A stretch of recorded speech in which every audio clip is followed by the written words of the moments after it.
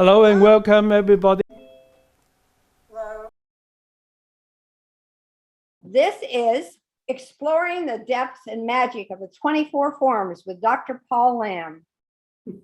Thank you, Dr. Lam, for making this event possible. And I'm extending a welcome on behalf of Dr. Lam, the USA workshop team, and all the facilitators. I'm Ernie Hall. I've probably been in connection with you previously, but there's just a few housekeeping things to mention. We will be together for 2 full days. That's 6 hours. And the whole idea is to gain the wonderful bits of wisdom from Dr. Lam and to get to know each other. And you will get to meet all of the facilitators. You'll be in breakout rooms. You don't have to worry with the virtual format.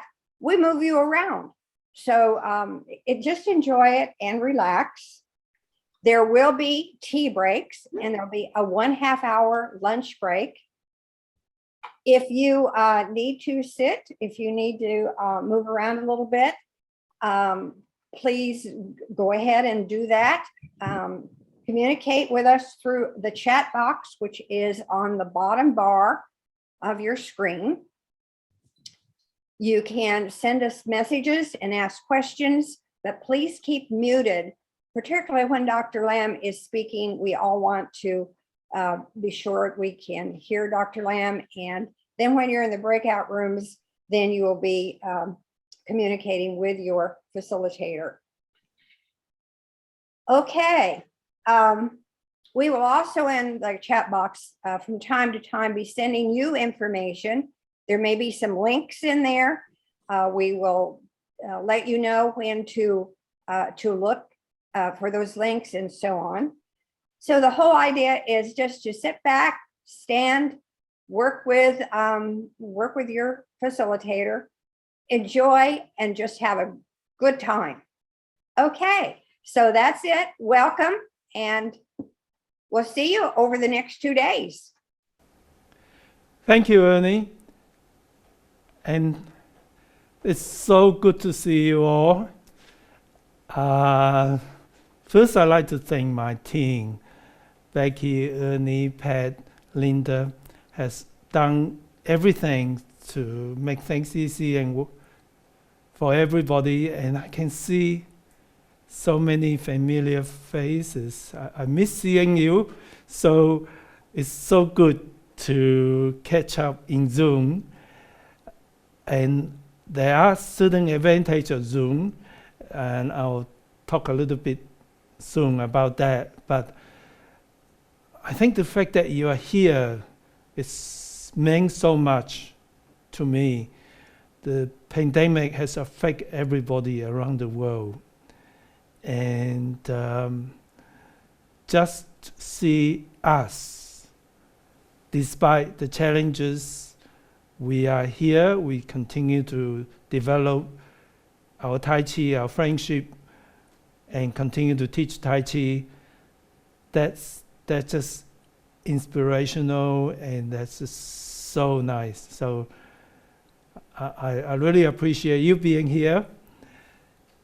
And also my facilitators, my colleagues, who's going to help to facilitate, share with you. So I'm going to just briefly give you an outline. Usually I'll just say something, theories, backgrounds, but I try to keep the talking part short and sweet, and then we'll start working. And I'm going to assume you all familiar with the 24 forms. If you are not too familiar with it, you might not understand all the things I mentioned, but that's okay. Don't worry. As you know, I have done an instructional DVD where I go through all the details of the 24 form. So you can always go back, work on that, and then whatever we go through these 2 days, it will be in a recording, which I was saying to you. So then you can catch up and go back to it again. So with the advantage of Zoom, I'm going to share more. We have 2 days, which is wonderful. So I can go through details of the phones as well as the key principles and trying to bring them together. And so my teaching session will be different from when we are face-to-face. When we're face-to-face, usually I share idea, then we practice that idea, and then I watch you a couple of times to make sure it sort of get the idea before I move to the next. However, with the Zoom and with recording, we have people with different understandings. So therefore, I want to give you more of ideas and ways. And then if you don't quite catch it, and then you wouldn't have to show me too many times. Maybe just once for me to get an idea where you are. And then I can move on. And remember, that's a recording you can later on catch up with. So that's the difference. It's a little different from my teaching book because circumstances are different. Just like we're here in Zoom, we've got to take advantage of Zoom and do it so that you get more out of it. That's what I try to do. One of the things, because I see so many of you, I'm really excited you're coming back. As many of you I have seen, you've been in my workshop before, and you might hear things that might sound similar, but the thing is, first of all, I don't read a script, so every time it's impromptu. It's from my heart, from my guts that I've been doing 24 for 46 years. So I get a lot of ideas and thinking that I want to share. And some of the idea I might have shared with you before, but you probably would notice if you just allow yourself to listen that I might say the same word with different energy, different depth of understanding. So let's sort of just allow your heart to be open and play with me. And we'll have a good time sharing with each other. And of course, you are going to have small breakout groups with my colleagues. And we are so lucky in the Tai Chi for Health community. We have a group of very talented instructors, master trainers who are here. And so we're going to have small group practice as well. And that they will be able to see you individually. So that's what we're going to do. I'm going to teach, and then we have breakup groups, and I'll be around coming see you in different groups, and we will have a great time, and there'll be time for questions. Okay, so that's what we're going to do. Now, 24 phone is just the world's most popular phones. So why would I practice it for 46 years and still love it? Because, you know, it's just amazing. It used to be called the simplified Tai Chi form. And what they did is they take the classical 108 forms and the four famous Tai Chi masters in China in 1956 was selected by the National Sports Committee to compose this form. And I think they did a brilliant job. It's well balanced. It's got all the features. And I was very fortunate to work with people who's very close to the creators. And among the creators, the head creator is Master Fu Zhong Wen.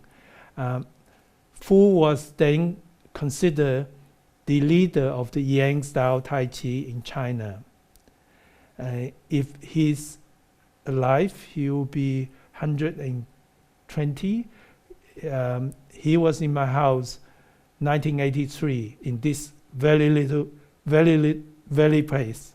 He was right here staying in my home for some time, and he teach in my school. And his age is same as the year. So he was 83. In 1983, he was here in this house. So, and officially, he was not the leader of the four. The leader of the four Tai Chi masters, none of them are around, of course, is Master Chai. Master Chai specializes in Chen style Tai Chi. He doesn't know Yang style Tai Chi. So Master Fu teaching Yang style Tai Chi, because 24 form is purely Yang style. Although bits of it, there's a little Chen flavor, but really, well, Yang came from Chen's anyway. So that's that. So even though, yeah, I'm sure Master Fu has big influence, and I think he's the real leader of that team. And I was lucky also to work with Professor Moon, who was the coordinator of the group. So it's no wonder it's the most popular forms, and the depth, the features, just is amazing. I started my Tai Chi with the classical 108. Since I learned the 24 forms, I don't do 108 anymore. Everything is in 24. It's much shorter. You can get everything done. And I think a lot of people have similar story. Although it's different. It's not. So a lot of traditional Yang stylists think 24 form is Yang style, but there are changes in it. That some of the changes are actually safer and more direct as well. So I'll go through that as well. So let's start. If you have a quick question, you can do it now. Otherwise, we can do question time later. Let's start moving. Shall we? Okay. Join me to.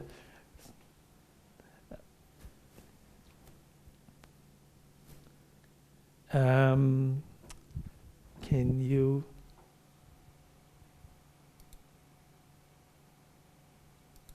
Becky, can you spotlight me? You are Paul. You're spotlighted. Okay. Thank you.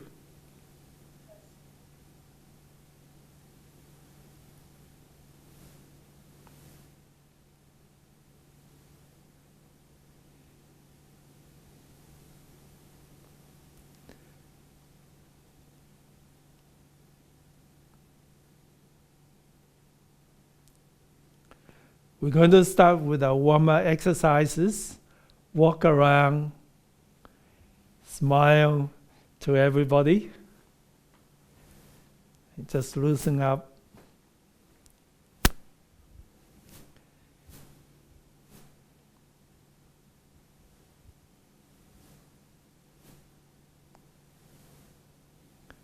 Standing upright, standing tall but not tense. Breathing in.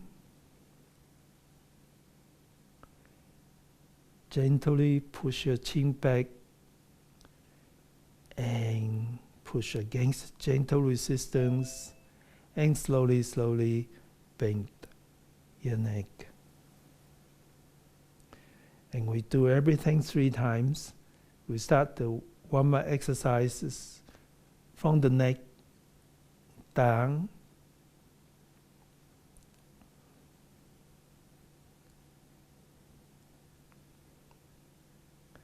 And the 3rd time, moving slowly, smoothly.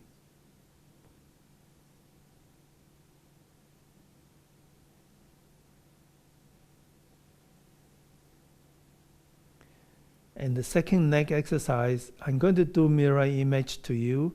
Left hand up and turn your neck to 70% of your normal range of motion. Then change, just 70%, well within your comfort zone.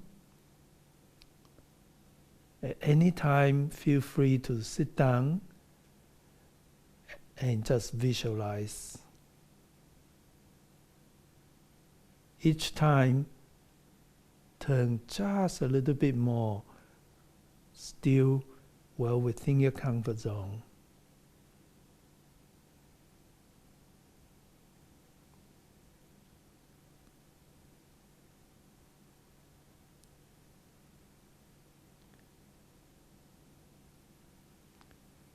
Then we're going down to the shoulder. Roll your shoulder gently forward once, twice, 3 times.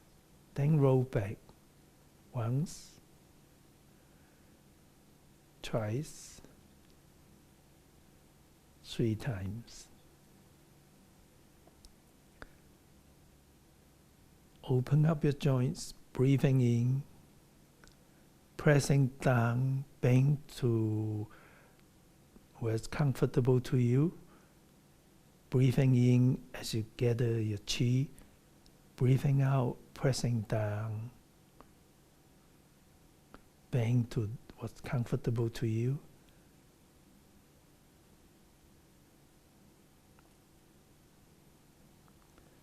Now we're going to stretch our spine and feel your spine stretch as you stretch your hands, but make sure there's a slight bend in your elbow.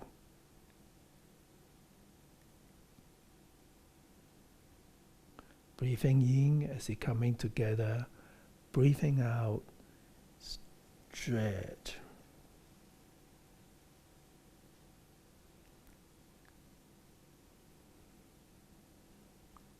And one more each side.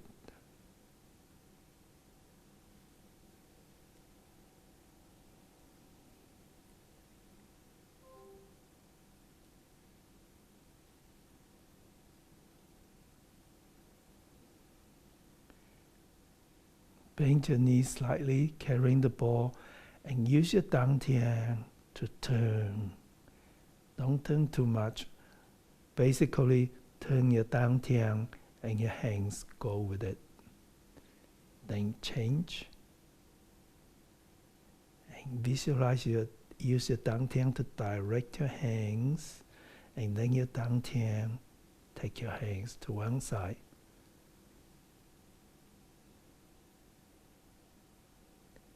And let's make the last turn coming up. Then move on to one more exercise for the hip.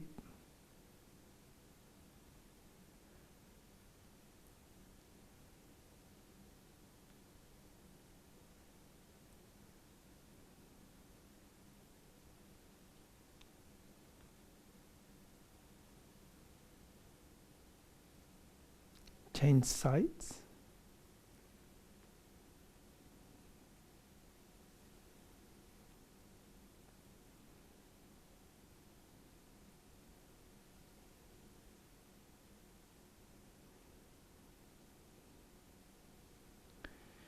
Then move in gentle curve joint to the next.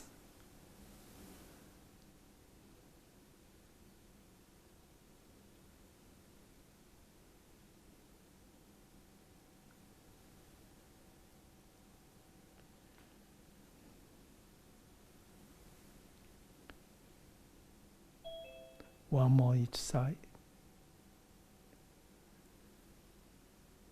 Last one. Now the knees.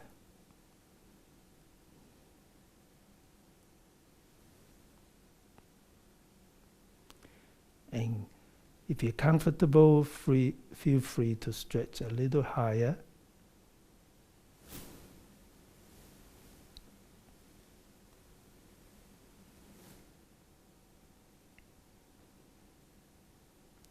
And the last.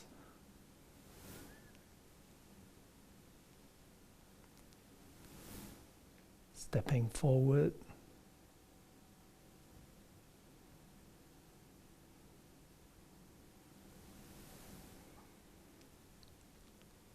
heel, foot, then move forward.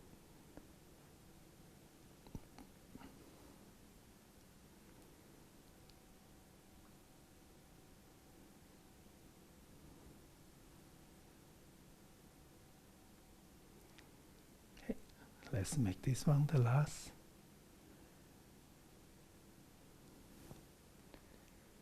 Hands on the dantian and heel, toe,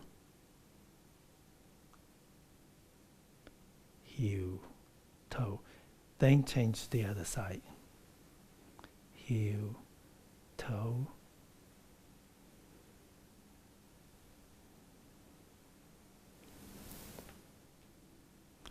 And in, no weight, just stretching your ankle. And the other side.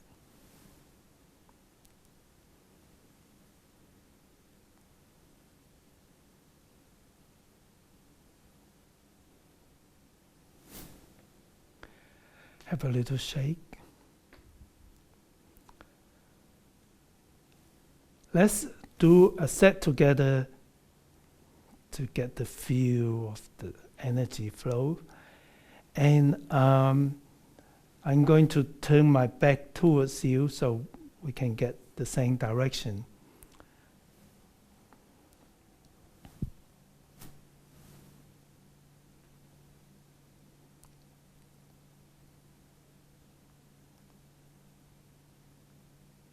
The 24 phones commence.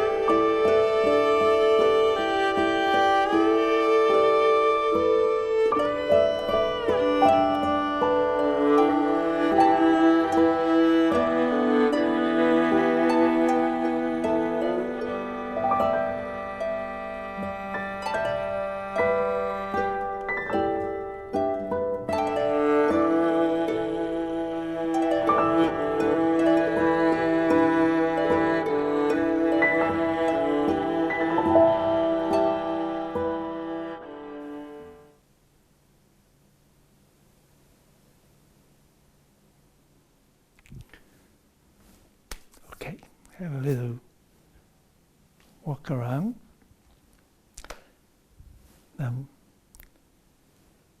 What I'd like you to do is, let's start with the Dantian breathing exercises.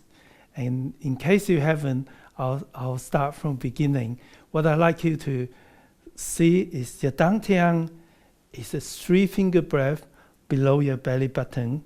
And if you put your palm, center your palm here, then you just about on your hands on the Dantian. I'd like you to, and if you've done Dantian breathing before, that's good. Let's do it again. If you haven't, I'd like you to, first of all, keeping your body upright but not tense. Allow your joints to open, song your joints. Cleanse your mind. And then start breathing. Imagine this Dantian where your hand is like a balloon. And don't move your chest. Just breathe in gently through your nose. Unless you've got a broken nose, then it's okay. Breathe in and gently, slowly fill this balloon up.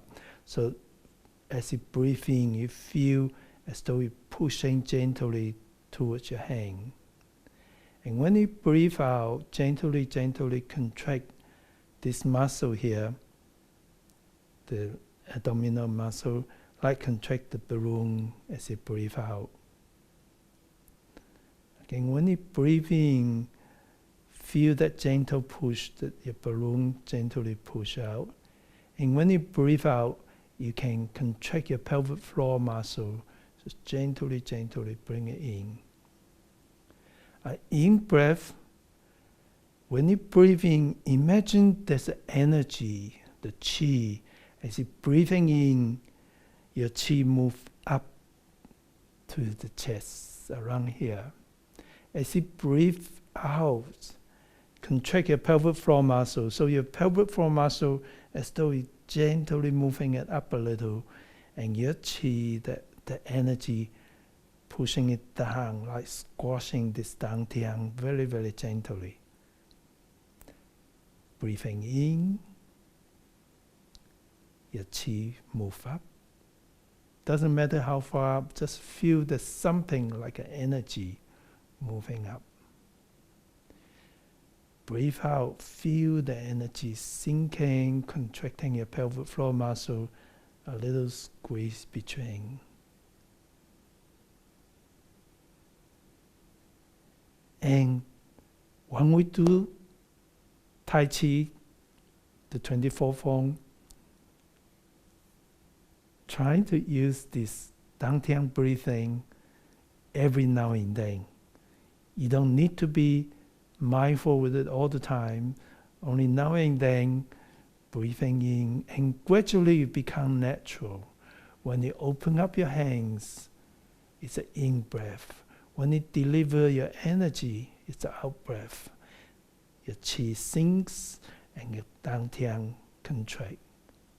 When you gather your energy, it's breathing in.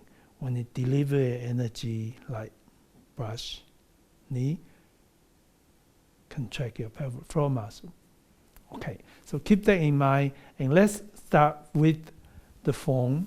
When you started, I will face you so you can see what I'm doing, and then we practice together when I turn myself with my back face you. So when we start the Tai Chi, it's good to give yourself a little time. Think of the nothing, Wu Qi, the universe. There was nothing, vast void. And suddenly the vast universe, that's called Tai Chi. So to denote that, we start with cleansing our mind when we start.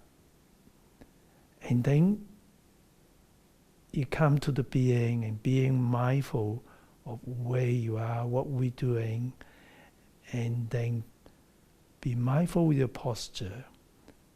Body upright. Imagine there's a force from your chin up to the head, and gently pull your head up, but not tight. And as though there's roots growing underneath your feet. If you're uncomfortable too close, you can just open up and feel.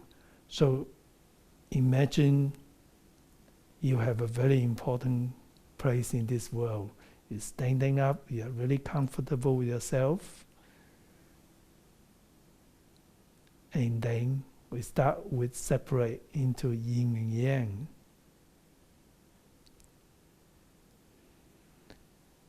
And when you move your hands, imagine you're moving gently against the resistance, and that's an in-breath. Your chi move up as your dantian fill up, pressing down as though there's two balloons here. You're pressing down, breathing out, contract your pelvic floor muscles. In, up is usually an in-breath. Down is out-breath, where you also deliver force. As you bang within your comfort zone, and you can bang further, but make sure you do not bang any further than over your toe. If you bang this low, it's too much straining on the knee, and it's mechanically unsound. So if you can bang to here, but make sure you bend your hip as well, so your body is upright. See, on Zoom, you can look at yourself. You can see this is not right. This is too much. And you can see you are now vertical. So that practice is really important. Yeah. So let's start with that from here. Please follow me. Clench your mind for a few seconds, and if you can just clench your mind for longer, that's fine. Then come to be mindful of where we are and check your posture. And if you like, you can do a dantian breathing just to start. To the right, separate your feet,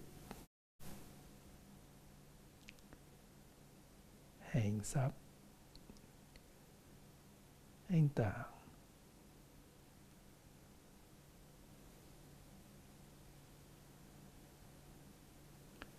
We're going to do one parting white horse's mane. So this is, well, that's an opening movement. Parting one horse's mane is like the first movement. And the first movement is so important. It's so good. Tells just so much in it. When we start, first of all, carrying the ball, you can just imagine your dantian move in a spiral, a three-dimensional curve. Just a little move in the dantian.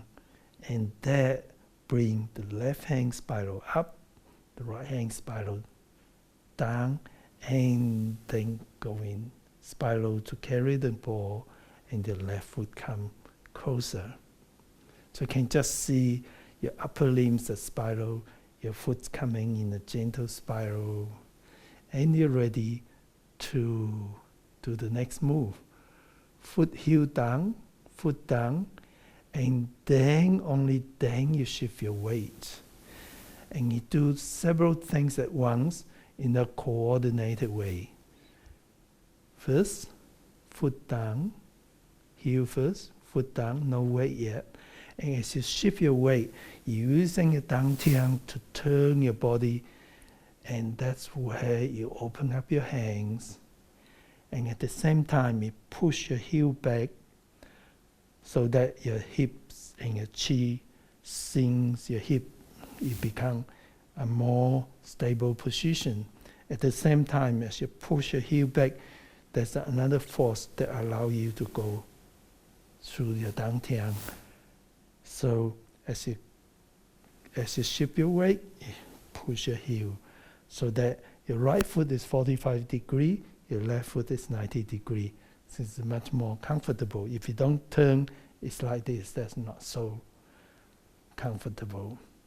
So you start moving as you shift your weight. You start pushing your heel back. At the same time, you separate your hands. And here, the force is on the outer edge of your forearm. And your right hand have an opposite force. The yin and the yang come down to here, next to the hip, below your hip, finger pointing forward. Like that. So we do everything coordinated. Down, turn your body, open out, deliver force, push your heel, and here. It's parting white horse's mane. And then we're going to do 3 of them. So follow me again from here.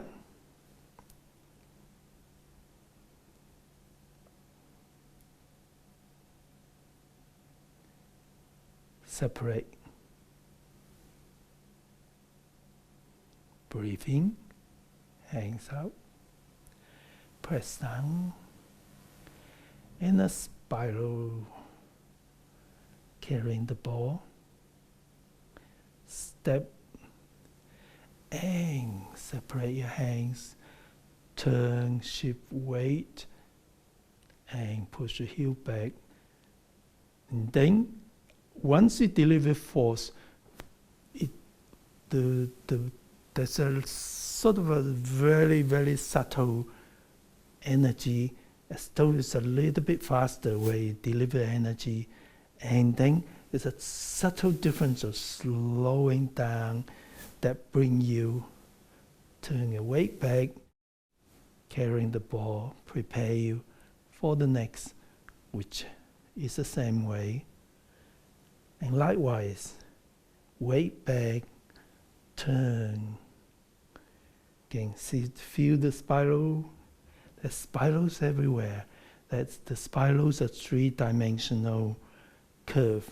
Which later on I'll explain a little bit more. But just think of 3-dimensional curve instead of a curve like this. 3-dimensional. And parting white horse's mane. So start with in breath, gathering energy, out breath, deliver energy, and the energy is delivered. The main force is here. This is a balancing force. So if your hands are like this, it doesn't balance well. Whereas you open up the joints, body upright, it's balancing, it's powerful. So let's do it again.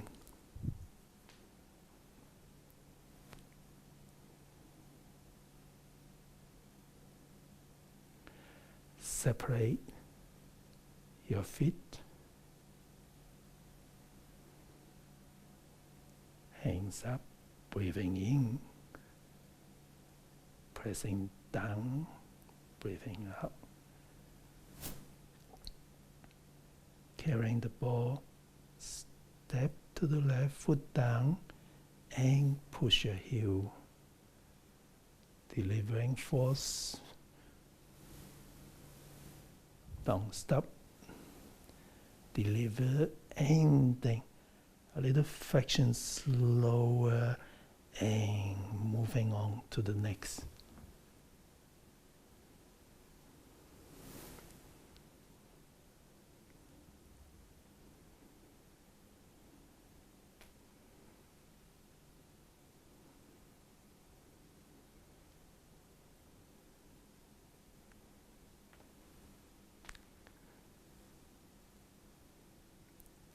After the third, that's a very beautiful movement.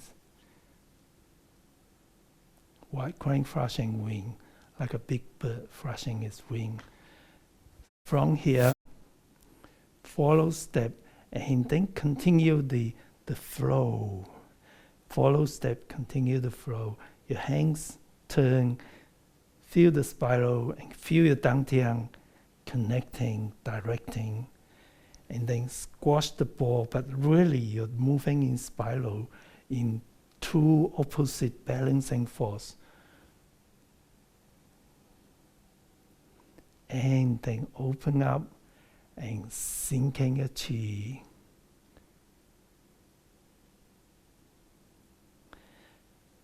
So that is what we're going to stop and do some practice in small groups, going through, talk about the Dantian breathing, and then we do the movement from beginning to white crane flashing wing. So let's do it one more time, and then we have breakup group. So follow me one more time, and then we have into breakup groups.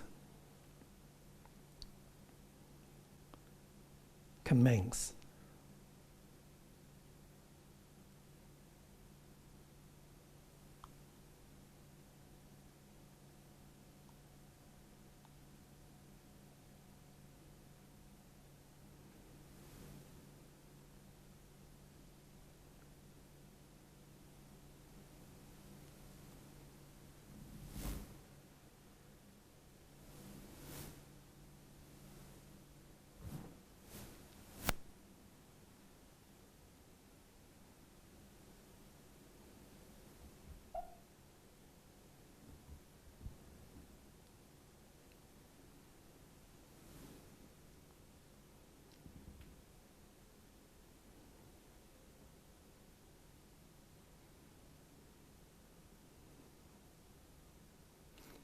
And when you finish nicely.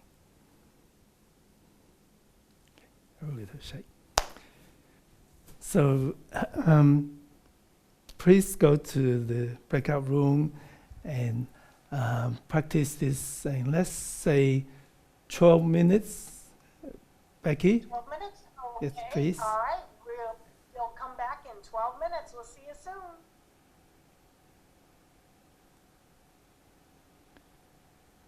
I have it. Sometimes I don't. Oh, Dr. Lam. Hi. Hello, everybody. Hello. Hello. Hi. Hi, Heather. Hi, Beverly. Hi, how are you? Hi, Kitty. Good, good. How are you?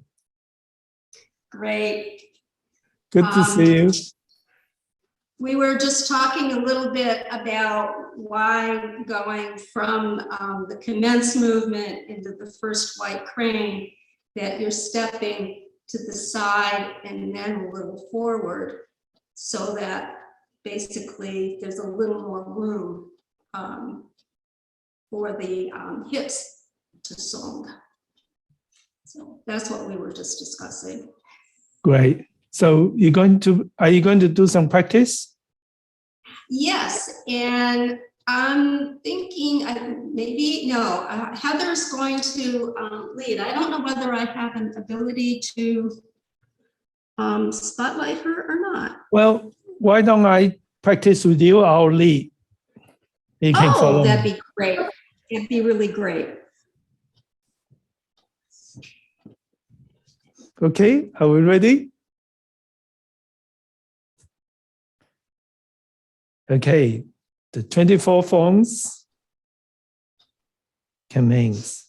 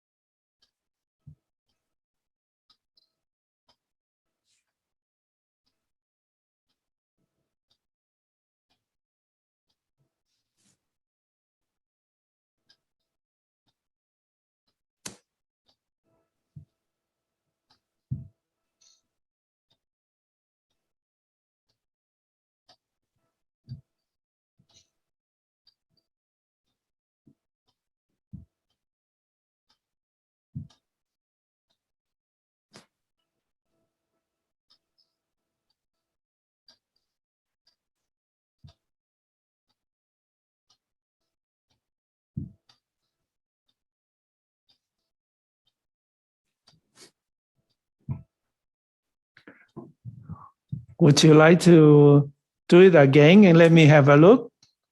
Yes. Would Kitty like to lead? With Kitty? Oh, okay.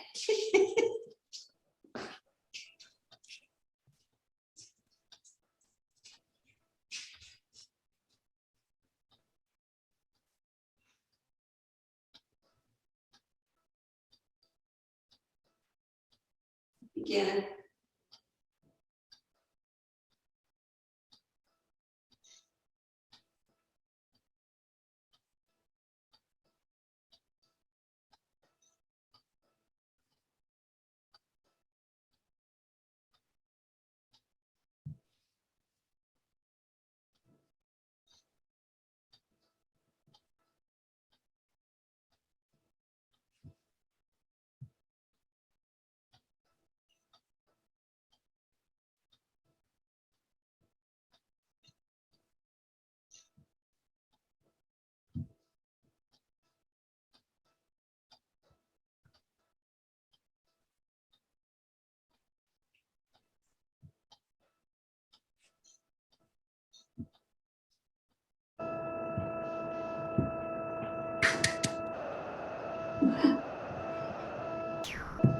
It's very nice, Kitty.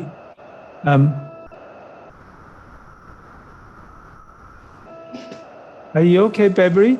Was that a noise Yes. from somebody? It's not me. Let me mute myself. It's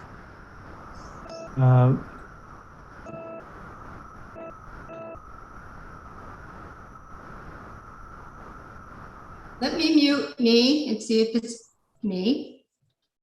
Oh, that stopped. I unmute me. It seems to stop. Yeah. Sometimes some electronic, if you turn it on and off, you come back to normal. Yeah, you tried it again. It's okay now. Yeah, electronic, funny. Well, you guys look really good. If possible, trying to arrange somewhere we can see your whole body. Like Kitty, I can see her whole body, no problem. With yeah, that's better, Sakiko. Good. Now I can see your whole body. So it's much easier for us. Welcome back, everybody. Let's have a quick report from each group. I'm going to start with group 1. That's Betty. yes, please. Betty. I had an awesome group, and of course, so we were just about to do a little bit of dantian movement with the parting wild horses, for white crane. So, but awesome and a lot of thought. They're doing great. Thank you, Betty. And Beverly? My group did really well. We we talked just a little bit about moving into white horses. Yeah, it's not working today. Is making sure that when you step, you also step a little bit into the back so that the hips have room to open up and swing appropriately. Hey, Paul. Yes, we had a great practice, great group of people, very diverse levels of experience. We talked a little bit, we went through the form a couple of times, talked a little bit about the modifications in the beginning of turning the foot to protect the knee and the hip. And we also talked a little bit about how do we breathe? Where's the inhale? Where's the exhale? And that's about as far as we got. We did do parting wild horses mane, emphasizing some of the same things Beverly was talking about stepping straight forward with the foot rather than too far turning out. Very good. Kathy. Hey, thanks, Bill. Everybody knew the form and we were able to practice 3 times. And we talked about making sure we're nice and round and upright. So those hands stay following the waist turn and the dantian turn. And everybody who led did really well. So we're good. We're right on track. Thank you. Take it away, Deb. We had an awesome group, very well prepared and from all parts of the world. I love it. We focused on being able to really be mindful of clearing the mind, but also allowing the dantian to dictate the movement. And our main focus during the last practice was on the transition from parting wild horse's mane into white crane, and just being able to allow the dun to settle. But they are awesome. They did a fantastic job. Thank you. Thank you, Deborah. Hi, I had a wonderful group as well. It was all familiar faces. It was just fabulous to see everyone and play some Tai Chi with them. We went through the form and we had a question. We looked a little bit closer at White Crane Flash's wings. And then we just started to scratch the surface of what Dr. Lam had mentioned about the spiraling. That 12 minutes went fast and it was so much fun. Thank you. Thank you, Julie. Unmute yourself, Lauren. Good morning. Yep. I was trying to use the space bar and it didn't work. Good morning, everybody. A great time. I love the 24 forms. We worked those couple beginning forms a few times and worked on a few details. We were working on using Dantian to make the arms happen and make the white crane happen, and holding the ball big enough in part the mane so that it makes it easier and allows the joints to open up a little bit. So good time. Thank you. Thank you. Thank you, Lauren. Hi, everyone. We had a group that included participants from 3 different countries. That was cool. And we spent some time looking at the knees and some ways to protect the knees during the stepping and the turning and so forth. So we had a chance to go through it about 4 times, and it was great practice. Thank you, Marianne. That's everyone. Oh, great. Well, yes, that's a start. We almost on time, so we're going to have a five minutes break. And when you are welcome to stay. I will stay here, but you're welcome to leave too. I promise we won't say anything too serious. I won't give any secret away in this 5 minutes. It will be a 5 minutes rest. And then you'll have more practice time next time.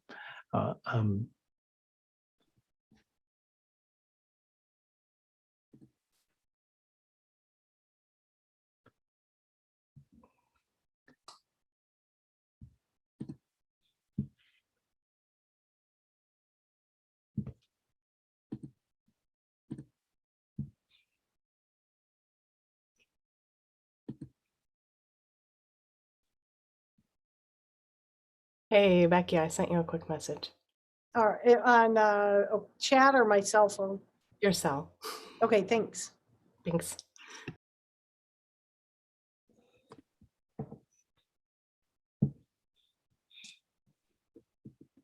Hi, Lucy. How are you? I was just thinking I'd like to say hello to you. Hello from the Bronx. Yeah, how's it going? It's going well. Yes, it's just fine.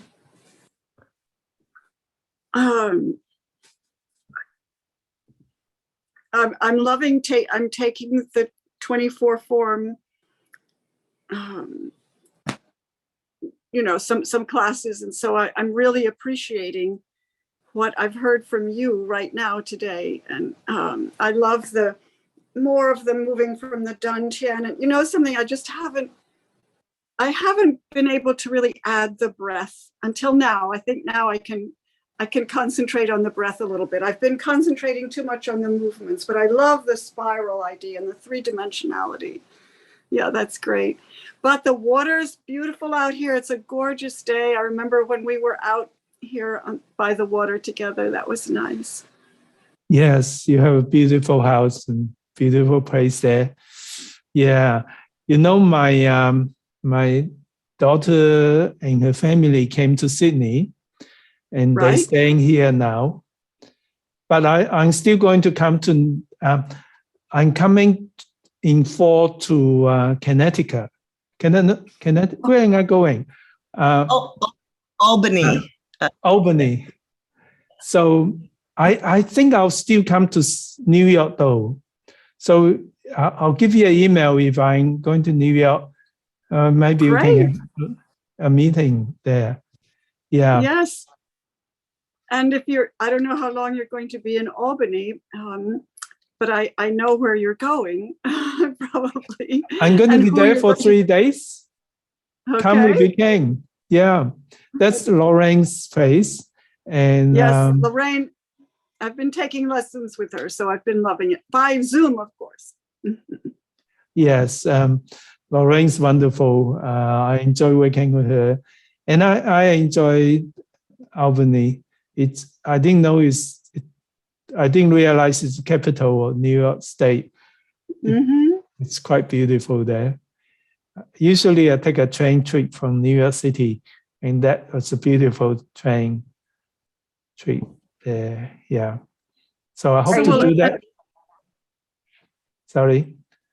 I already bought my ticket, so hopefully good. I can use the ticket.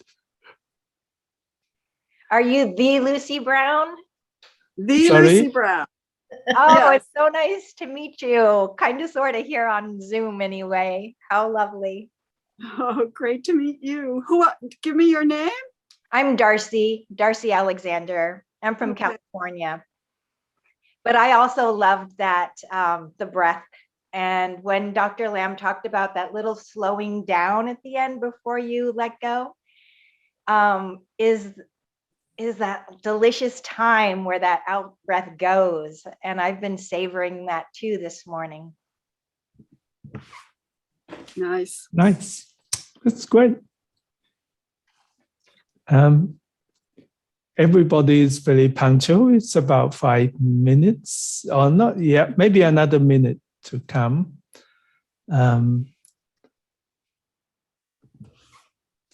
So is Andrea going to come to New York to give a concert anytime soon? I don't think so. Since she came back, she was really, really busy in Australia. She's doing a national tour, and she got so much work. She's just. Oh, that's great. I loved listening to her. You sent us a link to hear her. Yeah. During the right. It was just wonderful. I thank you for that. Well, thank you for telling me that. I try to. I follow her once she go to different city. My excuse to travel. I went to Tasmania. I'm going to Brisbane next week. She'll be playing in, it was really good. People realize she's back, and she got a lot of interesting engagement. Good, wonderful. Yeah, I think she really missed performance. It's like me missing my workshop. I can understand how she feels. Once she go to give a concert, she was like, wow, I really love this. That make us appreciate what we do. Right. Hello, everybody. Looks like, is everybody back yet? It is 5 minutes. So I think there's still a couple of people not here, but we should start. And I want to specially welcome my friends from Netherlands, Inertia and Donnie. Can they wave to people? And of course, Netherlands is a very beautiful place. And Anna's from UK. Hey, good to see you. And that's Philip. Where's Philip? I can't see you. Philip's from Belgium. Where are you? Can't see a picture. Maybe he's not back yet. Anybody else is from? Sorry? He wasn't back yet. He's still, his screen isn't, it's black, yeah. Just as. It's a long way from here. Dr. Lam, Rachel is from other place in the UK. I don't know exactly where. Rachel Ravel. Rachel, where are you from? In the UK. I'm from Cornwall. Oh, Cornwall. That's nice. That's really beautiful there. Yes. I'm going to visit UK in I should be there about November time. If everything else works out, I'm going to USA, UK, and Singapore. This time, just 3 places. I didn't want to take too big a risk visiting too many places. We have Anne Marie and Thomas from Singapore with us today. Oh, where are you? I can't see you there. Oh, Anne Marie. Oh yeah, hey. Good to see you. Yeah, I'm coming to Singapore about November. I'll see you there. see you. Yeah. Great. Yeah. Perfect. You are invited. Yeah. And of course, I'm coming to USA. 5 different places, I think. Yeah. So that will be fun. Great. Wonderful. So I start? I think everybody's here. One real quick, we have Yako from Japan, I believe. Marianne, is that correct? Hi, She's Yoko. joining us today from Japan. Wow. It must be late for you. Yeah, midnight start. But Okay. I just this is not my plan, but I'm here, so like I'm in jet lag for two days, so like perfect. Oh, okay. That's good. Well, this is 2 a.m. in the morning in Sydney.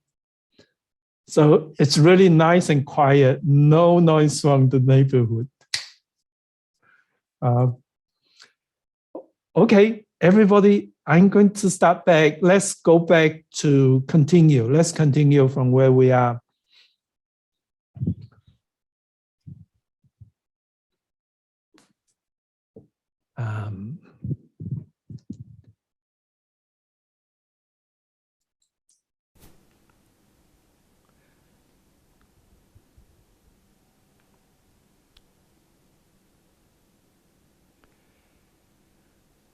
So I think it's not just a beautiful move, not just all this spiral.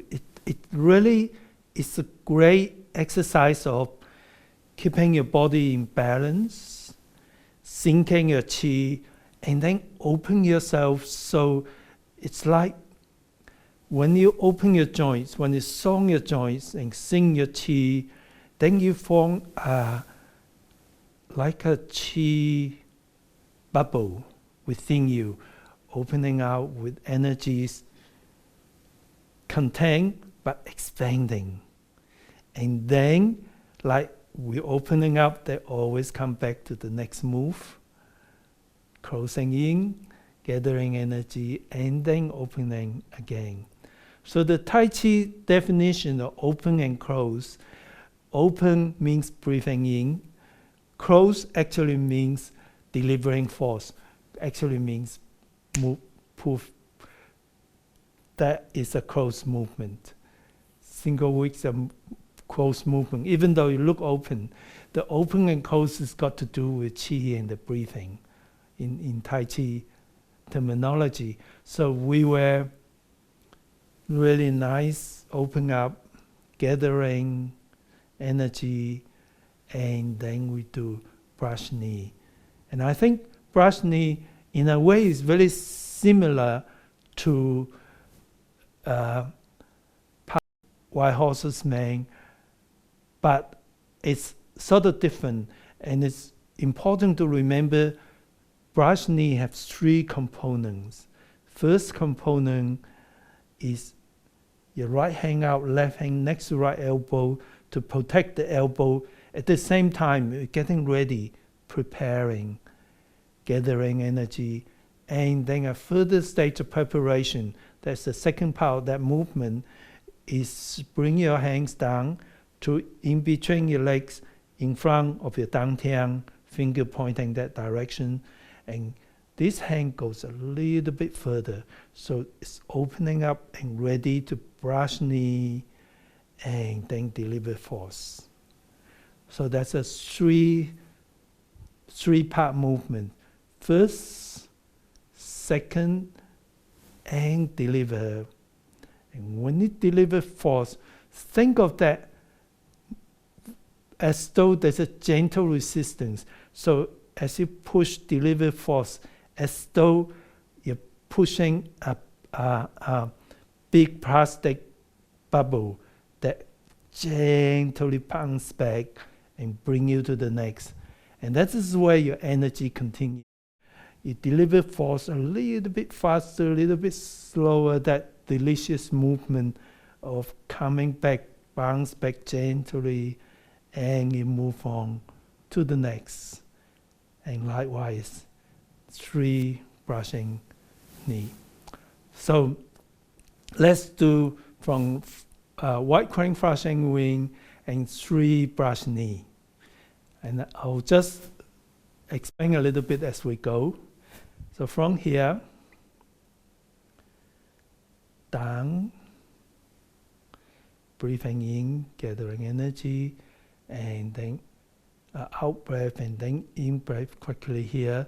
The first step of brush knee, separate, brush, weight forward, deliver, and as though a gentle bounce back, turn your weight back, toe out, and ready. This is like parting white horse's mane. Separate, your finger pointing 45 degrees there, brush, and deliver, and come back.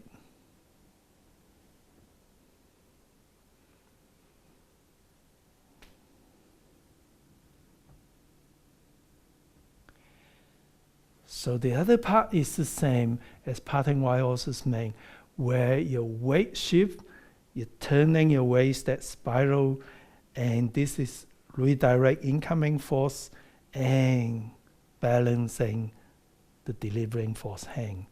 In Tai Chi, there's always yin and yang, there's always balance, and there's always an in-breath to gather energy, out-breath to express energy.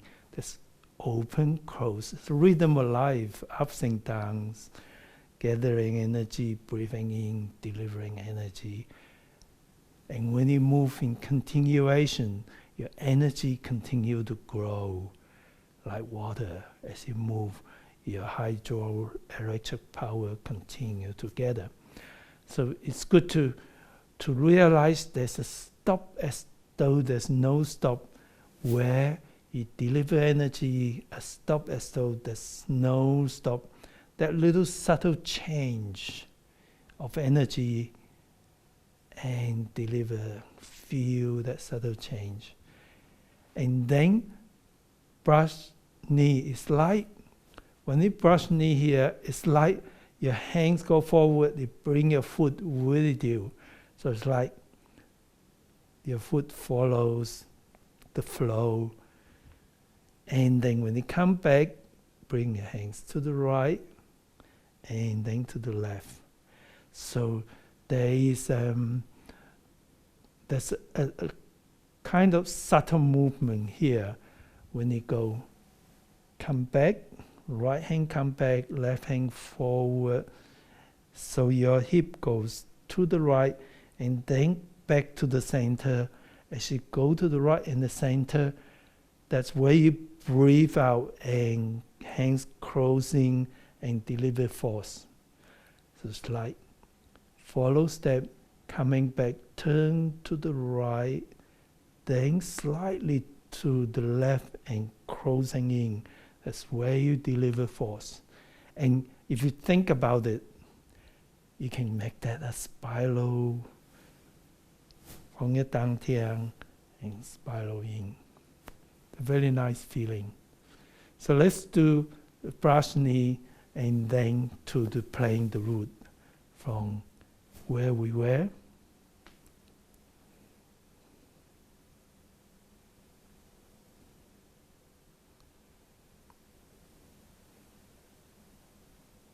Separate, gather energy, deliver, breathe out, and a gentle bounce back.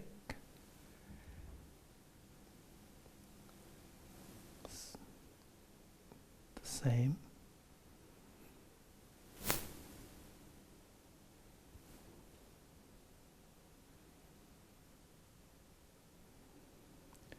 And then take your foot with you, come back,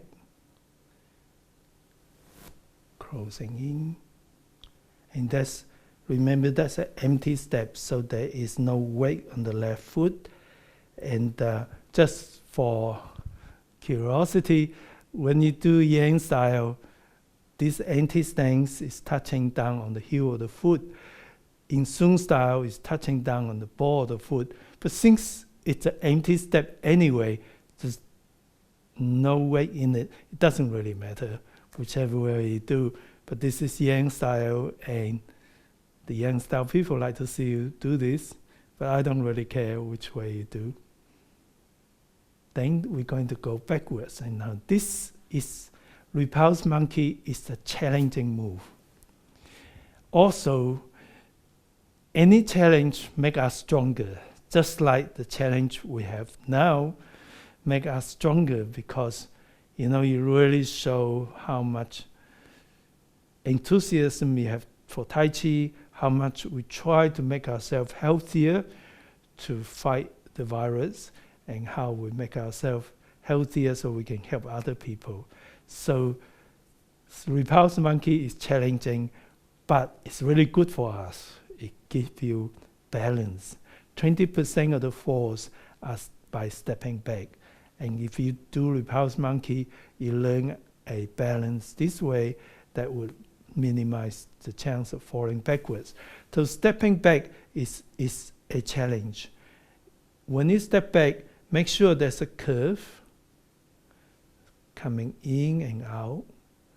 And then if you have participants who sort of not really comfortable doing that, they can always have a step, stop, and then go.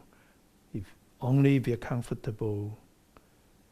And also, the other challenge is that to keep the same height, there's a lot of weight in this foot.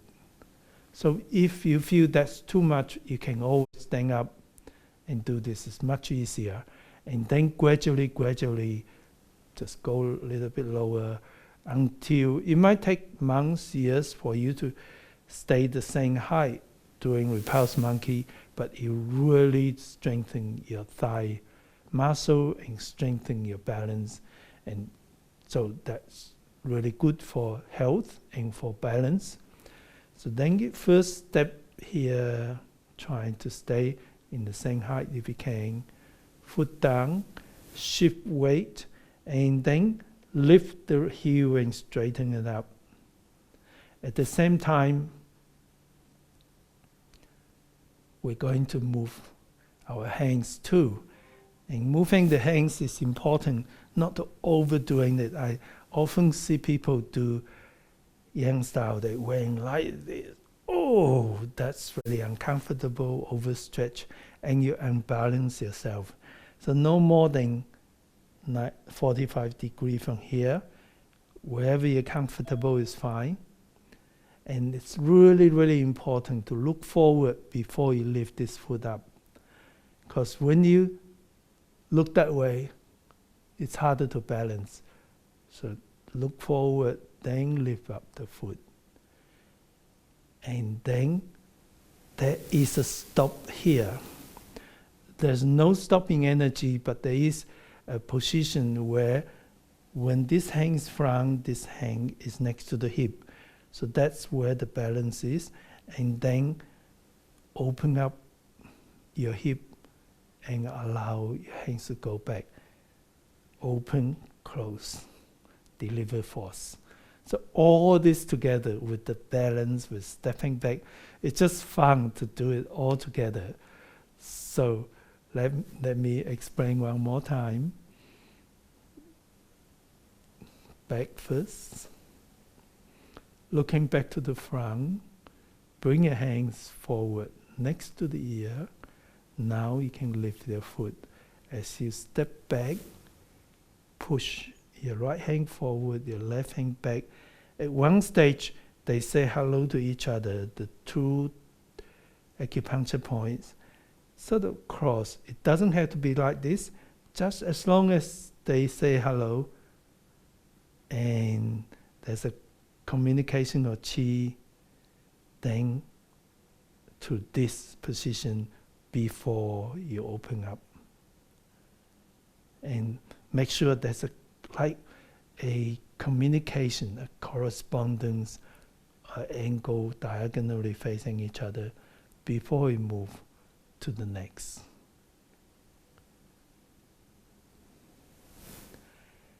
Lot of balance and lots of timing. If you do that right, you really feel the energy of pushing forward, the energy of redirecting force.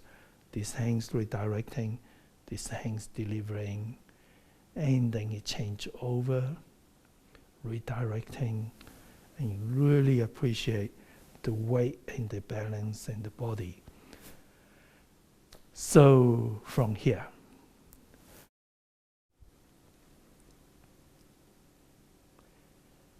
back,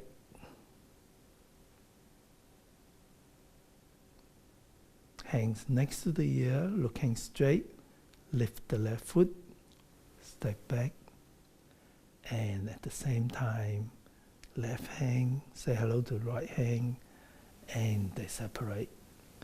And now the left hand goes up, turn the right palm.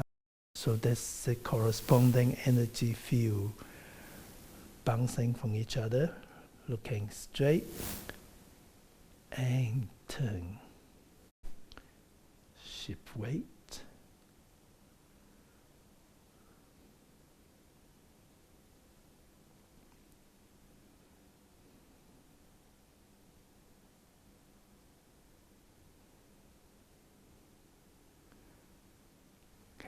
So what I like to do is we start with wide crane flashing wing and then just go through those movements.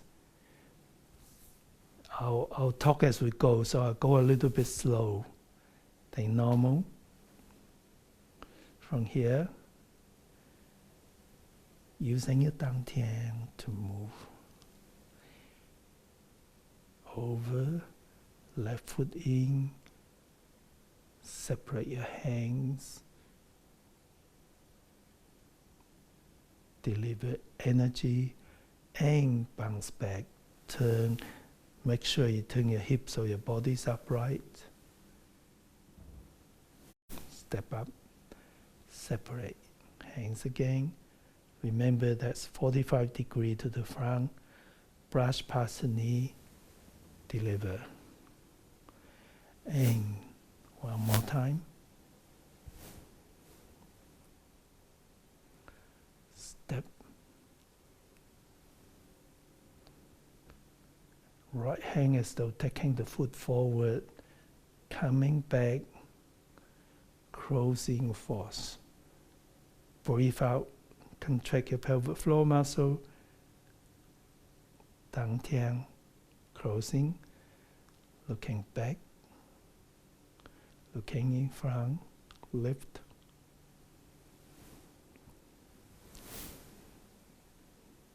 Feel the double force. Remember I was talking on wide crane flashing wing that as though your body is a bubble, like a chi ball within you, expand from different directions. And that happens lots of places. So as like here, expand your energy, coming close and expand your energy a different way, and then open up to expand that bubble again, that ball again. So that expansion, contraction, the chi move up as you breathe in, move down as you breathe out, move up as you move in. Make you more lively.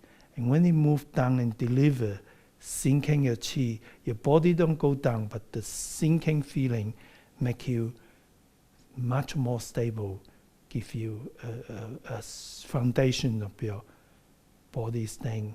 Every time you deliver force, there's a sinking of the chi. You stabilize your body, and then your energy delivers through your hands.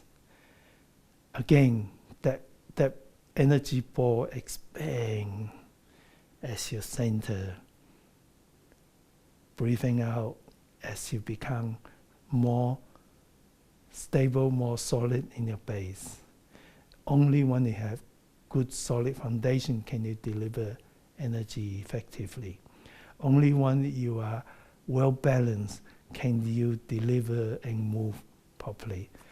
So the balance is really important.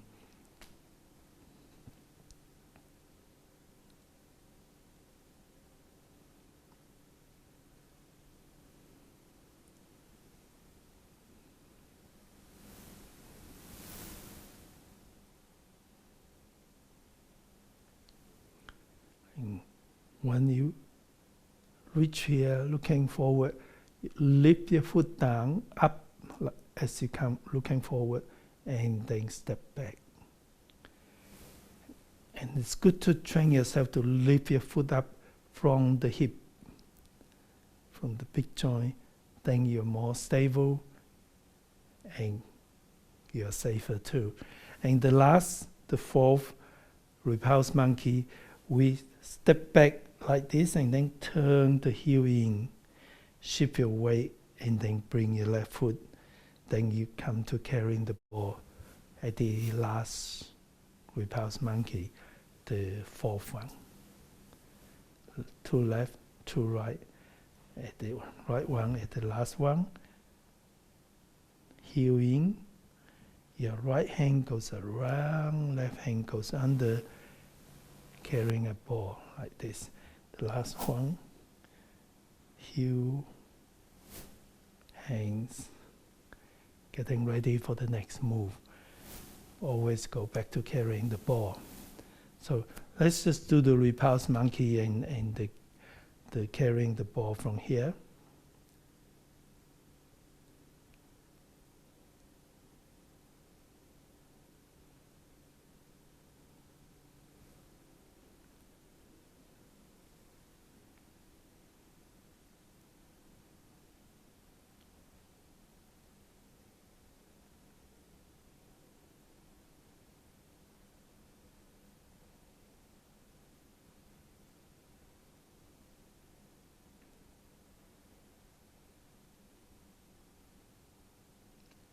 And then step, heel in, right hand over, left hand, ready for the next.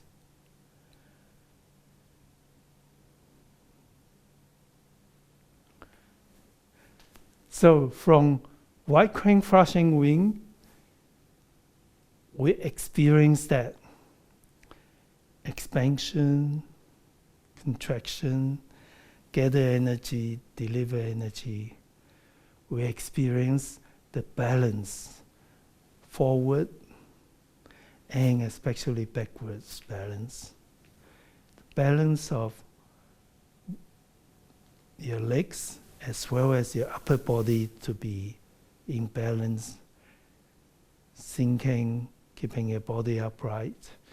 And we experience the energy redirecting an incoming force, gather, redirecting, and then deliver with the forward hand, redirecting and deliver. And a subtle, playing the root, we have that subtle closing energy. That's really nice. So that's what we're going to practice. We're going to start with white crane flashing wing, the brush knee, 3 brush knee, playing the root, and then repulse monkey. So we're doing a few more movements and a few more things to work on. And this time, we have 20 minutes to work on. More time to play and experience that. Okay. All right. So we're going to take you off to your breakout rooms for 20 minutes. See you in 20. Have a quick report from each group. I think we start. Let's do the same sequence. Betty, I think you were the. Okay. Awesome group in group 2. And so we worked through it nice and slow, tried to use the dantian to draw it, and we're careful about our stepping, especially back stepping to make sure we weren't stepping too close. So great job, everybody. Thank you, Betty. Beverly? My group was awesome also. We worked on the stepping back to make sure that the base of support was wider so that the hips could move. And we worked a little bit on the arms in terms of not trying to reach too far and up too high. But great job. Great, thank you. Oh, sorry, Betty. Oh, that's supposed to be Bill. Hey, Betty and I substitute for each other all the time. We can do it. You know, the only difference is she has hair. We have a great group. You know, the good practice. We talked a little bit about the breathing in the moves, and also ditto on the stepping, wider step a little bit, or not wider, but wider apart. Those things. So anyway, it was a great practice. Thanks, Dr. Lam. Thanks, Bill. Hi, we had Dr. Lam came to see us, and we had a couple chances to practice before he came, and we talked about sinking the chi a little bit about the resistance, and everybody did an awesome job. They're really coming along. So thank you. Thank you, Kathy. And our group, awesome as well. And Dr. Lam came in towards the end. He was giving us a wonderful show before we would zip back away. But we were able to visit Spiral by using the dantian and focusing really on using the breath of open and closing, delivering the force, with the emphasis at the end of being safe about that transition from going from repulse monkey into the holding movement right before grasping squirrel's tail. Awesome group. You were really, really great. And my group was great as well. We went through the form a couple of times, and then we even adjusted cameras so we could get a better look at the feet and make sure that we were stepping backwards safely. Everyone did a wonderful job. Then we were able to move back up. Thank you. Thank you, Julie.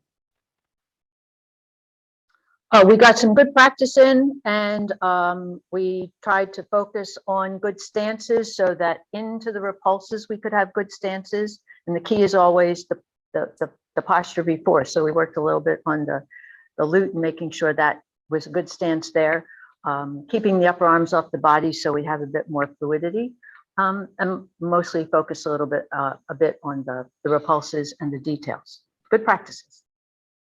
Thank you, Lorraine. We had a great practice. My group was obviously very comfortable with the form, so most of the questions that came up were about details on transitions and stepping between the different movements, and we got to practice those a number of times, and usually the answer to the question was stay relaxed and stay in your comfort zone. It's a good one, yes. That's everybody. Okay. That's we have half an hour break, and so half an hour, isn't it, Becky? Yes, it's our lunch break. Yes. Lunch break. If I can ask the facilitators to stay for a few minutes, do we go to the other room? I'm going to go ahead with it. This Sure. is from Yeah. Heather McConnell. This is Dr. Lam. When we are standing on our feet, do we have more weight on the ball of the foot or on the heel? Or is the weight evenly distributed between the ball of the foot and the heel? Well, it depends on which movement and where you are. So I will try to be more specific. But generally speaking, if your foot on the ground, wherever you're comfortable, that will be fine. So generally, if your whole foot on the ground, your foot on the ground. Yeah, it depends on which position. If you if you are using spiral force, and if you have a bow string like this, like the bow strings, then it helps to have your force a little bit more on the outside edge of the foot. That allow your hip to be open and your quad to be strong. But if you're just one feet on the ground, then of course your whole foot on the ground, you wouldn't want to be doing this. That would be unstable then. And if you're doing empty stance, then that's just touching. It doesn't matter where you touch. It looks nice to touch this way in Yang style, but since it's empty, doesn't matter that much. But this other foot, your whole foot will be on the ground. So usually if you feel comfortable, that would be the right way. And then if you follow the principle of allow your joints to be strong, so if you are open and you're strong, then a bit more force on the outer edge that make your quad round and make you stronger. There's also a couple questions about how to go into the next movement. So I'll talk about that when we start the moving part. So before we do, I'd like you to think of Tai Chi in sort of a bigger picture. The way we control the movement is important. Of course, if you are working on some of the new concepts I'm talking about, I think that's okay. You can't be mindful of everything. And when you get over and understand the concept that I'm sharing, then I'd like you to be mindful of moving smoothly, continuously, and moving as though there's a gentle resistance. Especially I talk about brush, gentle resistance, and bounce back gently. And moving continuously. The other part about the principle is the posture. And again, I touch on that. Once you bend down, you bend your hips and your knee and maintain your body upright. And that's not always easy, especially when you're moving forward. The tendency is to go like this, but if you keep that upright, you're much stronger, your chi flows better, and it's healthier for your joints. So body upright. We also talk about how to transfer weight. Touch down with your heel first, then the foot, and then open up. So those things, those key elements, principles of Tai Chi, throughout your whole Tai Chi forms, you don't have to be mindful of it all the time. As long as you are aware of those and work on it every now and then. So what we can do is when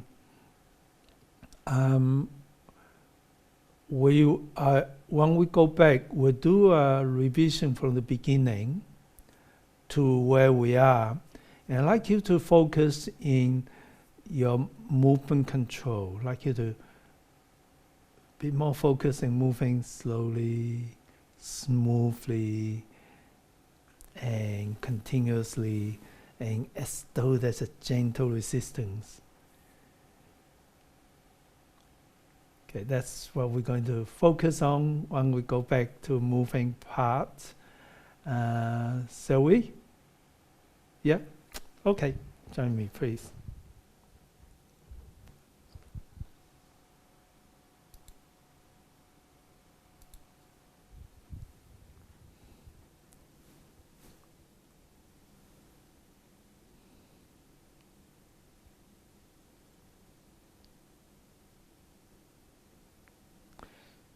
So I'm going to be, actually, it's been a little while. Maybe we should do warm up first.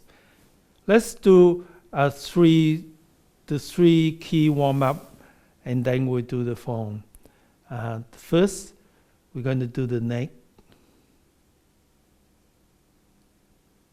chin back. Whoops. Can you hear me okay? Yes. Oh, thank you.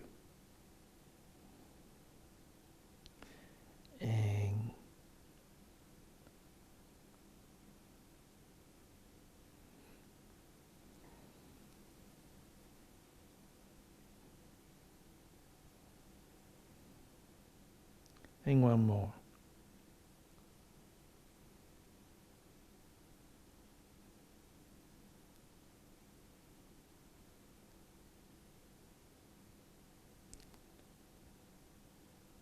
Okay, the next warm up is the spine, and we can also working on moving slowly, smoothly, and continuously.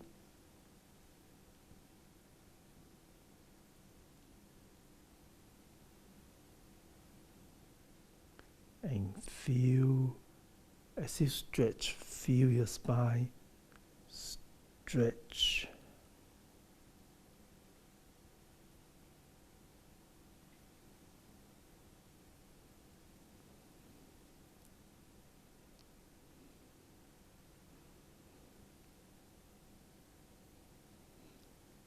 Next, we're going to do the knees. Left foot down, then weight forward, and come back.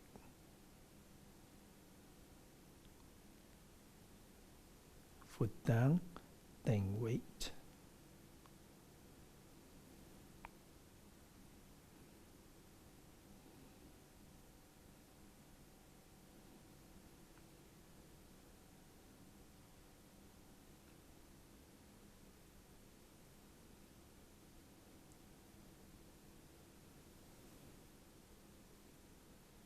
Last one.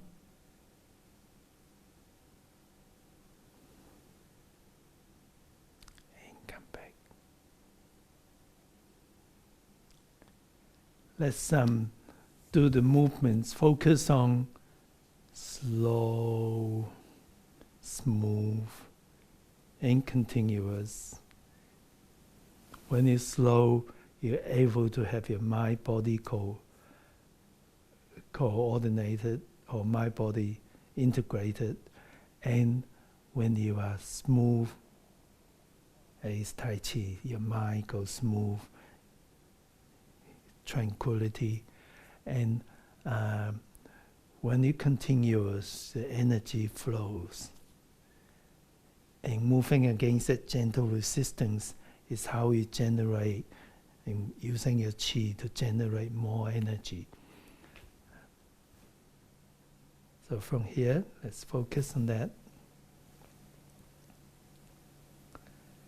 Cleanse your mind. And be mindful of where we are and the posture. 24 forms commence.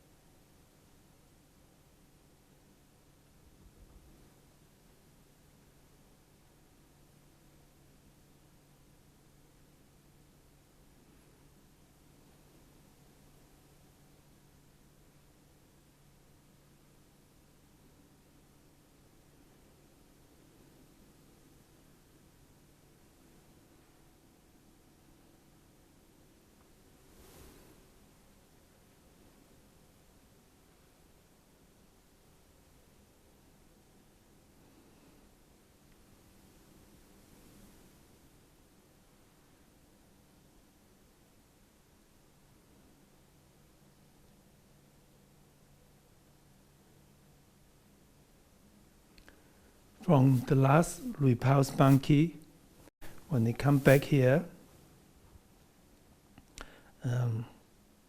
from here, and then after the fourth one,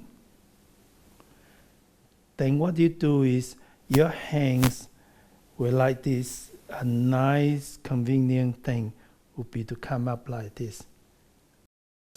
Spiral, a circle. So your right hand comes up like this. Your left hand goes underneath, carrying the ball. So your hands are like that. Then hand comes over, left hand goes under, carrying the ball. The hands over, left hand goes under, carrying the ball. Now, if you do it other way, as long as you do it smoothly and ended up here, that will be fine. But the right way to do it is also the most smooth and nice way to do it as well. So from here, when you come back, touch down on the ball, the foot, turn the heel in. So now your toes are facing in the front. Shift your weight and bring the left foot closer. So, heel in, right hand over, left hand under. So then you ended up like this. Now, the other thing I noticed is the stepping back. I noticed when we step back, sometimes, and that's a common thing which people do,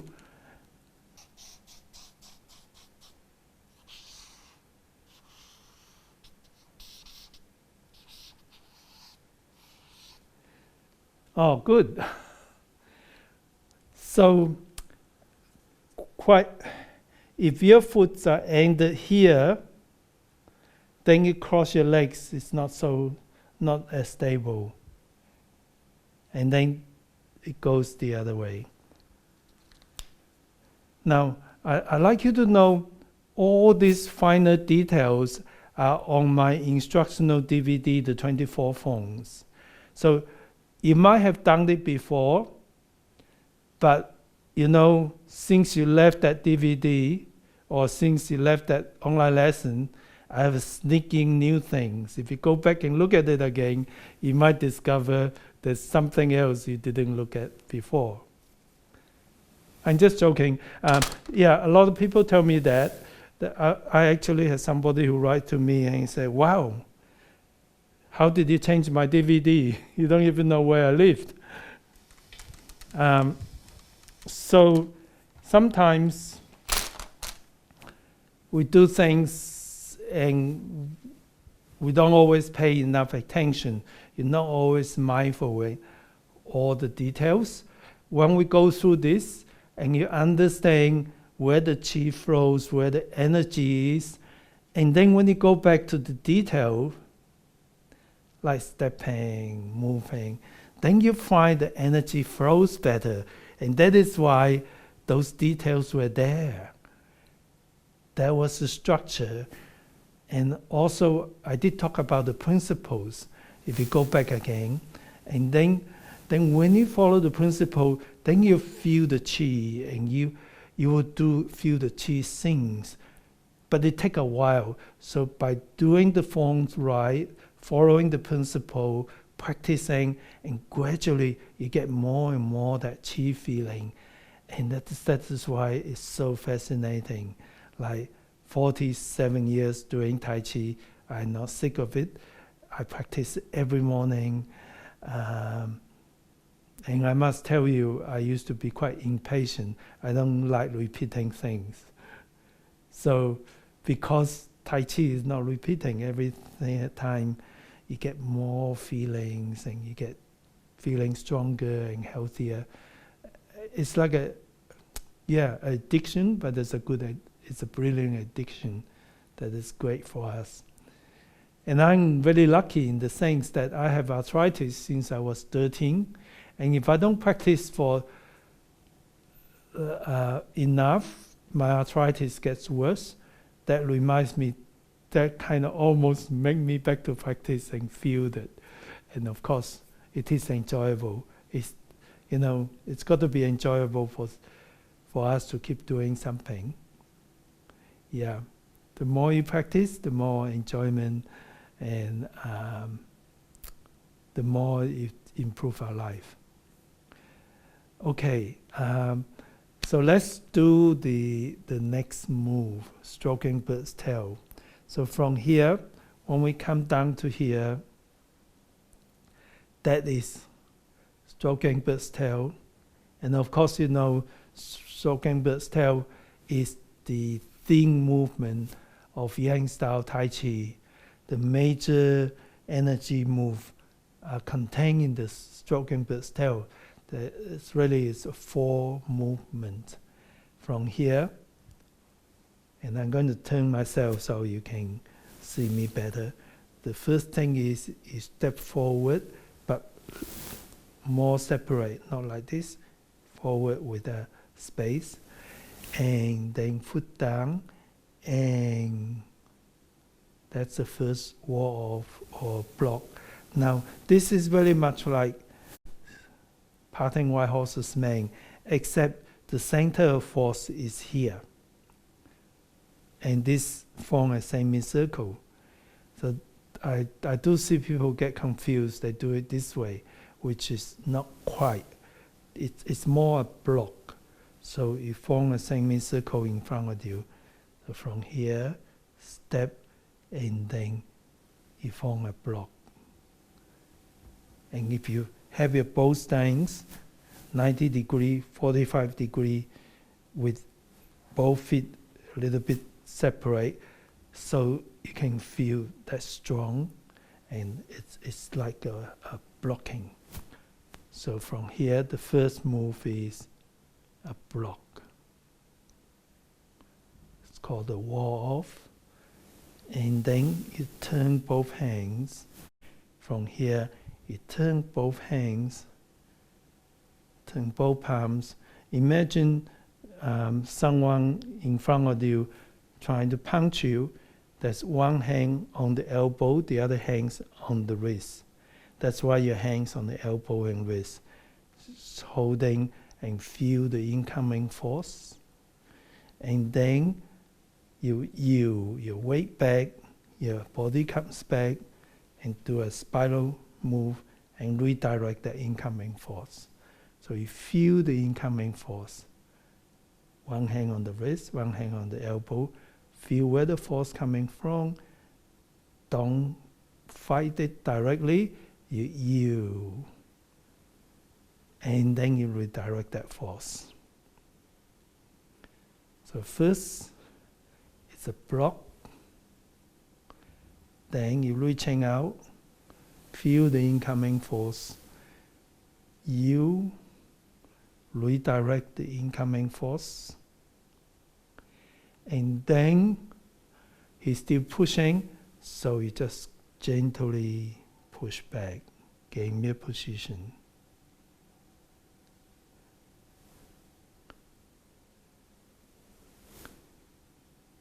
Then this is similar, open up, redirect the incoming force, and then push forward and upwards, uplifting. Coming back, so in Chinese word it's called Peng Loi Ji On. It means wall off, roll back, absorb incoming force, press, and then push. 4 different energies. And you can just imagine this can be a 2-dimensional, or it can be a 3-dimensional curve blocking, and that becomes a spiral way of blocking, a 3-dimensional. And of course, this is quite 3-dimensional, a curve with another dimension. Direct. The difference is you can move in curve, and if you make the gradients in curve, then it's 3-dimensional. and you can make a beautiful curve, it's still not a spiral force. A spiral force has to be direct by your dantian and your body, and then that directing it make the whole body construct that spiral, become effective. So people can do like this thing, it has no meaning. It's not really spiral force.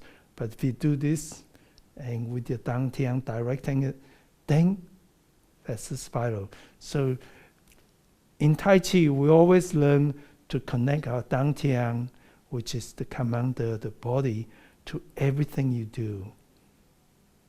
Start with the breathing, the energy of breathing, and then thinking of your qi sinks down, flow up, and then the dantian direct your body movement so you're coordinated.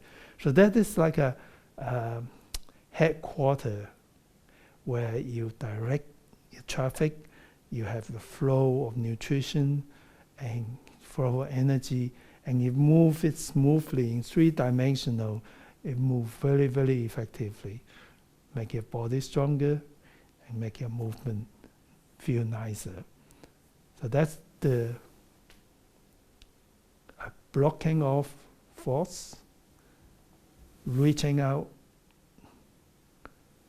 absorb, redirect, and push. Then again, redirect, push, and lift up.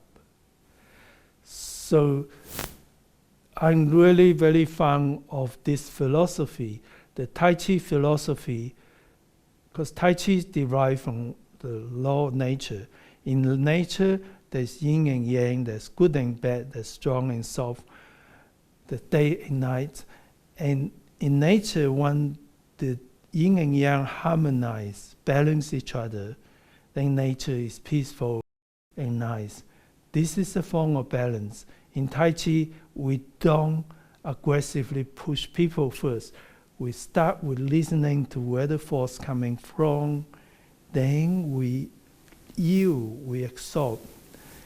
And that is like our daily interaction with anybody.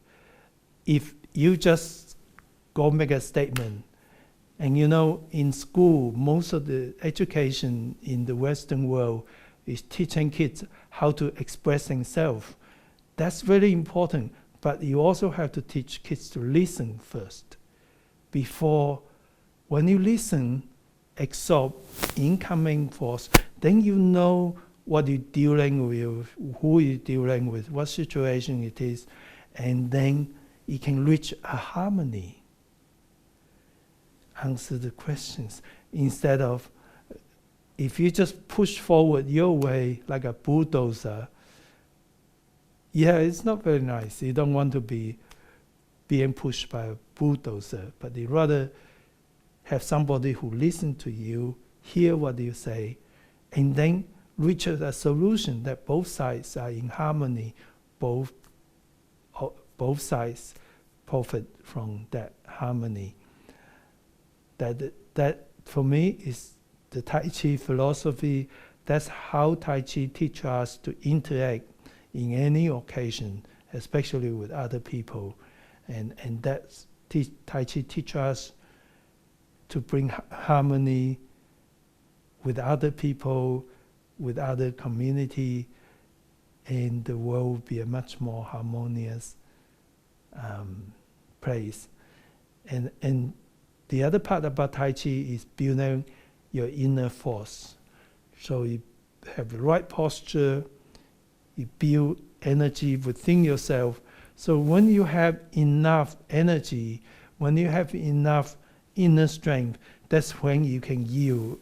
And when you are comfortable with yourself, when you feel good about yourself, that's when you can shut up and listen to people and listen and find out what's happening, rather than to rush to express yourself.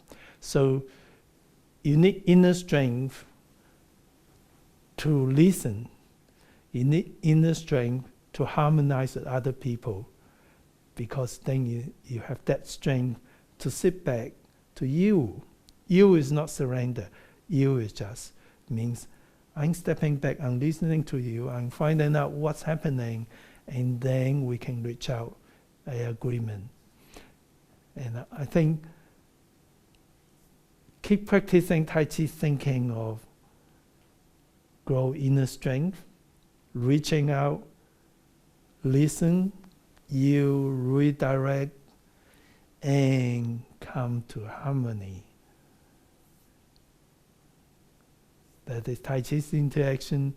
That is really nowadays, that's what the psychologists teach us too, to listen and to understand each other, to work something out rather than push your way. Okay, so let's do the stroking bird's tail from here.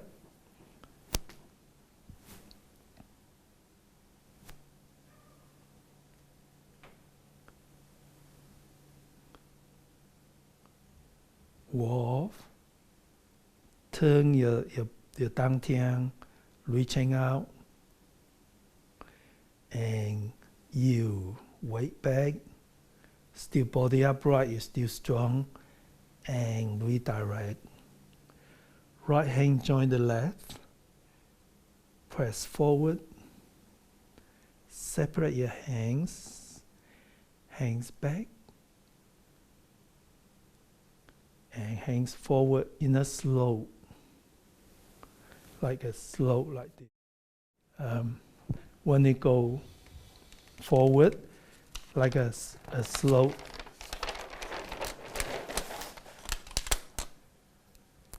when you move forward, it's like that, like a slope. Let me, like a curve up. Can you see that? Like a slope up. 3-dimensional curve. Okay, so follow me one more time. From here, carrying the ball. Foot down, weight, block, reaching out. You redirect, press forward, separate, back down, that's the other curve this way, and curve up. And then we're going to go to the other side. So weight back, turn the left toe, open your hands up, say hello to your friends, welcome to my world. And then we're going to do the same thing, carrying the ball, and the other side. Reaching out, listen to the incoming force, redirect, press, coming, a curve down, curve forward and up.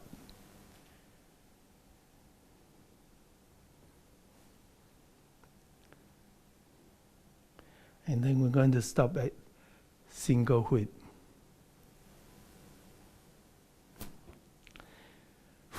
So that's the the juicy, beautiful part of 24 forms. From this side to go to the other side.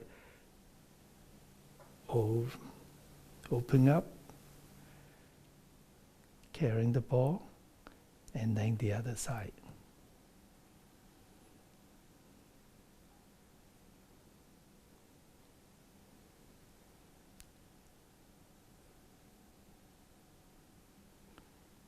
Down. Okay, now there is 2 ways of doing this. The traditional Yang style, they don't lift their toe up. They just down and then keep their foot down the ground. Just shift the weight. In the 24 form, the original idea is to lift it up. So to make sure that you really transfer your weight. But if you transfer your weight already and your foot doesn't, you prefer not to come up like the traditional way, that's totally okay. As long as the body is upright, you understand the principle. Weight's over, whether that foot is up or not, it really doesn't make much difference. Whichever way you like is fine. But I just like you to know that's more the traditional way. And there's something nice about lifting the foot, so ensure that you really transfer your weight. So from here, then we're going to turn here to do the single whip.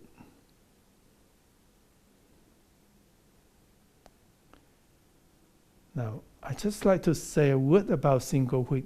When you turn to do single whip, as you turn, get your finger to point more and more up, and then it make a hook like this. So not like this. You don't go like this, make a hook, but you go. You can see this is much more positive. Your chi flows better. And here, your vision goes with your energy.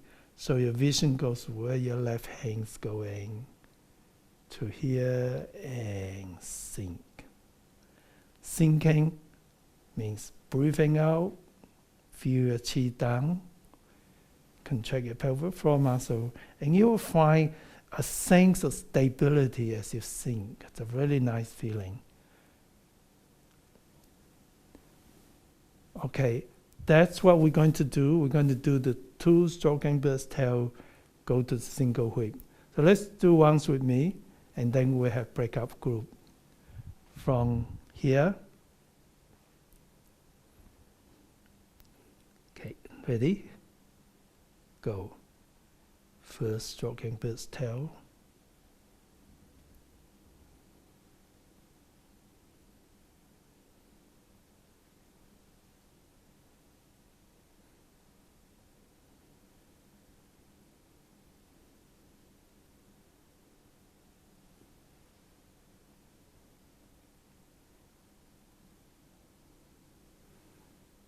Transfer your weight.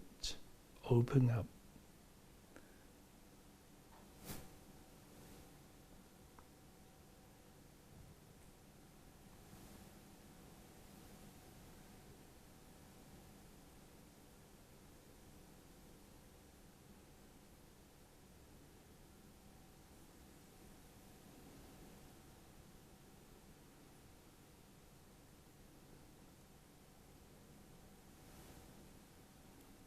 Shift your weight, turn,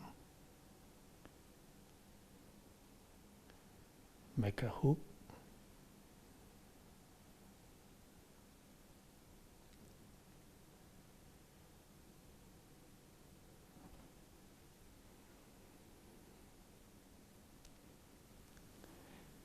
so have fun with your breakout group. I'll come and say hello to some of you.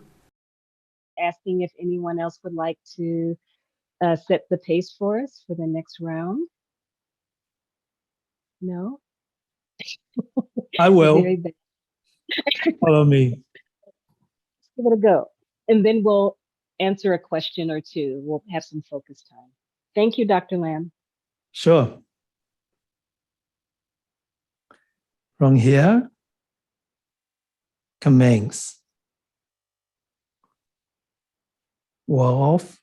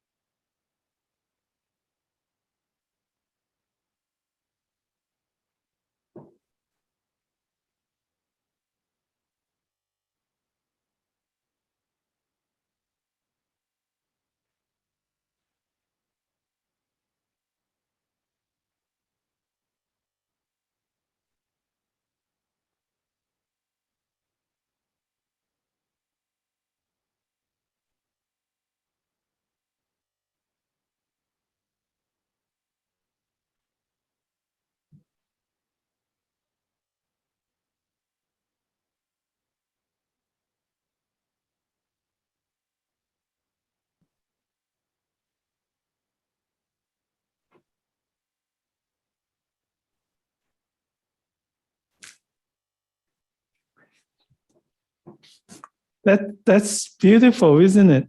How about you show me Yeah. this time? I'll watch. That was fabulous. Okay, would someone else like to set? I'll go with you, but would someone else like to set the pace for us?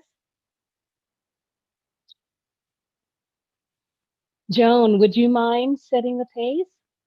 And it's just to get us started, and we'll just all move together.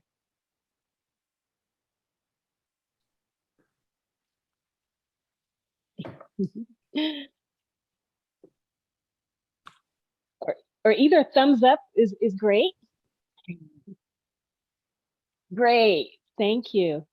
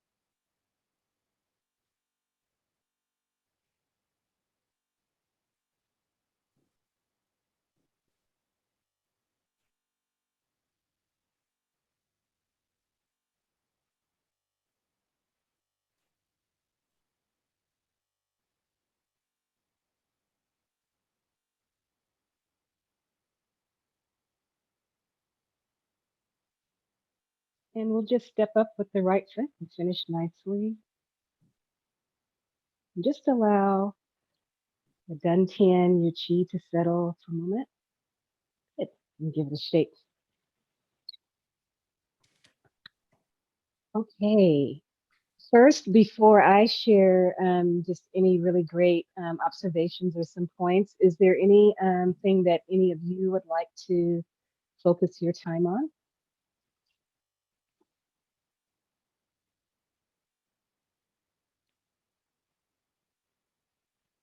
You're so shy. It's so sweet, though. I have a question. Sure, Cynthia. The flow of the hands into single whip again, because you have your back to us. It's like, can you just do the arms front on just so I can see that? Okay, absolutely. So I'll share that first, and Cynthia share that, and then we'll go over a couple of other maybe key points as a part of this segment that are really wonderful. Okay, so from you were wanting the transition from out of grasping sparrow's tail into single whip. Is that correct, Cynthia? Yes, that's it. Okay, so why don't I just show you the bigger picture first? Then if we have some questions from there, we can, if that's okay. Okay. All right. So weight back, settle, and turn.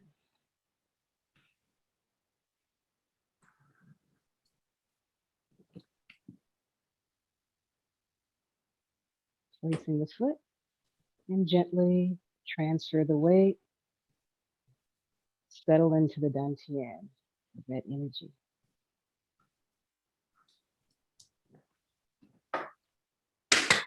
How was that? Beautiful. Thank you, Dr. Lam. Yeah, that was good. Very helpful. Thank you. I got to see it clearly. Great. So without going into too much, because I'd love for us to practice a little bit more, but just emphasizing a couple of things that Dr. Lam mentioned. Throughout this form, it's a wonderful time for us to feel the dun or sync our chi. We have wonderful. And relax. Closing form.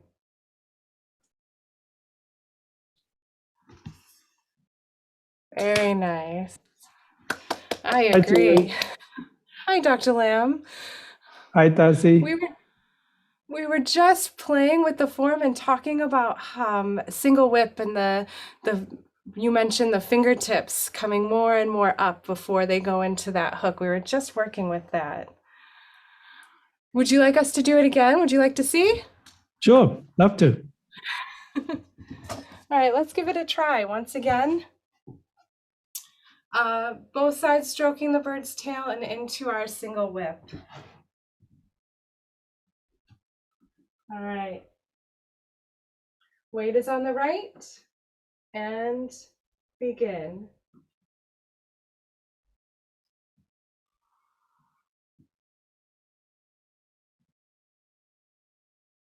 Good, shifting back.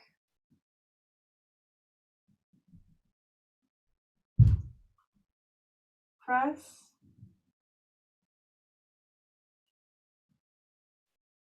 Down. And push. Coming back to the front.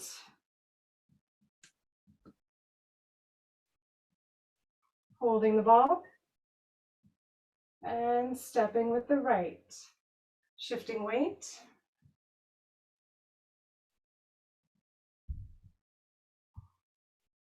Roll back.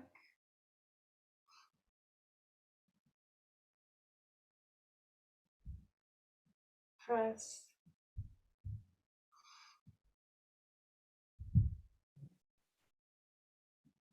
And push. And we'll come back to the front. Changing hands. Fingertips up and into the hook. Stepping.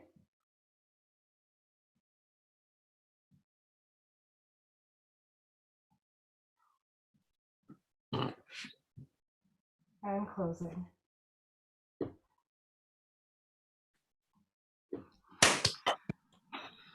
It's nice. Thank you, Julie. Thank you. Hi, Phil. How are you?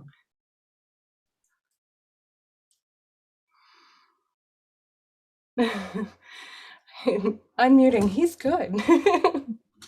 Yeah. Unmute, yeah. There we are. Okay. Hello, everybody. Hi. Yeah.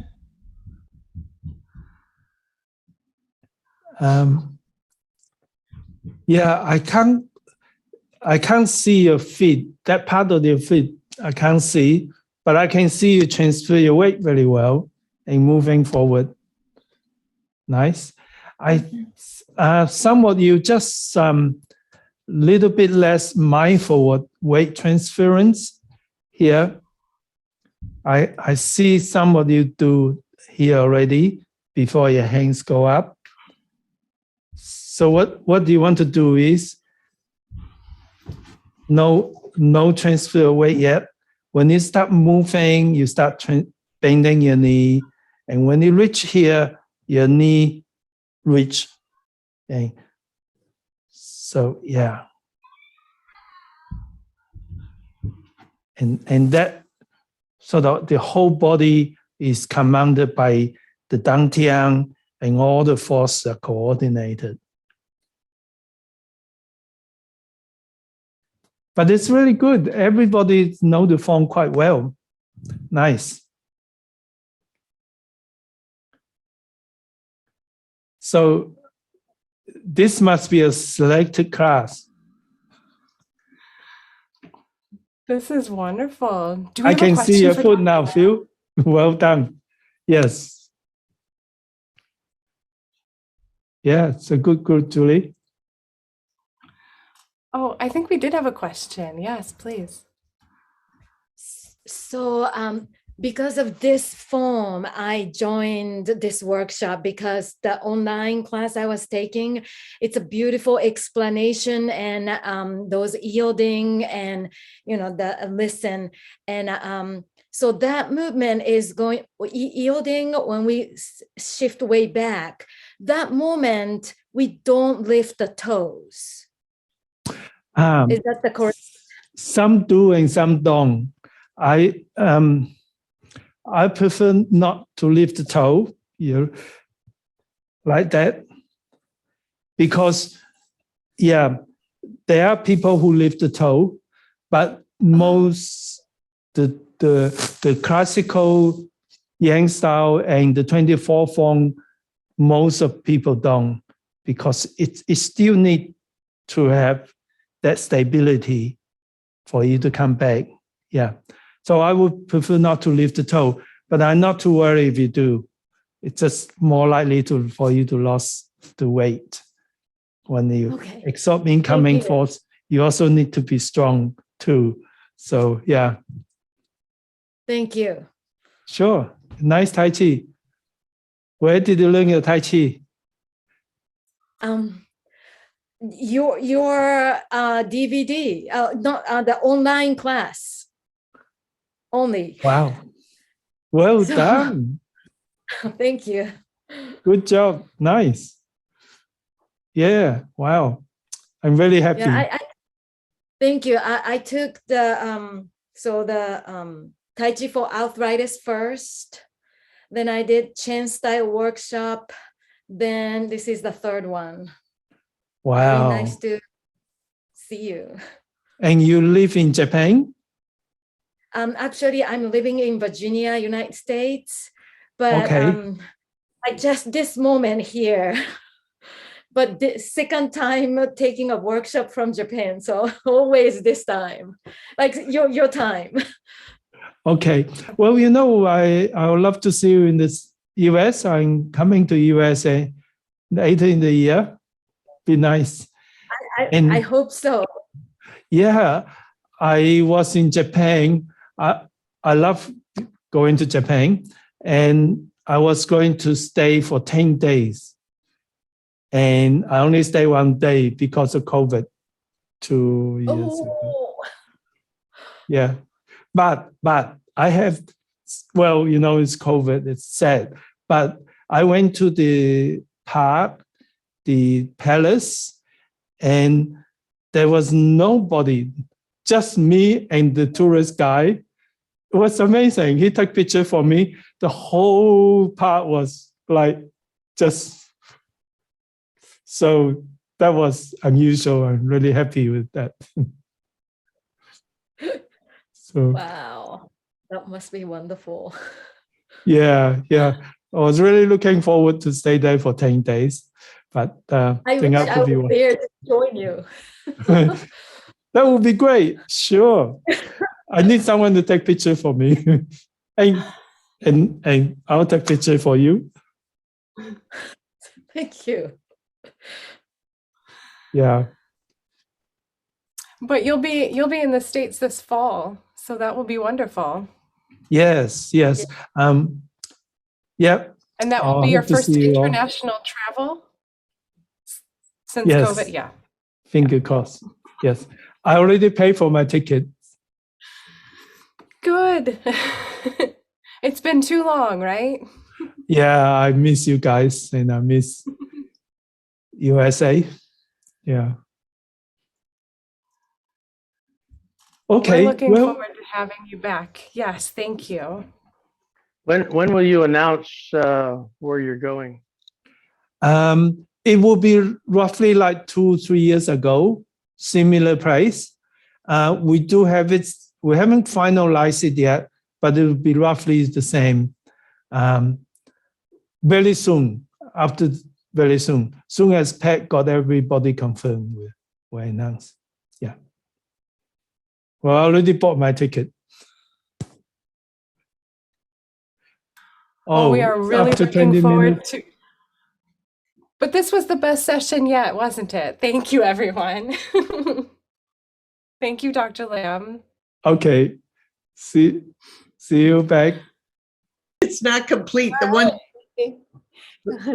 yeah, the ones that wouldn't take. Marianne and Sachiko. Welcome back, everybody. Yes, welcome back. Let's have a report. How are you doing? All right, sorry, give me a second here. I got to get over to the, all right, Betty, you're up. Okay, our practice went really well. We worked a little bit on the shape of the movement to here, and rather than doing this. And in stroke bird's tail, actually it looks really nice, and that's one of my favorite movements. So it was great. Thank you, Betty. Debris.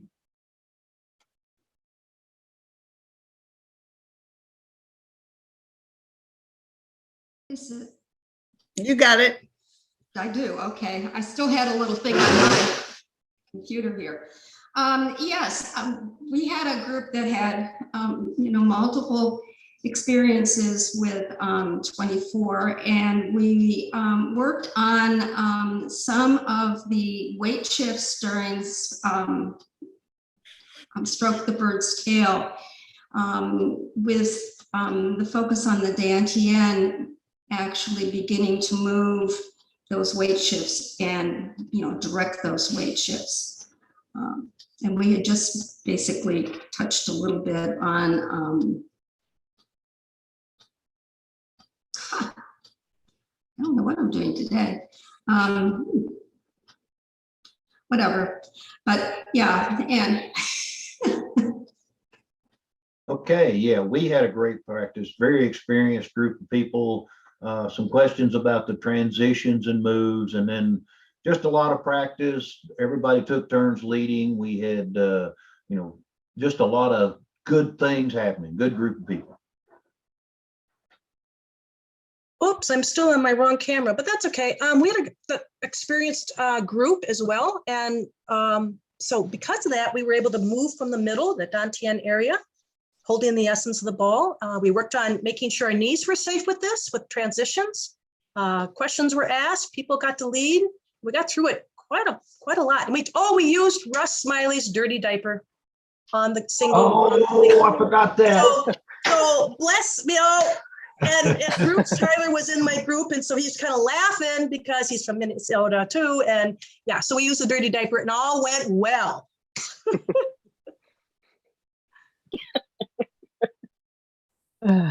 We did not use the dirty diaper, but we had a lot of fun. I love it. But we focused on playing around with a big ball that took on a number of different shapes and allowing the dun to direct it. And we just flowed with a ball. So what we found, what was magical, and what the participants in our group pointed out, it was great to be able to allow themselves to use the breathing and sinking of the chi to settle into the dun for expanding the ball into your grasping sparrow's tail, whether it was out, coming in, letting it expand out again, rolling back in it, and pushing forward, as well as the transitions from out of repulse monkey into it. It was fantastic. We had a great time. Thank We you, had a Deborah. wonderful, we had a wonderful group as well. And we went through that section of the form a few times together, and then we had a fabulous visitor. And we got the chance to chat and to go through the form with him, with Dr. Lam, and he gave us a few things to think about, and it was excellent. Thank you very much. Thank you, Julie. We thought about the 70-30 weight shift back and forth through the grasp the bird's tail as part of the way in the turning of the hips and the dantian to make the arm movements happen. And then I shared the secret for getting from the end of the right-sided grasp the bird's tail around to the pluck. And so we worked on that for a little bit to make that a little bit smoother. So we had a good time, practiced the whole thing a number of times. Thank you, Lorraine. We got to do a lot of practice. Everyone was very experienced, so there were questions about details of transitions and coordinating the weight shifts and the hand movements. So we were able to practice those quite a few times. It was a great group. Great, Marianne. Everyone. That's everyone? Yes, sir. Okay, well, if there's no urgent questions, we actually have a bit of question time afterwards. So we have 10 minutes tea break time. Soft focus on your hand or something like that, because I'm teaching really old people you know, like me. And, and if I say, look at your right hand. Well, older or younger people, I think it's the same in the sense that you don't, sometimes less words is better.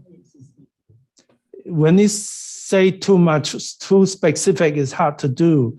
And I'm quite specific because this is a special depth class. You all know the forms.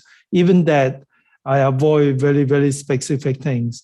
The key is how your energy move, how to follow the principle, and much easier to say, look at the right, look at your vision with where your energy is, and that's more effective. I think easier to follow. Pat, have some, raise your hands. Do you want to say something? Yeah, go ahead. I want to just share what I learned from the manager of a really large physical therapy firm in Dallas, Texas area. And he did the workshop just originally for continuing ed credits. And he was so taken with it. He has all of his physical therapist employees now take our courses and keep updated. And he told me, and I'm not a physical therapist, so he used a lot of terms. He said, oh my gosh, this is so fabulous because of the tracking. And I said, what do you mean? He said, oh, that looking past your fingertips while and moving while watching, turning the head while moving.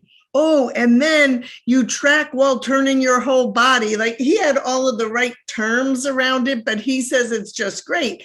But he doesn't cue, he just does our program. And his therapists are incorporating parts of the program into their clinical appointments. They just do it because the people will benefit and do it. I usually say in class, just look past your fingertips. But if they do it, if they're moving and turning and putting their feet down consciously, they're going to get all the benefit without too much cues. But I learned from him just how much really is in the form. So I wanted to share that. Thank you, Pat. Okay, I think, yes, Yoko. Thank you. So the last part of the stroking bar tail placing and drawing and then placing part. The very similar movement in Tai Chi for arthritis. And I think they have a follow step, each one. Yes. Drawing, follow step, placing, follow step. Those follow step means some modification of this movement, or what is this? Oh, okay. Good question. Different style have different features. Sung style follow step is originate from Chang style. Well, all styles come from Sung style. Follow step in Sung style, it's first of all, it just give you a better position, make people move twice as much. And the other thing is, it also is a trigger for delivering energy, like the Chang style. Originally, that's a follow step. That's a soft delivering. So it's a different feature, but the principle are the same. The basic principle that I talk about are the same, but different ways of expression, and therefore different emphasis on different conditions as well. In other words, it gives us a chance to try out different dishes. You have Chinese food, and you have Japanese food, and you have Thai food, and but they all, it's good food. They're all good food. So yeah, that the follow step was a Sung style character from Chang style, and I think if you have a chance, have a look at my Exploring the Depth of Tai Chi for Arthritis, where I explain how the energy was delivered there. And for, I think a lot of you have done my Exploring the Depth of Tai Chi for Arthritis. If you haven't, you can get it from the online Tai Chi lessons. the workshop, a record of my workshop for exploring the depth Tai Chi for arthritis. Let's go to the movement. Let's continue our move, shall we?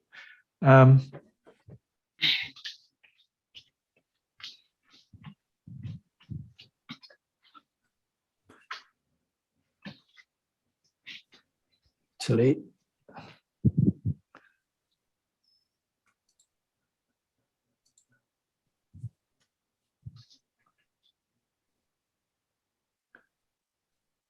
with single whip, I put emphasis on bringing your fingers up.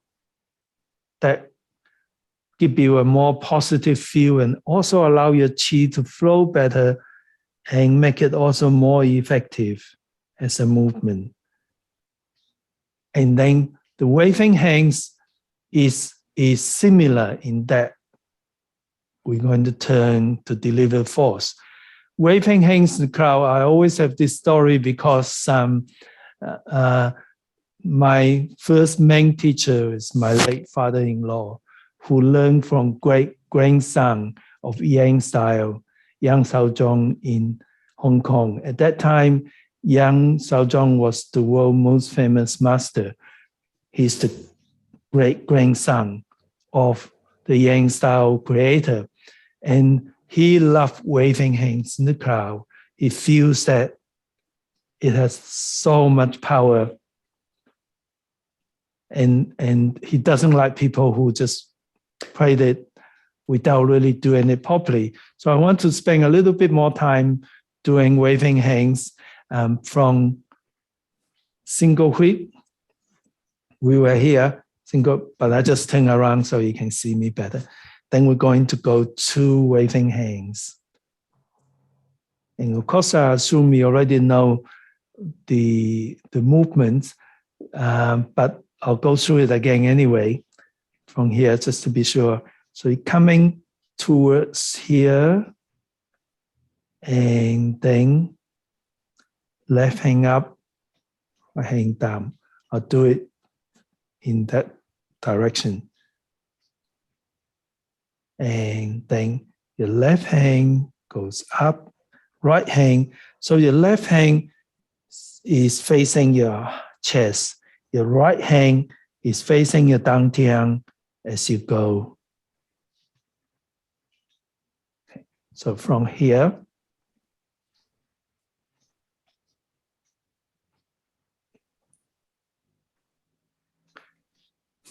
if you like to follow me, I'll show you one more time.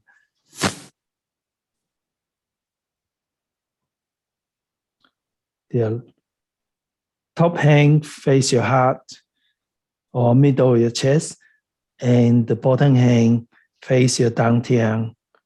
And then you step in, then turn your hands. Okay. So follow me from here, from single whip. Coming down, shift weight. Left hand up, right hand down. Step in and turn.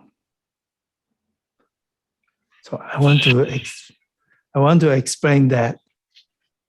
Your hands on top of your chest, and I have a bit the center of your chest. People used to see that was the heart. Well, it is. The heart is a little bit on the left side, and your palm has a big acupuncture point where the chi in the center of the palm and to your heart. So you are caring for yourself. I have a metaphor that as you go, you're caring for yourself. Now, caring for yourself sounds very selfish, but it's not really. You need to be healthy and well before you can help other people. Caring for yourself. And also value yourself sounds like you up yourself, but it's not really. If you have value for yourself, and if you believe you're worth a place in this world, you're valuable like everybody else, then you don't have to put people down anymore. Then you can really appreciate other people. The people who put other people down, they have no value for themselves. true value is when you feel so comfortable that you appreciate others. So caring for yourself, value for yourself, make you a better person, make you more possible, you're healthier to help others, and you are more comfortable yourself, so you value other people more. So this is a hang which you continue to value and care for yourself. This is a hang towards your dantian, continue to grow qi, grow inner strength and inner health. So that's one way to look at your waving hands in the cloud. It's one hand caring for yourself, value yourself. One hand growing inner strength. Now people have this conception, if you've got inner strength, they think strength is something they push other people with. No, inner strength is something that within yourself, when you're healthy, when you're mentally, physically healthy, that's when you become nice to people. So let's do the waving hands. From here, start facing your dantian now. And then when you step in with pushing down force, it gives you the extra force to turn your palm and deliver your energy. And that's the out breath. And then you change your hands, step out, again, foot down, transfer your energy through your dantian to deliver force with your right palm. Step in the same way. Step out.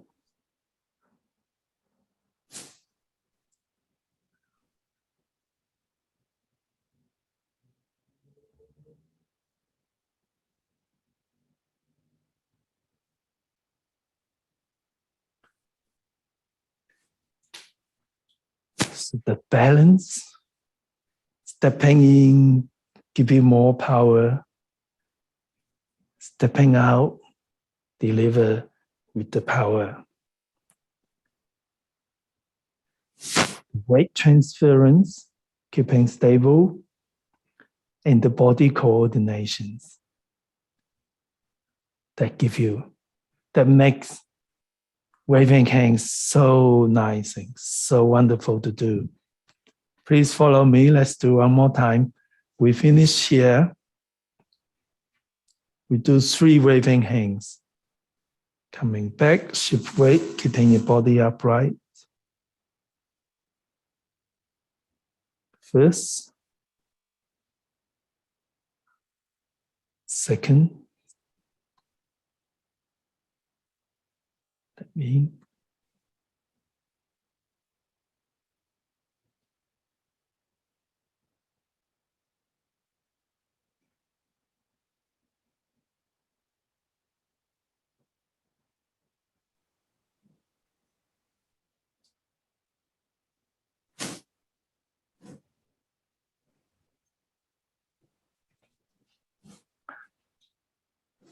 early on, I talk about spiral force.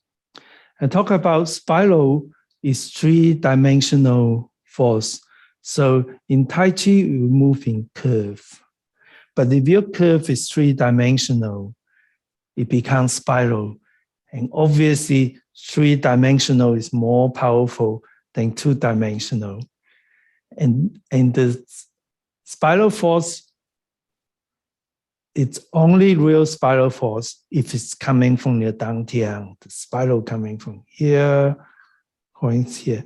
And what makes waving hands so powerful is spiral. Your dantian goes spiral this way, and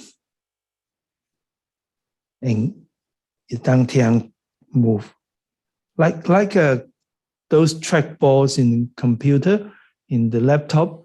You move a little that way, dantian move, and your hands turn, your body turn, your force from the dantian to your body and it turn. And that make it really powerful. Step in, give you extra sinking power, and then you turn, step out, touch down, and sinking, and create that spiral. And the waving hands is very self-nurturing, care for yourself, value yourself, at the same time, growing energy expressed in spiral forms. Okay, so follow me. Let's do that a little bit slower and think about it.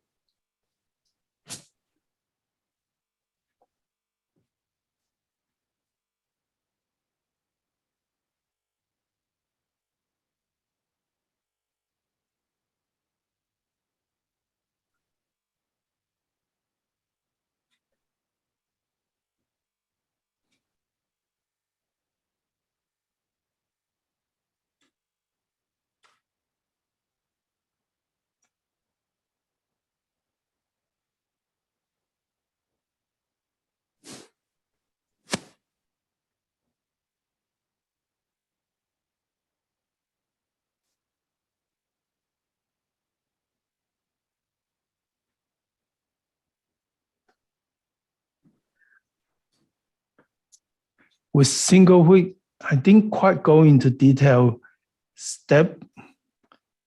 As you transfer your weight, your vision is where the force is, so you look straight past your fingers, and then you turn and you deliver your force, breathing out and sink.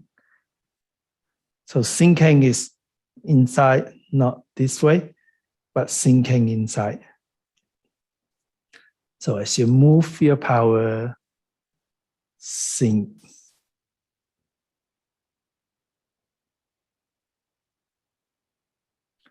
Okay, so let's do that one more time.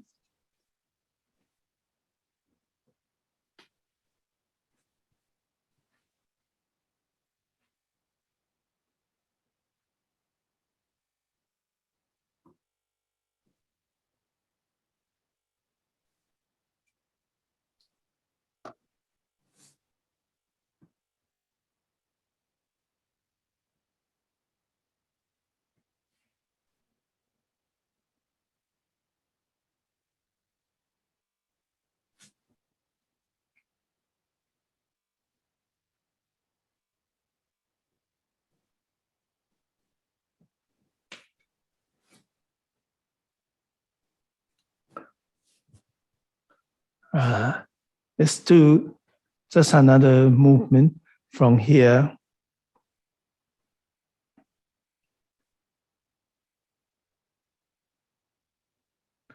That's called high pet in the horse.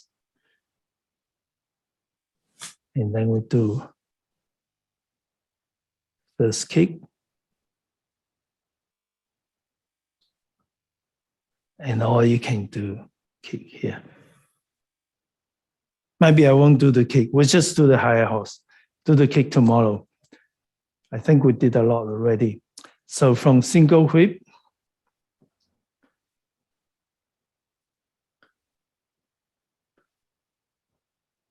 not unlike repulse monkey, but a little different. Open up,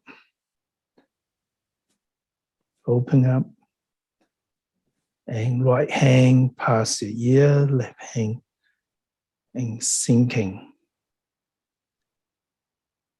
Weight back, touching ground. Okay, that's where we stop. All right, so let's do from single whip to higher horse in the breakout group. So follow me once and then we go to breakout group.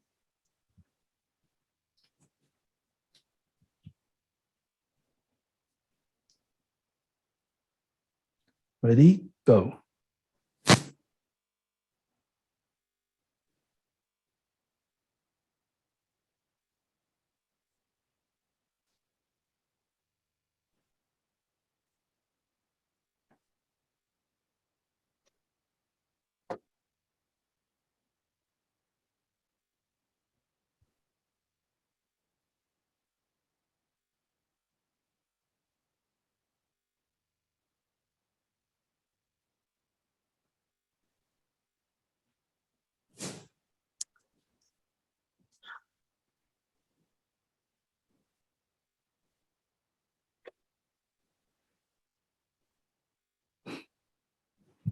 Okay, 20 minutes. Enjoy yourself.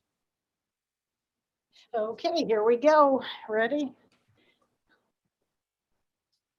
All right, my computer's frozen. Oh, this is gossip section. Oh, no. Hi, you just visited us. I don't know if Becky's having. I know We didn't she having problem computer, so I turned the switch for. Do you want me to put you, if I can, do you want me to put you in a different room? No, Were you I going? know. No, I can. Oh, okay. I can. I'm the one who Okay. replaced Becky. I'm the one who put everybody up. I can't go.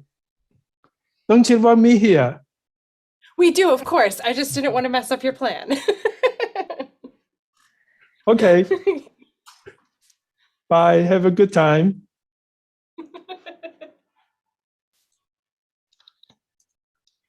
So this is the same group we had before. I think in. Best Dr. Lam. Hi. Hi. I think you got the same group because Yes, we did. Yeah. Yeah. Something went wrong. That's That's okay. These are lovely people. I'm happy to work with them more. So it's great. Okay. I wasn't sure if you were in the middle of trying to tell us something. Okay, so we're going to go back to the end of the first, come forward, first single whip so we can come around. Personally, I always find this a little difficult place to start because I'm not moving. So come around, get yourself nice and set. We're going to switch the hands. Bring the foot in, turn the palm out, switch the hands. Nice and relaxed. The weight goes towards the right.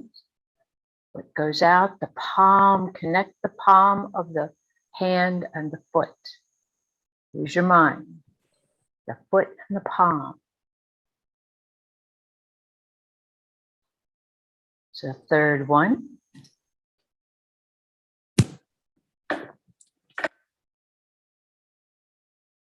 And then we're going to pluck the energy. And step out. Push out. High pat on the horse's back. Half step. That nice half step. Right hand pushes over top the left. And the hand comes out a little bit higher. Good. All right, let's do that again. Dr. Lam, would you like to offer a comment? You've had the opportunity to watch for a moment. But we'll do it you again. look beautiful. I think that means we can all go home. Sure. So we'll do this again. Get to a good stance. Make sure you're comfortable. Don't stand on the balance beam. Get that left foot out a little bit. Make sure your tailbone is relaxed a little. Make it easier to come around. Pivot on the left heel. Switch the hands. Bring the foot in. Foot and the hands.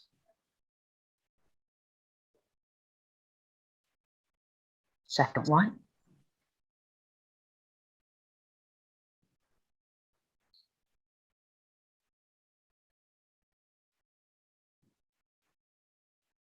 And the third one.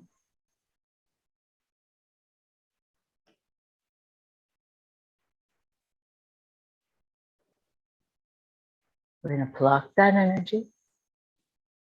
We're going to step out. 70% of the weight. Don't forget to shift your weight. And then we have all the weight so we can step in. High pat on the horse's back. Okay, everybody got there.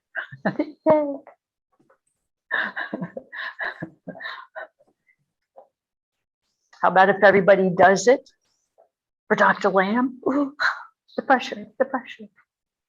So from the end of the single whip, and then I'll watch, and Dr. Lam will watch a little bit more. So from the end of the single whip, nice and relaxed.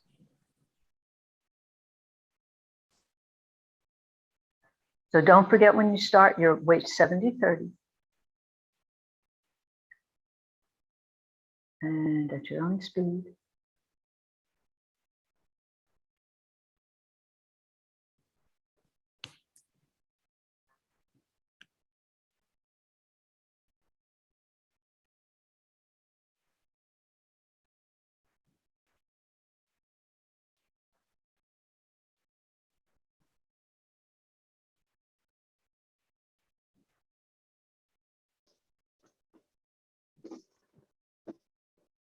fast.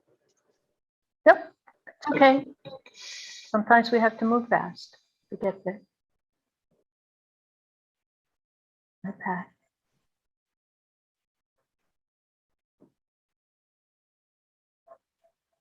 Good. Everybody's got the pattern. Oh, I'm speaking before Dr. Lam. Dr. Lam, would you like to offer a word of wisdom or two or three? Oh, nice. Just one. No, go ahead, please. So everybody's got the pattern. So it's theirs. We have a really good start. Now, what we want to remember, what's been a theme that's happened all day today? This idea of the spiraling energy, this idea of using, and I'm just going to be simple and say the hips, using the dantian. But thinking about the wave hands is not happening because we're doing this, but because we're doing this. We're moving, we're turning, and that's allowing our arms to make the circles. So it's being led again by our dantian. So that's where the spiraling allows the arms to circle. So we want to try and do that. So you want to bring that in now. That's it. We all learn it pretty robustly in the beginning, and we're just using mainly our arms. But now in a depth, now is the time to start thinking about, let's use the hips. So for your own practice, to work on that a little bit, don't even do the footwork. Just do the hands and turn the body a little. And notice how you can make the movements happen. Your arm movements are happening because you're turning your body.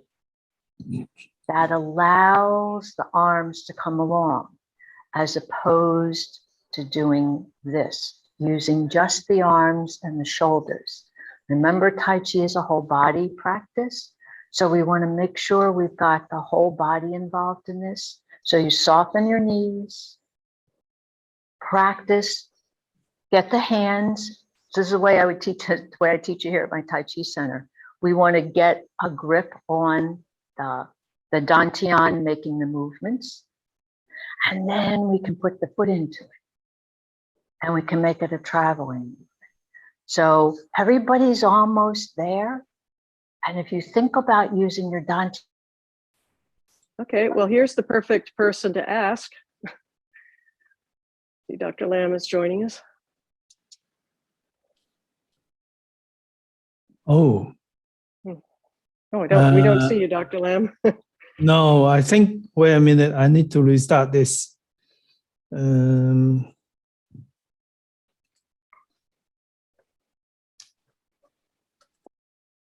Maybe you have some thoughts on that.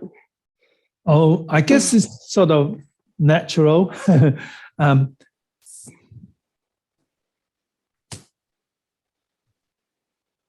Step in, then immediately turn your hands.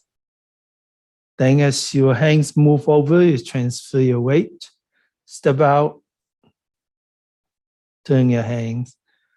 The stepping and the hands are coordinated. Step in, then using the stepping to generate more energy to your dantian, then deliver. Is that what you mean? Yeah. Akiba, does that answer your question? Yes, that was helpful. Thank you. Sure. Yeah, when you keep practicing, you get the feel of where the energy is and how it works.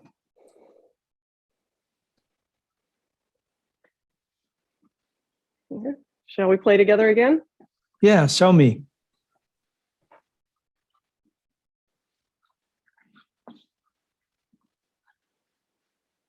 Begin.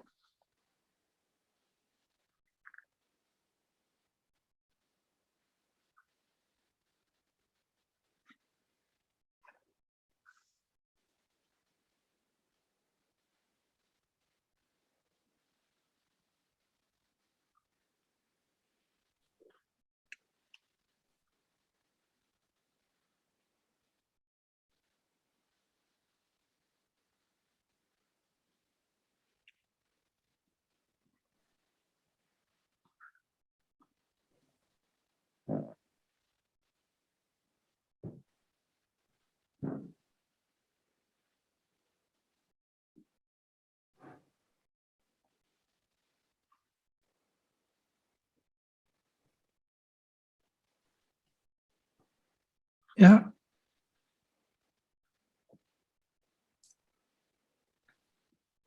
Does anyone That's have any nice. questions?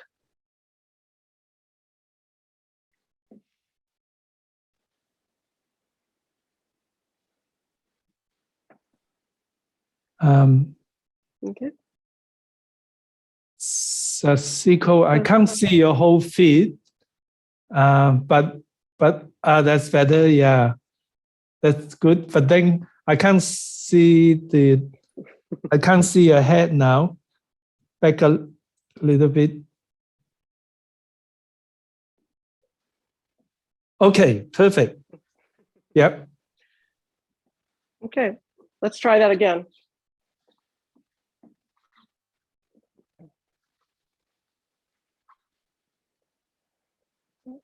Again.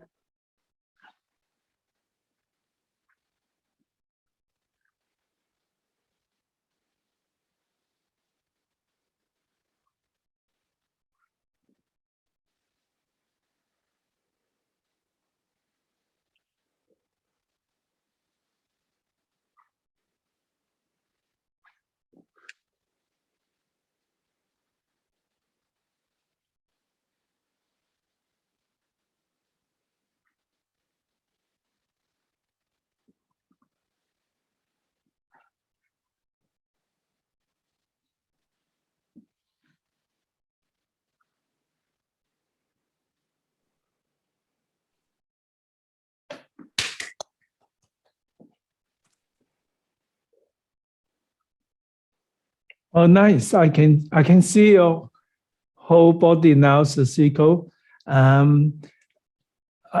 Your weight shifting is good. Your waving hand is good. The single wick, your bottom hangs too high. Make it the same level. That you get better balance. Nice move. And Thank you. Kitty's beautiful. Very nice moving. Just at the beginning, your hands just a little bit sort of tight. Yeah, song just a tiny little bit more. Yeah, song your joints a bit. Yeah, nice. Yeah. Your Tai Chi, of course, is very nice. I enjoy that. Heather too, you're very nice Tai Chi. And I thought that you were a little bit like Kitty, just a little closing. So let your joint song a little bit. Yeah, just a little bit more, not too much. Akiba, your single weight is nice, just a little bit too much. So a little closer, so that more control. So yeah, and then make your waving hands a bit smoother. Do some more practice. The single weight is nice. The waving hands, little closer to your body, little closer, not everywhere, just a little bit more close. Yeah.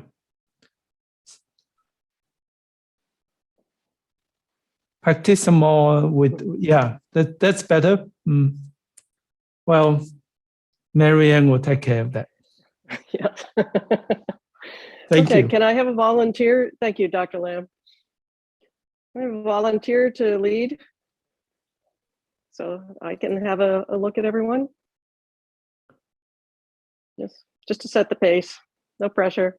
Okay, thank you, Ken.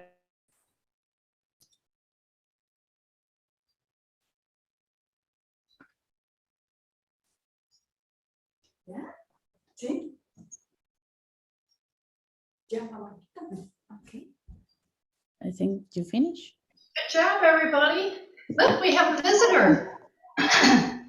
Dr. Lam came to play with us. Hey, how are we doing? We're doing great. This is an awesome group. Yeah. So shall we show you what we've been doing? Love to, yes. And and I bet they'll say they have an awesome teacher too. Yes. Correct. Well, in front of you, I hope they will. Yeah. Okay. So let's start from the first single whip. And ready? Let's go.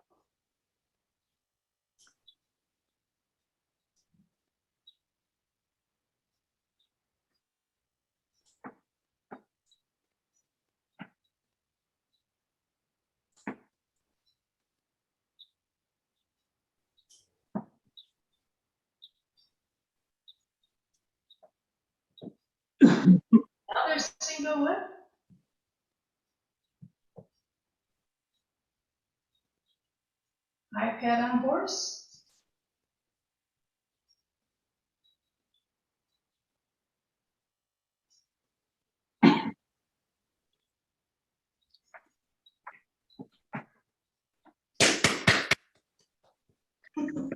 Well, and I like the light behind you. It's like you have a halo. Lovely. It's the sunshine. It's the sunshine, but I'm glad it helps. Yeah, It's like nice. a bit of sunshine. Yes, it's sometimes a good effect. So, yeah, your waving hand is very nice. In your single week, probably let your hand just a little lower. That's make them the same level. That allow it to sound more. Nice Tai Chi. I remember I like it last time I worked with you. Thank you. That was in London some years ago. Yes. Yeah. It feels yeah, like it's ages too ago. long. But it's Yes. very good like that. It's superb like that on Zoom. It's great. It's like nearly like face to face. It's great. Oh, it's better face to face. Yes, for sure. But this is good. It's better than not being able to do this. So it's great, you know. Absolutely. And then you can go back to the videos.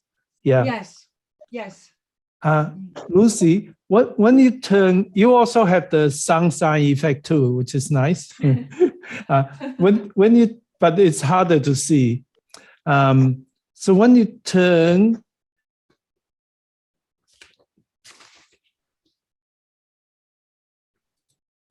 welcome back, everybody.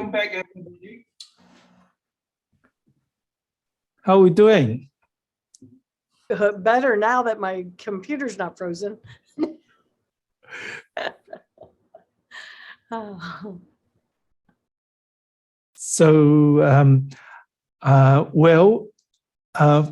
if you have the same time schedule as I have, I'm going to change it a little bit. We won't have a tea break. We just work through it, have a report, and then we do some practice together. And then you can either have a break. If you want to go, you can go, or you can stay and do some more practice or talk to one of my colleagues. So in other words, just stay here and we will talk and then practice. Is that okay? Yeah. More streamlined. Okay, so let's see how you're going with the group. Okay, so my group was great. We worked a little bit on weight shifting and small dantian turns to get the waving hands without getting too far out of our body. So good job, everybody. And Dr. Lam came to visit, which was very nice. And then Becky, you cut him off mid-sentence, just saying. Oh, sorry. Yeah, she always do that to me. I got used to it now.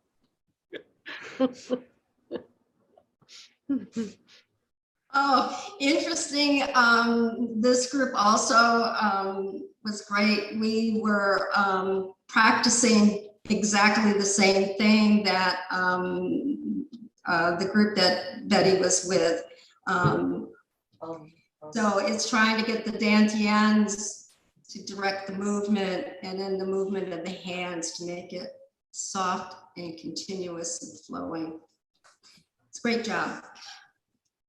Thank you. Hey, all, yeah, very familiar group of faces, you know, like I was meeting with old friends from the past. But anyways, great group of people. We had some good practice, talked about the dantians leading the move. Linda did her wonderful demonstration with the light bug, and everybody kind of got the idea about the dantian lead. So anyway, good practice. Thank you, Bill. Great.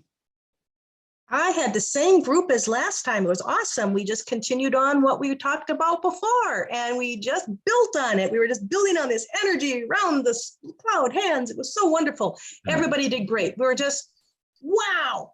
So their hands are probably tingling right now. Well done, Kathy. Love it, Kathy. You must have tingled into our group. I believe her hands were tingling too. It's like tingle, tingle, tingle. So we enjoy tingling. Okay. Oh, wow. Silly afternoon. So we really enjoyed also gathering more chi and playing with hands waved like clouds, enjoying the tingle of timing and being able to express the expression of force as well as gathering chi and nurturing yourself. So we had a very nurturing experience. It's a really great group, great practice. Thank you, Deborah. We had a wonderful group as well, back with the same group again. And we focused a lot on the weight shifting in waving hands like clouds and doing it with intention. And we also paid attention to maintaining our upright alignment when we were shifting weight. It was wonderful. Thank you. Thank you, Julie. Wave hands are so much fun. I love wave hands. We worked on trying to get dantian to make the arms move. That we spent a lot of time on that, and worked on some of the other little details in the single whip and the high pat. Thank you. All right. Like some other groups, we worked on timing and coordinating hand and foot movements. And quite honestly, I think we're getting tired. So we did a lot of repetitions, but we had a good practice. Okay, so were there any questions from anybody at all?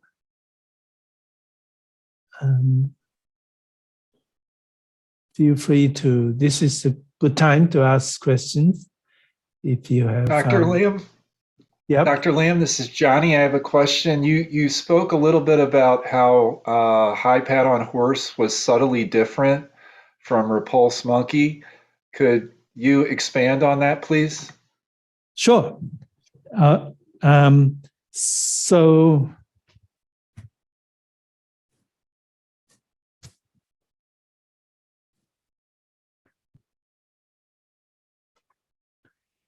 So if you look at the repulse monkey, that's pretty similar, but it's the transition of repulse monkey. Here, that's almost the same as the high pat in the horse, high pat. So that's what I mean by similar, but not quite. The weight's in the back here.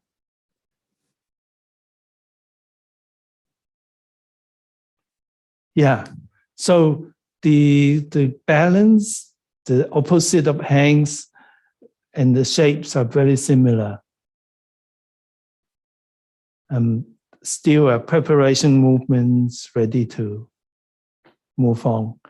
The other thing I noticed and I was explaining is here, I like you to put more, that's for everybody, more on this turning your palm out.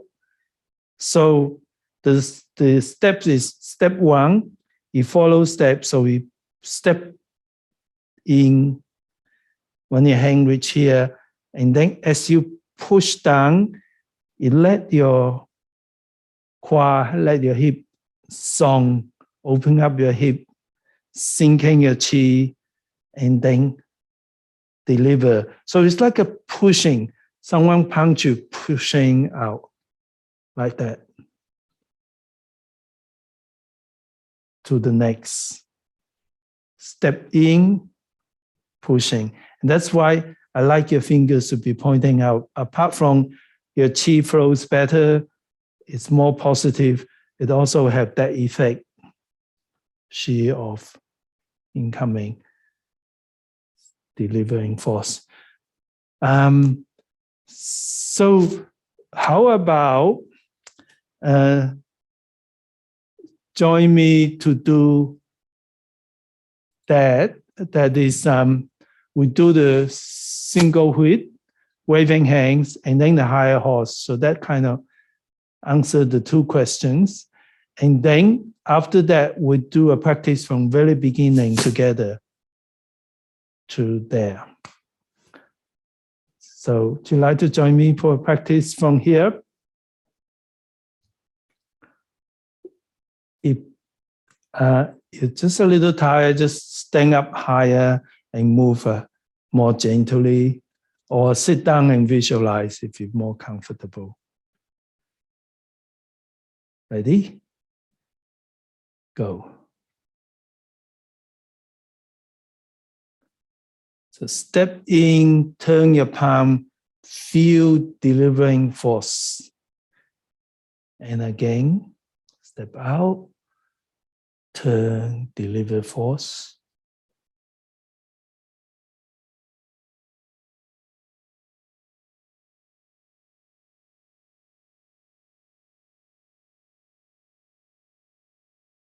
Sink.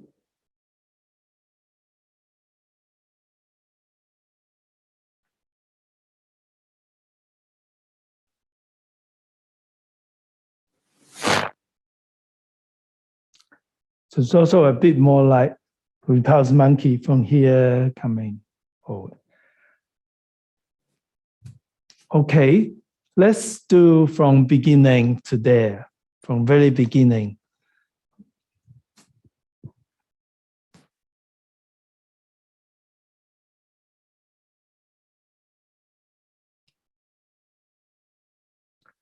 Cleanse your mind and check your posture. 24 forms commence.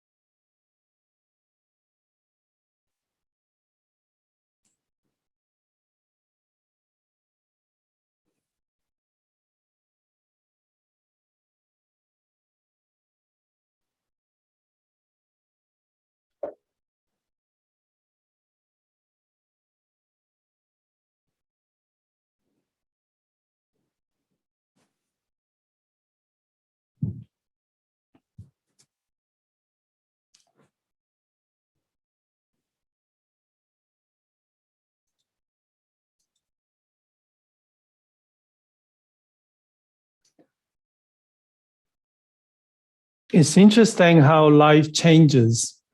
I don't know how many of you are really interested in history, but historically, the Chinese village is the origin of Tai Chi. And Chang Fat Kei, who was the first person who go outside the village to teach normal people, actually he tend to teach the elites. And the older guys were saying the original Qing style is very close, and he opened it up to much. And they said that's not real Tai Chi, it's not the real close type. So any changes, and of course, Mr.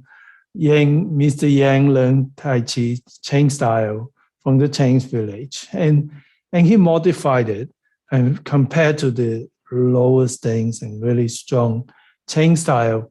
It's pretty hard for most people. So whatever reason, Mr. Yang change it and bring the movement up, and that's what we're learning, the Yang style. Whereas the Qing style, it's much harder. Your single hooks look like this, and fast movement, slow movement. It takes a lot of time to get that sort of stance. And really, Mr. Yang, the idea was there was two thoughts. He was invited to teach the imperial court, and there was two thoughts. One thought was that that's the royal family, they're lazy, they're spoiled, so they can't be trained so hard to go lower stance, so he put the stance up. Another thought is that he didn't want because the royal family was the Qings, they're a minority group, they're not the major Chinese group. So he didn't want to have the real Chinese treasure to teach them, the imperial family. So he hide away the good things and just teach them the easy things. Whatever it is, actually he changed Tai Chi by making it more accessible. More people do Tai Chi, and Yang style become the most popular Tai Chi, and it become also a beginning of more people using it for health. And of course, Mr. Sun further used Qigong, breathing techniques, and easier movement, more simple movement, further making Tai Chi more accessible and more effective for health. But there's a lot of criticism. People say Mr. Sun's Tai Chi wasn't Tai Chi. He had to write a book to say, my Tai Chi is real Tai Chi. And, we have the same thing. There's changes in world and life. We have medical studies who help us to pinpoint what works. And that's why we can make Tai Chi much smaller and bring more benefit. And we can also focus on health benefit. And then we have techniques like Zoom, like videos. An old Chinese master probably never have a big enough mirror to see what they're doing themselves. And they probably don't realize what they did wrong themselves. You know how we have all these mistakes that you don't realize unless you start video yourself and you look at it. Oh yes, my hands are too high. No wonder I feel a bit stiff. With change of time, with necessity like Zoom, with necessity like COVID that make us use Zoom, and now we use the advantage of Zoom. Everybody who uses Zoom can look at yourself. You can see your Tai Chi form easily as you practice. It's even better than a mirror. So it evolved, but it's like things in life, we can improve and we can modify that suit our modern need. So I'm really proud that you guys are here despite the challenge. We are here because you want to do things for yourself. You want to learn Tai Chi to help other people. And it was so fun and I feel so happy to see you and to work with my friends. Thank you.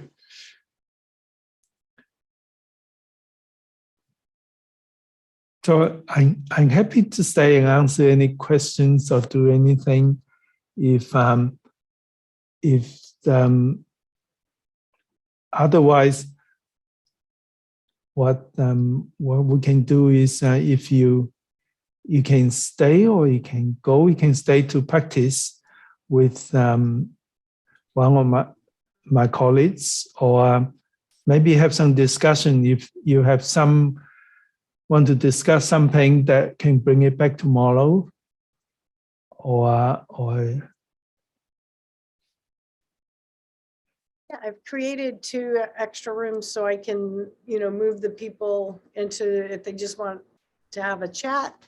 And if they want to move, they can move, because I think Lorraine and Marianne offered to go into those rooms, if I remember correctly. I can't remember which one's chatting. Is that you, Lorraine? Are you chatting or you're moving? You're the movement lady.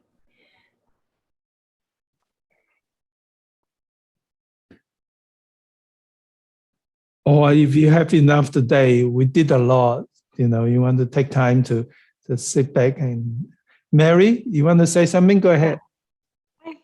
I wonder if you could explain again when you're doing waving hands in clouds, if you could explain again the push off of the foot and the relationship to how that affects the hand movement. Sure. Yep.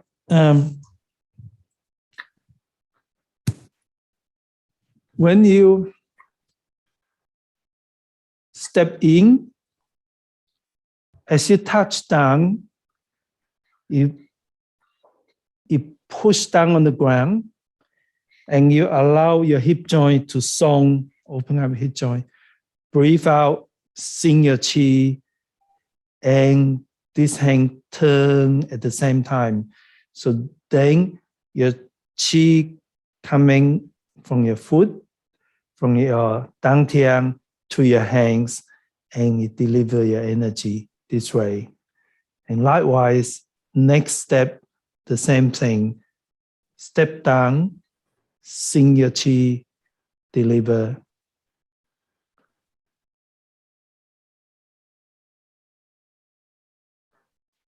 Yeah. So to understand how to song your joints, how to sing your chi, and transfer your energy. If you haven't done my exploring the depth of Tai Chi for arthritis, if you learn Tai Chi for arthritis, then I suggest you subscribe that workshop and spend a couple of days working with me.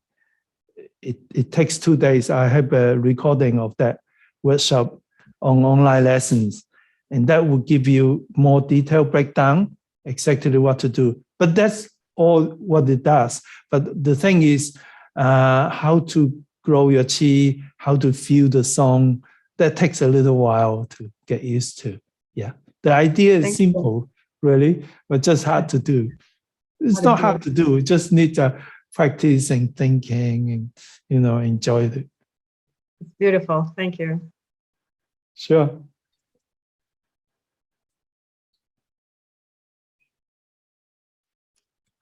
There's a question from Yako. Thank you. So I love those history or philosophy background movement. And if you have any, so far, a lot of forms we learned today, but I love the long form of stroking bird tail, like the yielding and accepting and pressing back. But any other forms have any more philosophy or story background? I love to tell you all, but it will take a bit of time.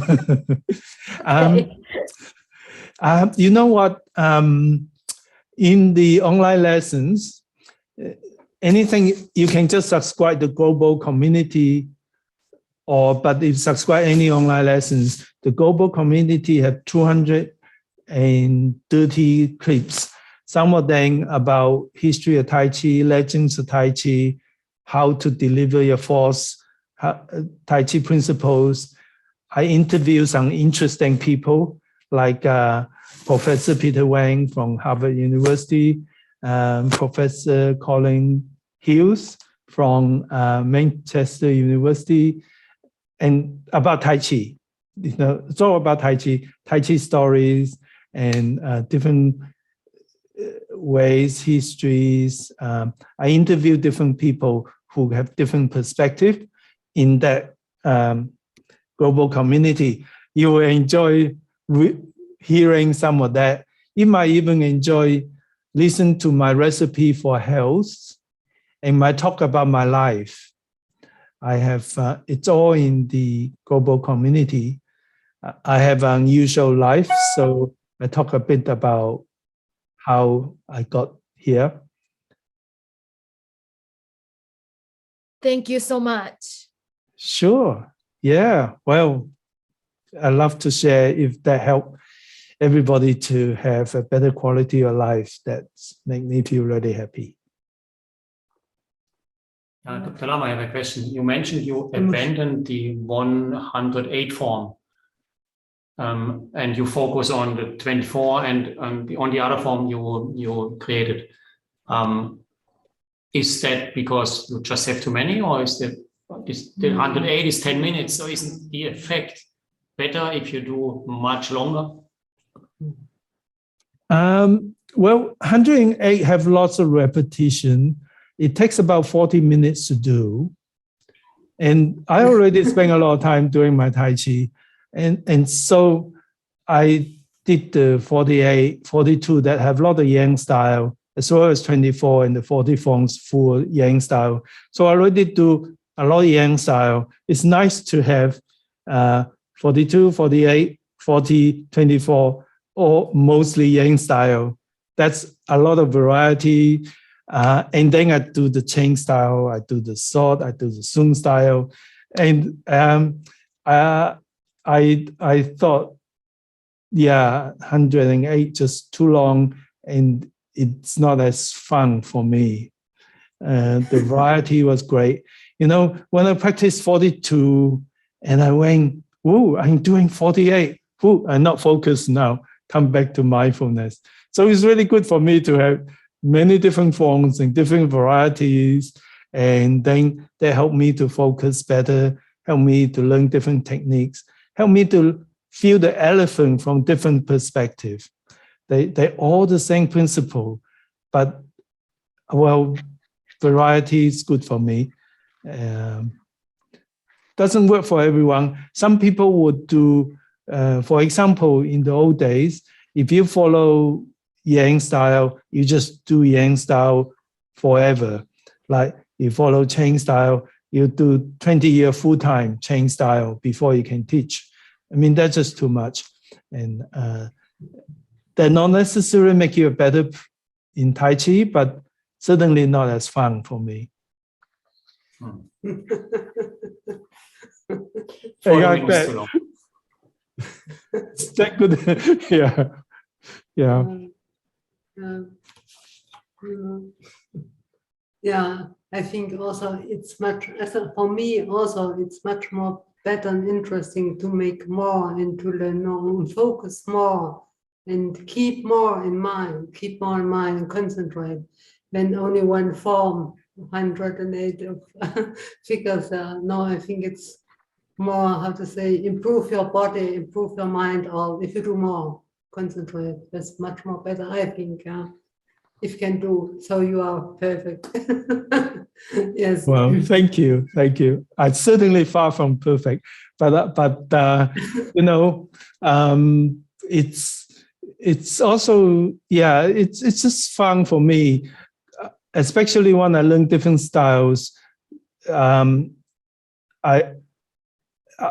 always want to learn chain style because, you know, it was where it comes from and it's more sophisticated.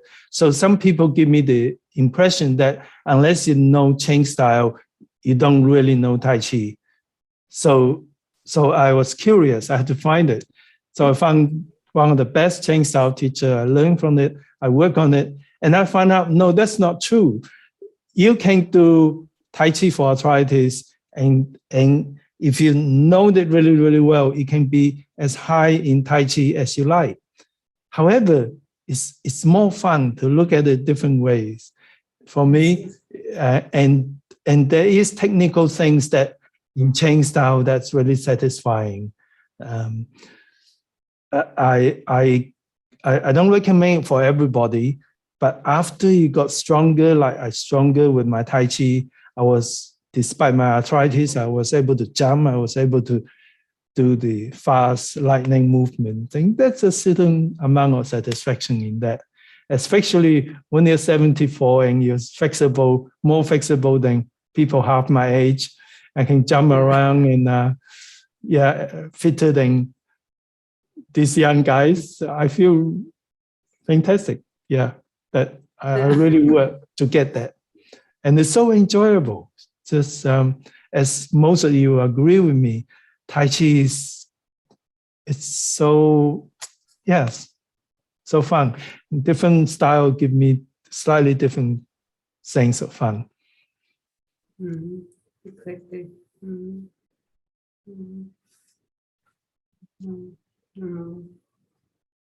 Yes. But I do love teaching. You know, I teach the Tai Chi, exploring the depth of Tai Chi for arthritis and Tai Chi for arthritis hundreds of times, and don't get bored. It was so fun teaching and sharing and learning at the same time. Yeah. I'm really lucky I have a chance to be experiencing different things.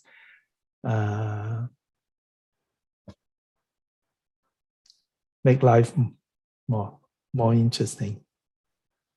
I want to thank you for doing that because, you know, I have always had some challenge with my balance, and it's not like I have great balance now, but you're getting it into mainstream has enabled me to teach on a consistent basis, to be able to practice on a consistent basis. First, I was like, I'd watch you and I'd be like, I'm never going to teach because I am never going to be that good. And then when I started teaching in the first class, people were like, just make sure you know the next class material fairly well. The next time I went to teach a class, I was like, what was I doing the first time? But people from my first class stayed for my second class. People from my second class stayed for my third class. People say to me, because I am teaching elderly fall risk community, they say, hey, for the first time, I've been able to go down the stairs to the beach and back up again. And so I'm nowhere near anybody in this room's capacity to do Tai Chi. But even with that, because of what you've done in terms of paving the way, these people wouldn't do it if they couldn't do it for free and in their own houses, and they don't know about you. So, I mean, they know about you because I tell them, but you know what I mean? So it's like a real gift, and I really treasure it. Thank you, Jining. That is beautiful. Thank you. I feel really happy for that. I spent a long time trying not to do the lower movements, trying not to show those pictures, trying not to show my chain style, because it put people off and people were saying, I'll never be like that. But on the other hand, now as I get older, I feel an example to tell people, even though you have arthritis for 61 years, I can develop that, I can do that. But that's not the point. The point is really, what is it to each person?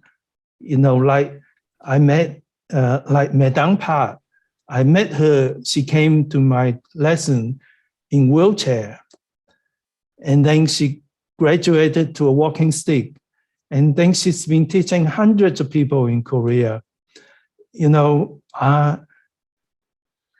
like she's never going to jump like me, but I think she did achieve so much. It's just not really comparable. I think, yeah, it's how people feel the quality of life, and it's something that is enjoyable. It helps all parts of health. And then we get to meet friends like everybody. Have our community is full of wonderful people. Yeah, it's just such a great sort of opportunity to such a huge change to my life. I really appreciate it. I appreciate friendship from my friends and my colleagues who always volunteer to help people. Yeah, just allow me to go everywhere, the best part of the world with the best people. And that's what I miss. I miss coming to see my friends and be part of your community to share that friendship and the community feeling. Yes, Dr. Lam, this is Quentin. I wanted to make a comment that about 10 years ago, when I was living in Ethiopia, I learned about your 24 forms via a cassette tape that I used. Now we don't use cassette tapes anymore, but you see how far, but you were having an impact even then, because I couldn't find a Tai Chi teacher. And I would put your cassette tape into my machine, and I'd practice my Tai Chi by myself, but I was following you the whole time. But you know, you're having an impact, and you probably never would have thought that, huh? And so you were my teacher in Ethiopia when I couldn't find a in-person class. Well, thank you for sharing that. I feel so happy that my video reached Ethiopia. That's wonderful. Yeah. Thank you so much. Well, thank you. It's so fulfilling for me, and I think you all share the same thing. Most of you teach, you feel the same way. By sharing Tai Chi, we just gain so much more than we share.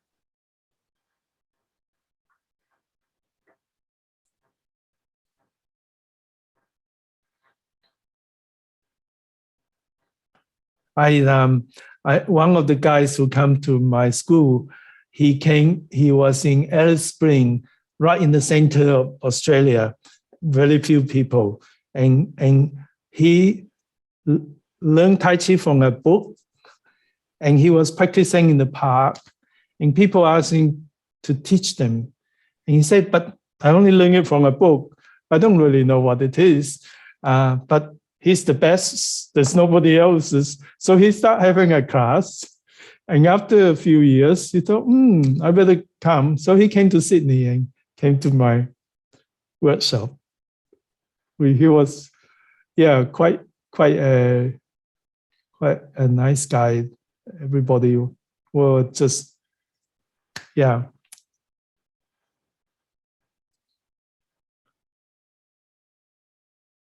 So what I like you guys to do is when you have time, just sit down or stand up, but just go through what we did today and revise it in your mind or in your body. You can just move here if you're probably a bit tired. So you can just do this. Think of what we did, what did we talk about, where the energy is, and just spend maybe 10, 20 minutes on it. Then you retain it better. And tonight you have a good sleep. And tomorrow you wake up and everything will come right. And we'll continue our journey tomorrow.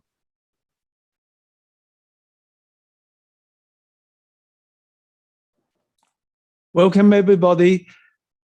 good to see you again. We got 2 more minutes before we start on the hour. So feel free to share any ideas, ask any questions. It's good to see you guys coming back. I hope you've been practicing last night and today everything's coming together. I fell asleep. Did you I'm dream sure no one about else had that problem. the spiral force? I did. You know, there was a famous story about Deng Ming Ching, who was the first Tai Chi master who visited USA.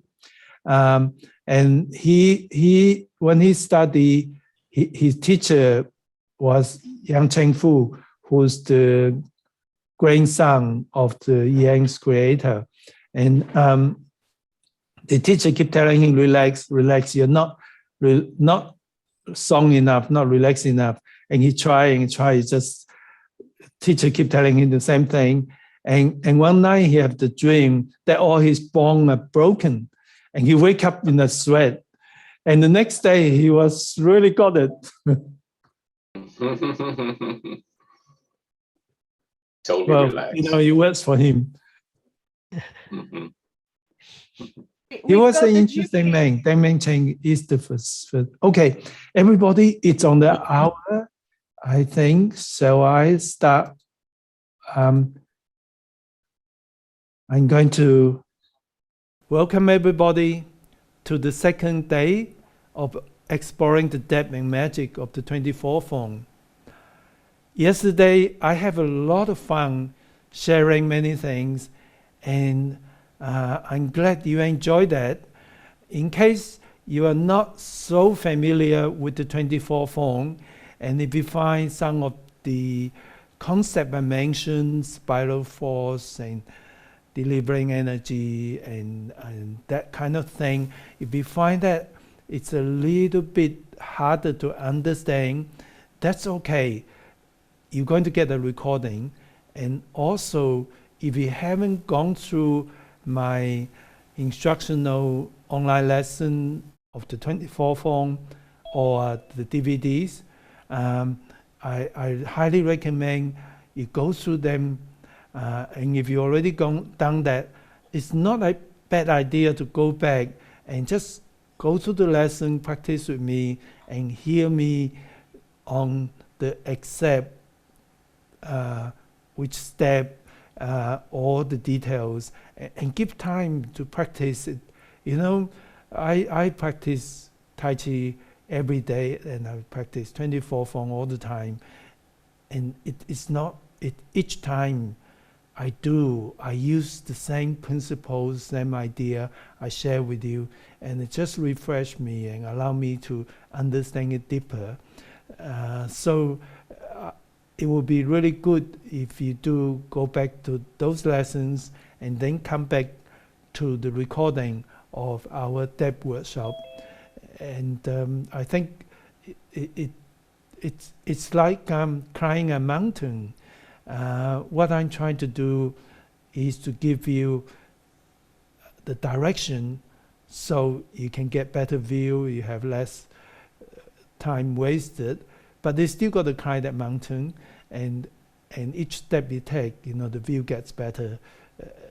The misty and the magic of the mountain, the Tai Chi mountain, is just wonderful.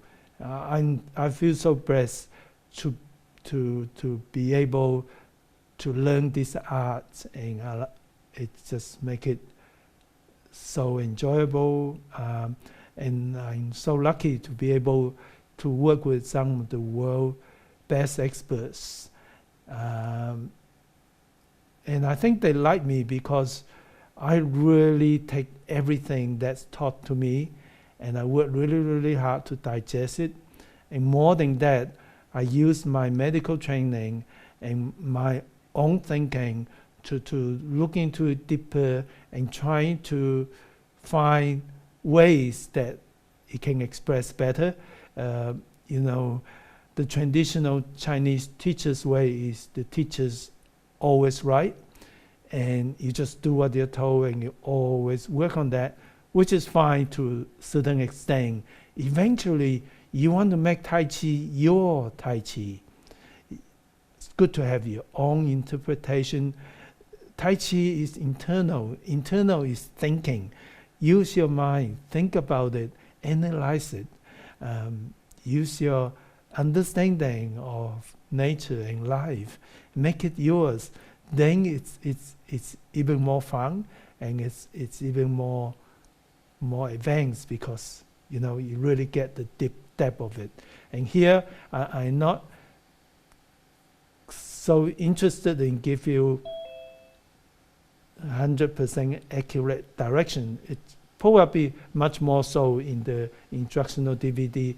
I'm really interested to give you a direction, a vision, where you can develop yourself, use your interpretation, and make Tai Chi yours. That make it a journey that can be a lifetime and can be so fun. Okay, so I'm going to do a revision, talk about what we did yesterday. But before I do that, I would like to ask you, do you have any questions for me? Yes, Jessica, go ahead. In the revisions, when we look at the little speeding up and slowing down, if you could exaggerate that so it's visible, that would help me anyway. Okay. Jessica, you've been on my, I'm sure you came to one of my exploring the depth of Tai Chi for Arthritis. Yeah, okay. That I explained it even more.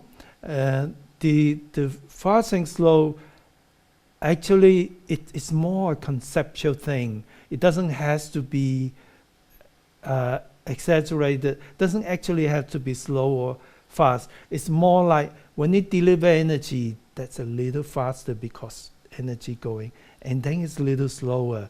So it's to understand where you deliver energy, and that is where you have the joint. The joint is like a curve, like a wave. It deliver and then you move on. So while there is a change of speed, but there isn't. It's like, is that okay? Great, fantastic.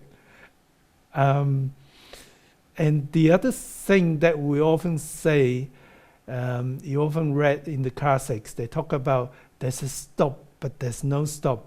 So it delivers force and you move on. So there isn't really a stop. Often at the end of the movement is where you deliver force. And it's like a stop, but it's not a stop. And that's describe a similar thing, where you deliver energy. That is the end of that movement, but it's not the end. It is a link. It move on to the next, and that way, it keep the energy not just continue to move, but it push the wave up, and the energy continue to grow in that curve.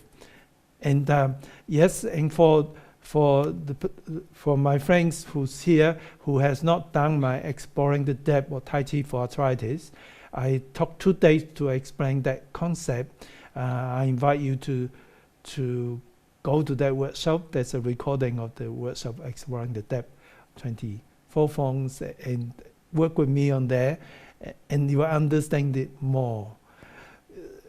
Tai Chi is funny, some concepts look so simple, and yet it's so profound, and that's the fascination and the magic for me. Yeah. Hey, did you want to say something? Go ahead. No, I'm practicing your spiral forms. Okay. Sure. Thank you. I'm going to have Becky watch people. Anyone to say something, because I'm going to. I might not see. So Becky will monitor. Should I go ahead, or would anybody want to talk? No? Okay. So I'll just do a quick revision of what we did yesterday I started with the history of the 24 form, how it came, and who created it, and the thinking behind it. The thinking behind it was really good. It's the government wanted people to be healthier, and being part of Chinese culture, the Chinese government know Tai Chi is really good for health. Those days, there's hardly any studies on Tai Chi. And they commissioned 4 masters to create this, and that's a national promotion to teach Tai Chi. That was the birth of the 24 form. Great intention and great results.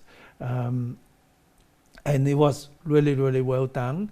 Then I talk about my training with the key people who create and very good Tai Chi people in China, and certainly I have a lot of colleagues that I work with, and we bounce ideas, we develop Tai Chi together. Then I talk about we actually have 2 days, and I was able to go through the details as well as the big picture. With the big picture, I talk about the Tai Chi principle. That's the force behind what makes Tai Chi so magical. And I'll come back to that later on after we go through the forms. And I also mentioned a spiral force, a 3-dimensional curve. You know, in Tai Chi, not for you guys, but for if you were to teach people or people who never done Tai Chi before, we always believe a straight line is the quickest way to get somewhere. But of course, in Tai Chi, we think going curve is best way to get somewhere. And slow can be more powerful as fast. And that is a concept so different from the most Western sports. Soft can be more powerful as hardness. And those concepts is really amazing understanding of nature, and those concepts together with spiral force, it just makes Tai Chi a very complete internal, external, soft, using stimulation to the inner muscles. We now know there's sets of muscles in major joints called the deep stabilizer muscles, and they work differently from normal muscles. Weightlifting, the normal muscle training exercise do not help them, whereas the exercise for deep stabilizer has to do with posture, has to do with breathing, has to do with gentle resistance. And so when we did a Dantian breathing, which I did yesterday, it activates the deep stabilizer of the spine. And of course, the spine is the most important sets of bones in the body. But likewise, the shoulders, the neck, the hips, the major joints have a similar deep stable structure. And they also similarly respond to posture and different kinds of stimulation. So that really substantiates what Tai Chi has been doing for centuries. And we can say, wow, my Chinese ancestors are so visionary, so smart, but they don't know everything. They have that concept, whereas scientific studies on stabilizer muscles, we can pinpoint where the muscle is. We can pinpoint what makes it really work. And that is how I use it to create the Dantian breathing. Traditional Chinese Tai Chi breathing method, I have simplified it based on study on deep stabilizers. So the Dantian breathing is more simple, it's easier, but it's more pinpoint accurate based on studies. And that activate the stabilizers, get you stronger, activate the parasympathetic nervous system to enhance relaxation and healing, open up more lung space, and all that. While the ancient Chinese are so clever to understand the posture, the breathing, but still scientific studies are very useful. It pinpoint and allow us to get there quicker and more effectively. And no doubt more scientific study will show us better ways and more effective ways to use Tai Chi. Okay, that's what we did, and we did slightly more than half. So I'm going to continue. Are we ready? Shall we? Let's continue the movement.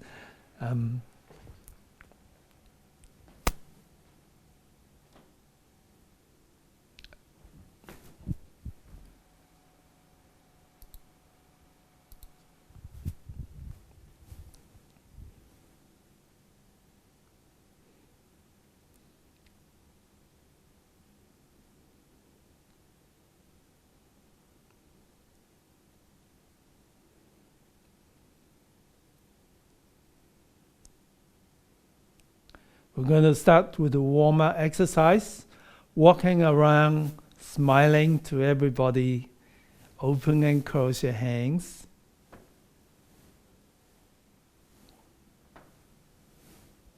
Walking with the heel first, then your foot, mindful of your posture and your weight transference.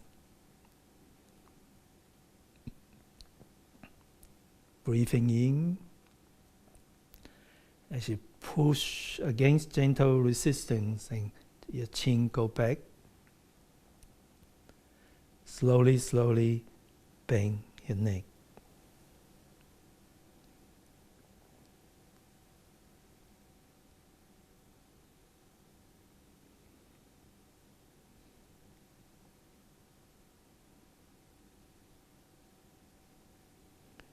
And one more time.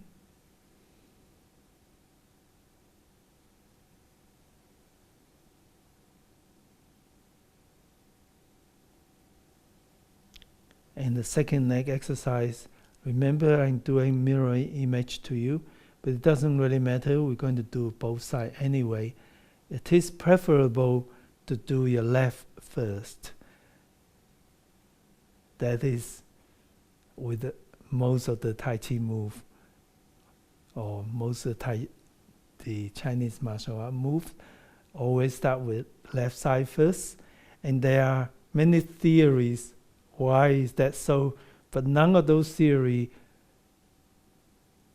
sound scientific to me, so I don't really mind what you do. But if we have a whole group practice together, it's kind of nice that we all doing the right direction. It shows the synergy of the group. Roll forward your shoulder once, twice, 3 times. Then back, just a gentle, subtle roll. Don't make it too big. And open up your joints, breathing in. Pressing down, bend to what's comfortable to you. And breathing in as you gather chi from the universe, then you put it inside you. And 3 times. Then we're going to join with gentle curve to the next movement.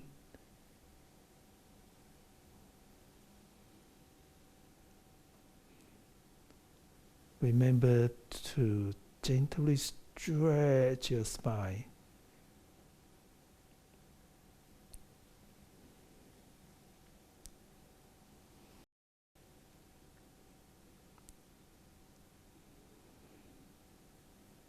One more each side.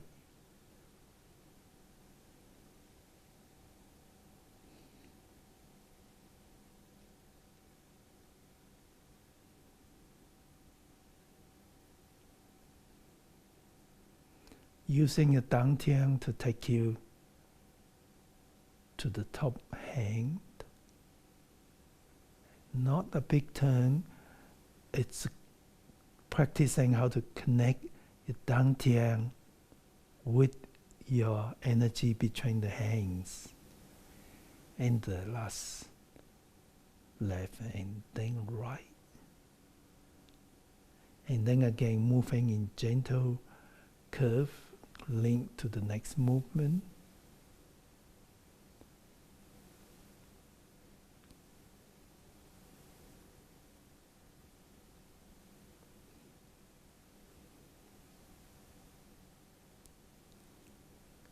Change side.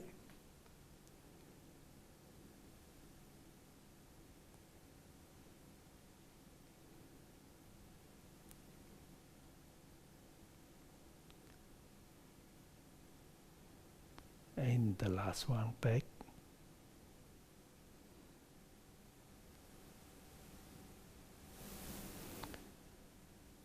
Push against an imaginary wall on one side and feel the double stretch of two opposite force, body center.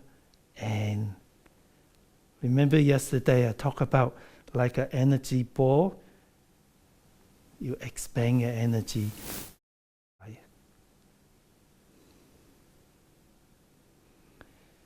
Then we're going to do our knee, touching down. And if you're comfortable, you can go a little higher.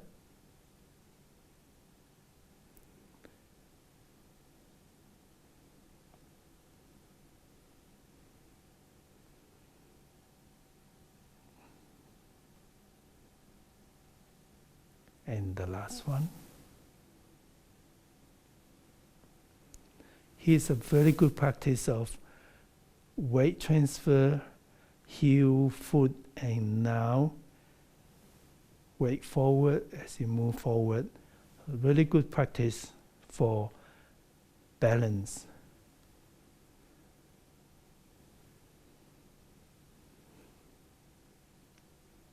Also very good practice for maintaining your body upright. Instead of leaning forward, you keep in the upright posture.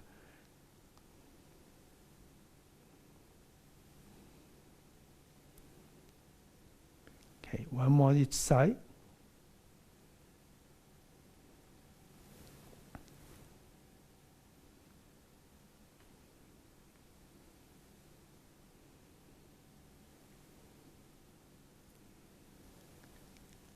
Palms on your dantian and heel, toe, heel, toe, heel, toe. Change side.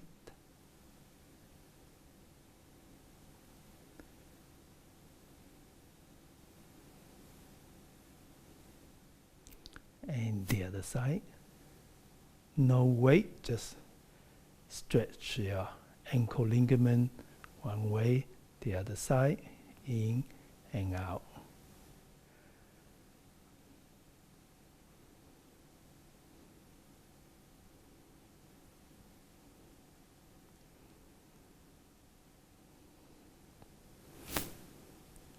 Have a little shape. Let's start from beginning. It's kind of nice to do a little revision to see how you feel, what nice, refreshing feeling of what we did yesterday. And then I will continue on. So yesterday we finished it here. Then I'll just keep going to somewhere here. I'll tell you when to stop. And when we stop, we just stop nicely. So we're not going to do the whole set. We're just going to do to where I ask you to stop.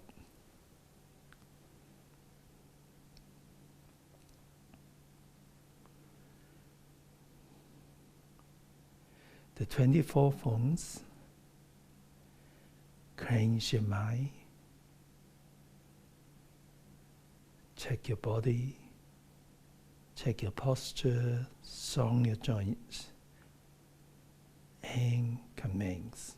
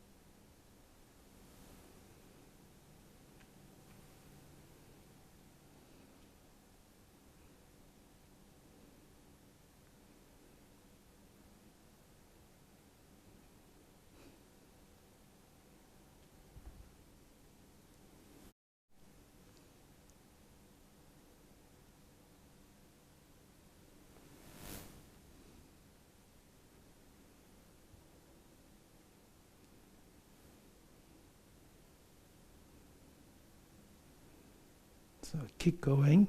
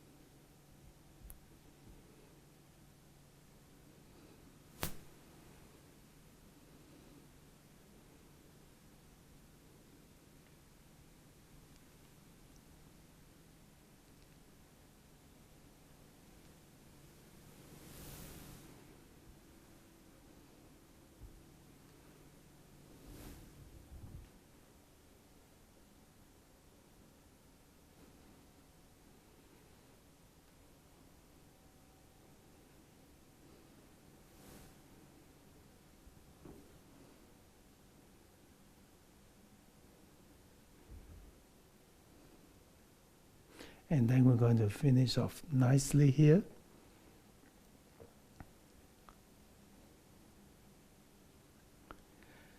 That's where we're going to do the first session.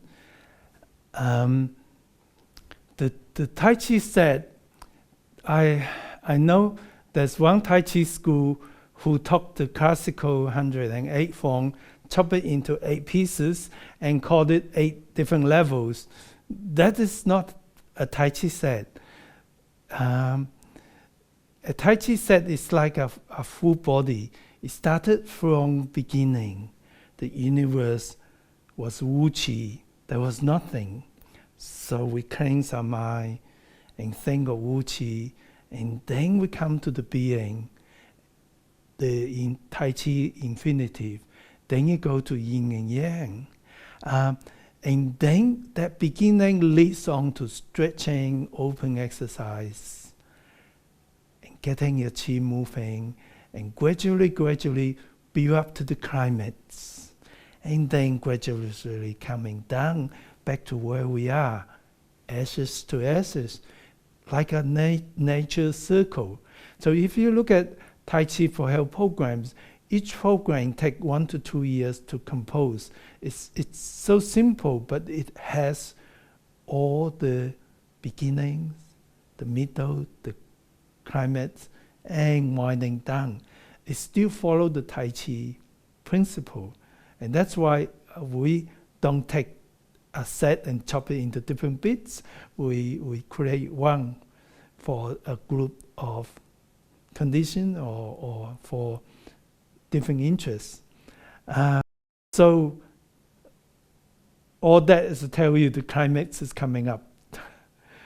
From here, you know, the waving hands, I talk about how the great-grandson loved the waving hands so much because there's that energy delivering, and I talked a lot about that yesterday. Also, I also talk about the spirals from inside, and I'll talk more about spiral later on, to power these waving hands and how the stepping come with delivering force. Yep. So I hope you really enjoyed the waving hands. So that is getting more powerful, waiting to the climax. And then from the higher horse, we're going to do a kick. And of course, the kicks is climax. In Tai Chi, there is, well, I'm doing the depth now, so you all advanced Tai Chi practitioners.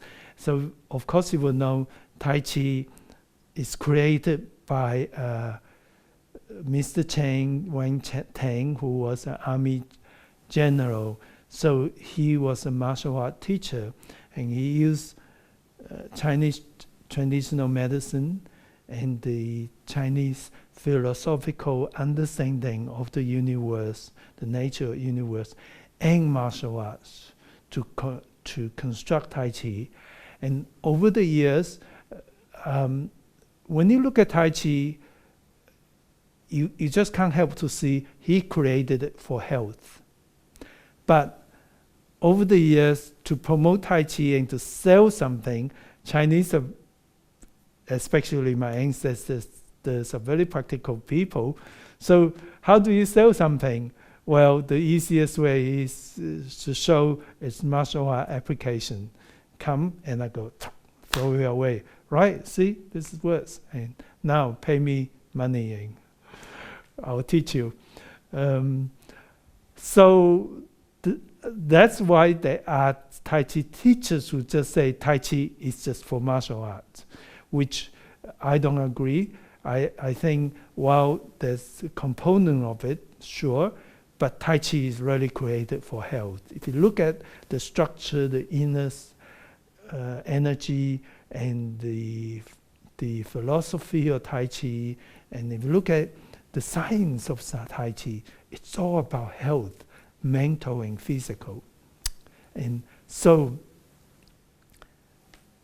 therefore, don't worry too much about the martial art part, Tai Chi for health. We worry about body, about balance, about health. We don't worry about how to use it as a martial art. So your balance with the kick, it's a balance between the lower body and the upper body. And of course, your upper body need to be balanced. When it cross your hands in the wrist. Then it make it much more clear when you turn and you open up with your finger diagonally facing up. You can feel that's got more chi, more inner strength. And some people just go, "Ooh." That doesn't seem to have anything. Yeah. So the wimpy to me. So it should be up, turn, open up. And when you open up, it should be symmetrical. And the front hand, you should look at the front hand, and the back hand should not be a straight line. That would be tense. It needs to be coming in 45 degrees. And that way, you open and song, and you are not stretched. Then turn, lift the toe, and then you kick. And if you like to be really, really precise, you can make sure your hand is on the outer part of your thigh. But if you just the same direction, that would be pretty good. So up and same direction would be fine. And if you need to have the hand in the back a little higher just to balance, that's fine too. And it's totally okay to, first of all, when you do a kick, first of all, the focus is on the knee. And then the foot. So it's quite okay to go your foot on the ground, but you visualize your knee come up. Bend your hip, and then you can just, and that can be a very safe kick for people who's not as strong and haven't done 47 years of Tai Chi. Then maybe this would be what we start with, and gradually can go up a little more, stretch more, and stretch more until you are very comfortable. And of course, if you do it in the carpet, it doesn't give you good support. Carpet train you. So the kick start from the knee, the force is the knee, and then stretch. And then cutting across. Again, your foot can be on the ground as you cut across. So your hands go open up, cutting across. And then your hands come twisting around. This is quite spiral, eh?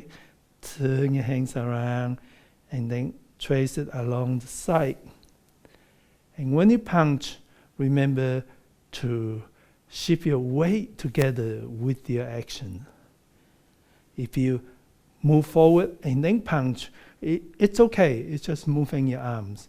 Whereas if your weight, chi, body shift together, you have the power of your whole body. So, climates, follow me.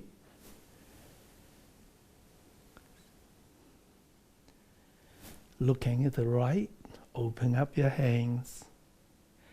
Then hands up, knee up, turn your palm, lift up your foot, and then kick, and then cutting across, and step down,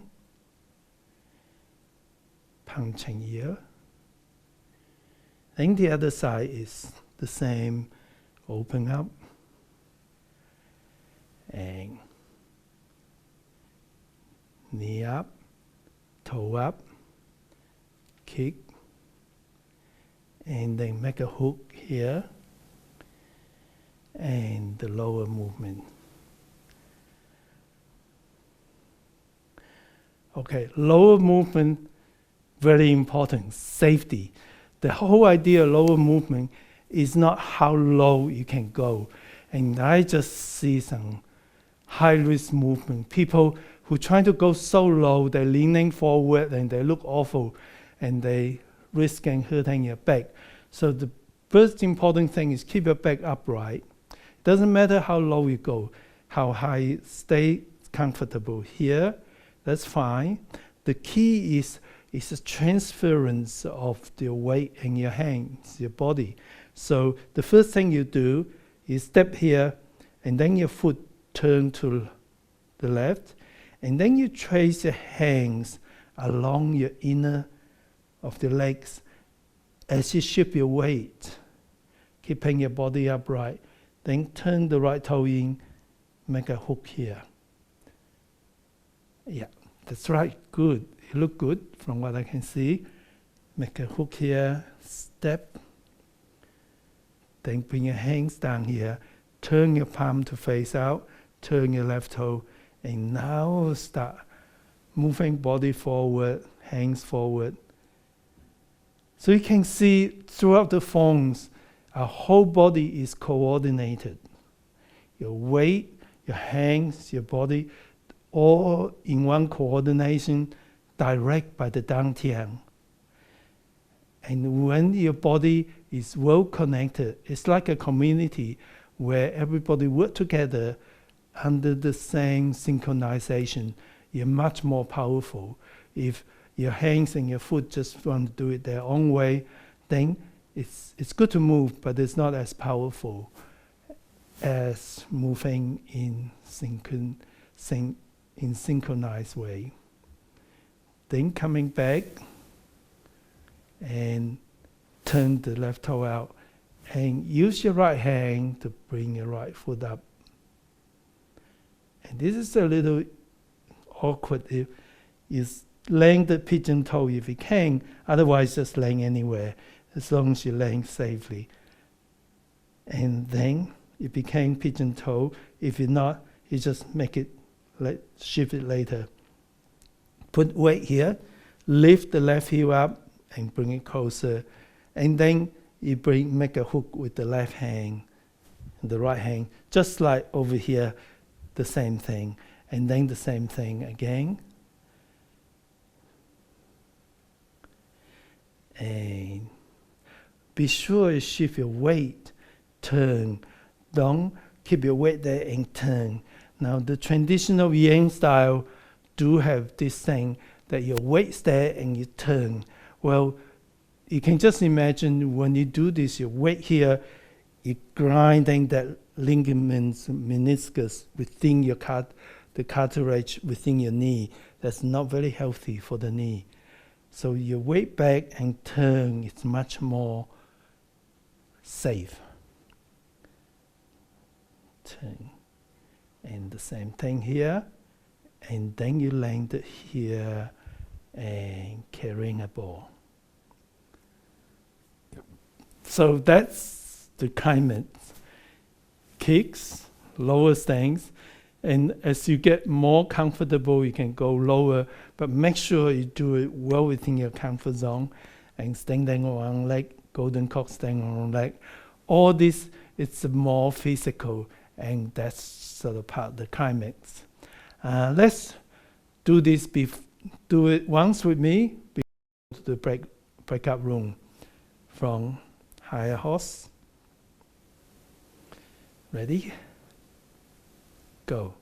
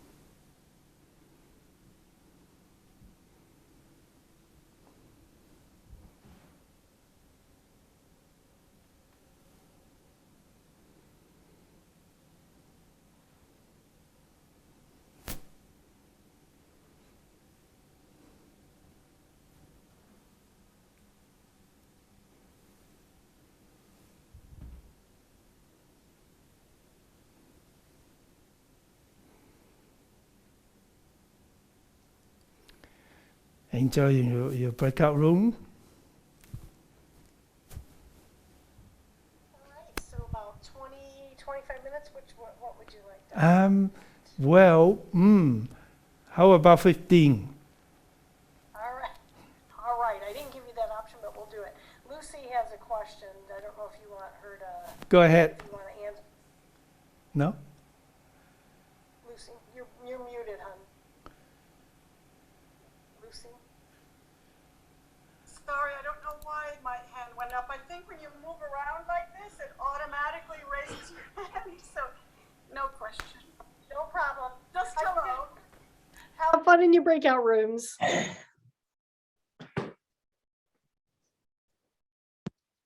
Okay, thank you, Greg. So once you've gotten to the end, you can finish nicely. We have a guest. So I can see that all of you are thinking about it, which is great. So maybe what we can do is point out just a few things for safety, as well as just kind of get an orientation in where you are. And so what I'd like to do, sometimes it's kind of a timing and a coordination and a flow. So I'd like for us to focus on some of the things that Dr. Lam talked about in terms of just that connection, timing and opening and flow. So we may kind of break it up into upper body-ish first and then the lower body. And I have a little trick for the lower body. I want you to think warm-ups. And in particular, the heel to toe exercise, as well as the gentle knee for the kicks and the foot placement. But first, let's do the upper body, if that's okay. So I'm going to face the camera kind of so you can see the angle. So from our high pat, I'll do side. So I'm going to do the mirror image for you. Okay. All right. So the first, don't worry about the feet. So first, there's kind of this crossing of the wrists. Boom. I'll get a little bit closer to the camera. Okay. So that's one. Turning them out, think butterfly. And I want you to think open, just opening up your heart, your palms, or you're scanning the sky. You're looking over towards your right palm and they're communicating. Boom. Yeah. Fantastic. Now we're just going to round the globe. Welcome, friends. And then we're just going to nicely place, think of laying a tablecloth. We're just going to allow the palms to come and greet each other again. Box ears. And it's generally about, it's generally about here, just allowing your shoulders to relax. There's an opening and a close. Close meaning you're exerting a force. Okay, so let's try that whole sequence, if that's okay. Just the same direction as you. Yes, Dr. Lam. And now paying attention to the size of our steps coming out, turning toes and palm. Good. Shifting weight. Toes can come forward if that's more comfortable. Shifting back, toes up and out. And if you need a balance, that's fine, or take it straight through. Pigeon toe. And continue. Keep going. Good. Sit back, toes up and out. Coming up. Placing foot, stepping up, empty, and hold the ball. And relax. We did pretty good there. Yeah, nice. Oh, and we have a visitor. Hi, Dr. Lam. Hi, Julie. Everybody looks nice. We were just talking about finding stability as we lower down and come up into golden cock stands on one leg, and how we can do little things with our feet to make that a little bit easier. Yeah, yes, that's very good, very important. Yeah.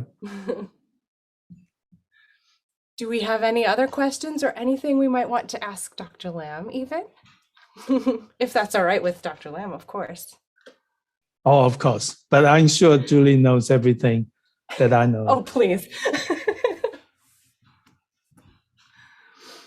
And you also What other heard part Kitty. would you? Yeah, too. Mhm. Yeah.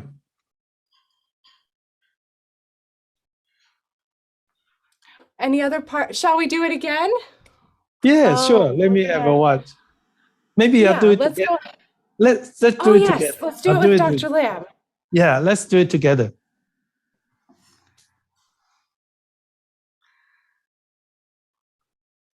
Okay, we're ready? Yes. Okay, let's go. Go.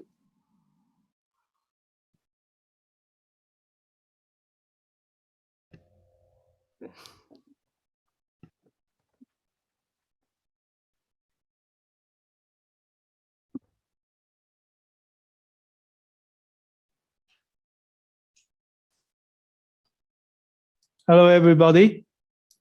Welcome back.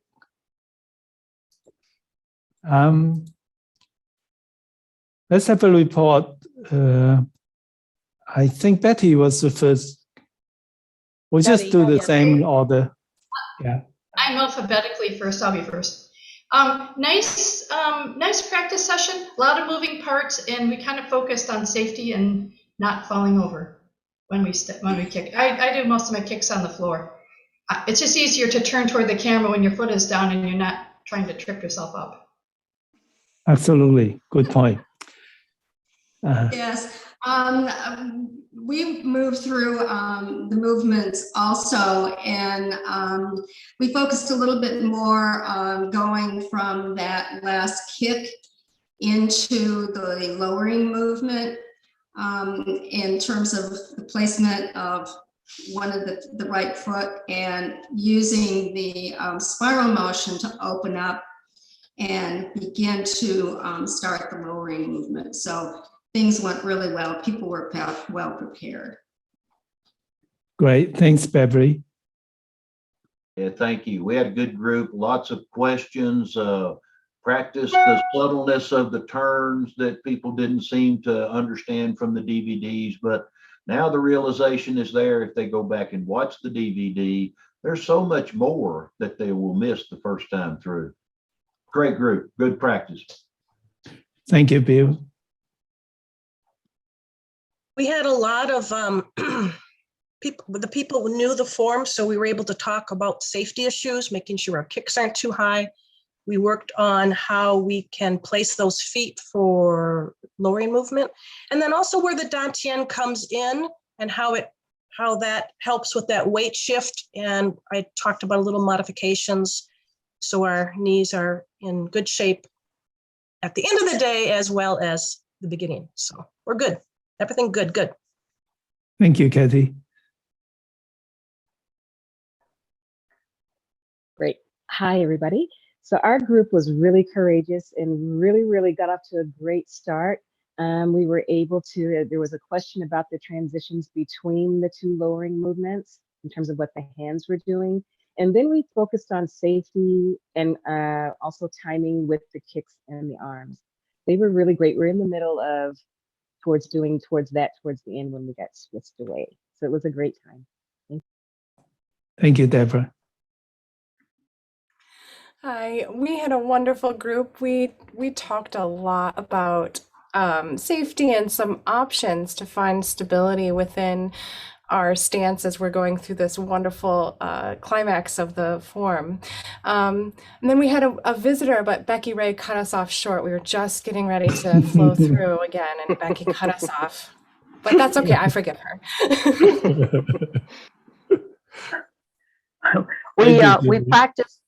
We practiced that segment a few times, and then we worked on some of the details to manage where we are, to stay in structure, to do footwork, place the feet where it worked. A few pointers about the angle of the foot for doing the kick and getting into the two roosters. So we had a good time, but it is all about making the slight modifications you need to make to stay in structure. Thank you.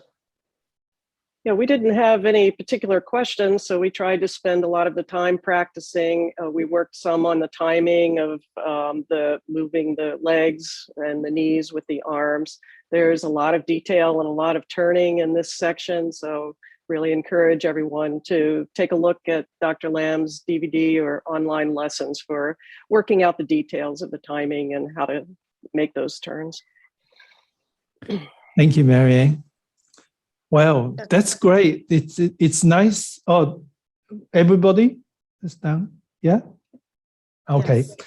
that's really nice. I can feel just everybody feel more comfortable and look more relaxed. The movements are nicer. So we have 10 minutes break. Come back in 10 minutes time. You're welcome to stay and chat. I'm going to stay here, so you're welcome to stay or go for a break. It's close enough, Paul. Okay, welcome everybody. Before we go to exercise, I'm going to spend a little time, just a little bit of time, touch a little bit on spiral force. So essentially, spiral force is just a three-dimensional curve. And if you can just think moving in curve is nice, but if we move the curve in three-dimensional, it's even more powerful. It makes sense. I mean, we are three-dimensional. So I'm just going to show you a little slide on the three-dimension, and then we'll try to do it. So let me show you, share a screen with you. So spiral force in Chinese is qing si jing, which is the next spelling underneath the Chinese words. And so by the time we finish today, you have to learn to write those three Chinese words. And then often people translate it to still reinforce. Essentially, it's not easy to do a three-dimensional movement, but then on the other hand, our movement are naturally three-dimensional. So if you think three-dimension, then you have an extra dimension to our movement, and that's the extra energy. So I'm going to get you to exercise with me doing this figure eight. So we're going to move in figure eight in those arrow directions. In a minute, when we're going back up there. And that's about it. And then I think to make your three-dimensional force really powerful is remember to move with a gentle resistance, as though there's a stickiness in your movement. As though, I think those post-it notes give you the best example. It's sticky, but it's not sticky. You know, that sort of feeling. And your hands are like that sort of gentle resistance, but not sticking. That's the stickiness I mean. Resource, if you can go to our website, Tai Chi for Health Institute website, there's a lot of resources on spiral force. And if you do a chain style movement, it's more obvious. Tai Chi for Energy is more obvious. On the online lesson, in the global community, I have 230 different clicks, different titles, and some of them talk about spiral force. So that's just the resource, and let's start doing it when you're ready. Okay, join me. A lot of Tai Chi things, it's a mind-body exercise. So often, when you have the mindset thinking that way, and it will get you there. Whereas if you just think, I'm moving, just now we're down to here. If you just think, I'm going to move here, then that will be more likely a two-dimensional move, which is nice. It's better than not moving, and it's better than moving just one part of the body. However, if you bring another dimension, you just give it depth and give it more energy. So one way I like to practice the spiral force is the figure of 8, which is also the symbol infinity figure. So I'd like you to just join me. I'm going to stand sideways so you can see me a little better. If you just imagine there's a figure 8 in front of you with your hands that way. Can you see a figure 8 in front? And or in front flat on the ground, or on the wall, figure 8. Okay, we're going to just make it flat on the ground in this figure 8. Now the key is that from your dantian, if you just move your hands, see, you don't involve your dantian, you're just moving your hands, which is not spiral force. Spiral force comes from the dantian. So bend your knees a little bit and think of your dantian and moving that along and like a directing. And then I'd like you to move as though there's a gentle resistance. And that resistance comes from the energy from the dantian, and your weight shifts slightly as you go to the left, to the right.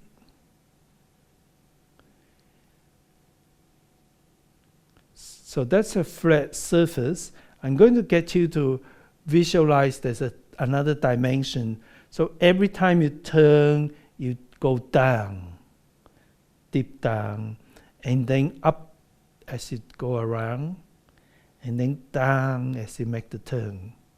Like pressing down and up, down and up.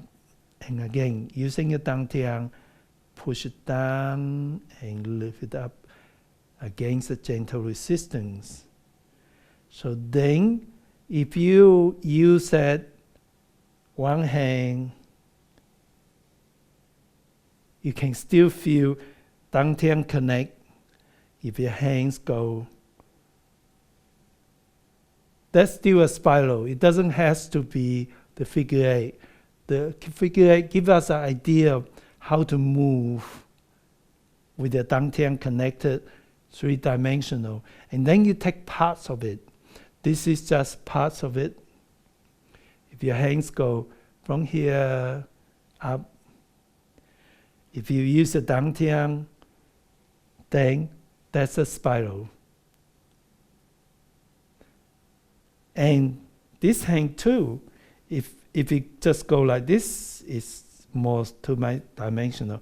But if you go around and forward, that's a really very spiral.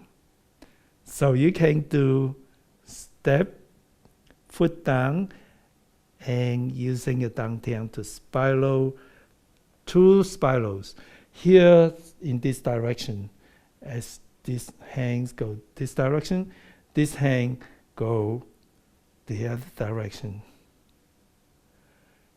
Does it make it feel more powerful and more fun? So, spiral. And if you start with here, make it subtle. If you just go, that's just twisting around, it's not spiral. Spiral is connecting to the dantian, moving in against the gentle resistance. So the next move is Fair Lady working the shuttle, and then the other side is the same. Just so nice to do spirals. And again, how spiral is that? Can you feel the spiral here? Follow step, and then using your dantian to bring your arms up. Now, wouldn't that a part of this figure eight? Up, and you can go up like this and down, or you can go describe different large, small curve. And when you make those curves, when the force coming from the dantian, direction from dantian, then you can feel elastic and sort of strong inner strength from it. So from here, block. And you can also see this is very simple. It's a block. And when you do a block in a spiral, if someone were to punch you, you shear off with this spiral force. But if it just block, it's less shearing force and less effective. And because that's a block and that's a forward, this got to go further. And then here, another block. Still, you can block and move side. That's a curve, and that's a three-dimensional curve. And bring this up. And if you wind up your energy like a screw thread, then it delivers. It's more powerful. Winding up, it just come back forward. It's still good energy, but it's not as powerful as the spiral. So from here. Okay, so let's do it slowly and just visualize how you apply spiral into those few movements. Fair lady working in the subtle.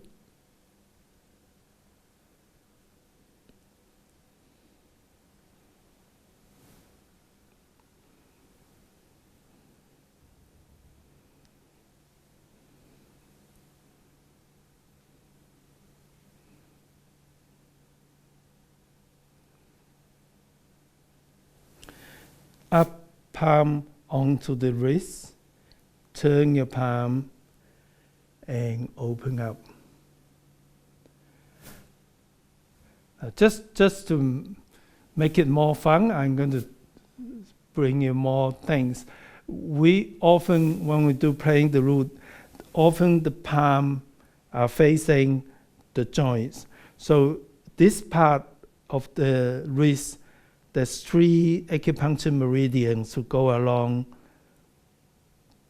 into the body.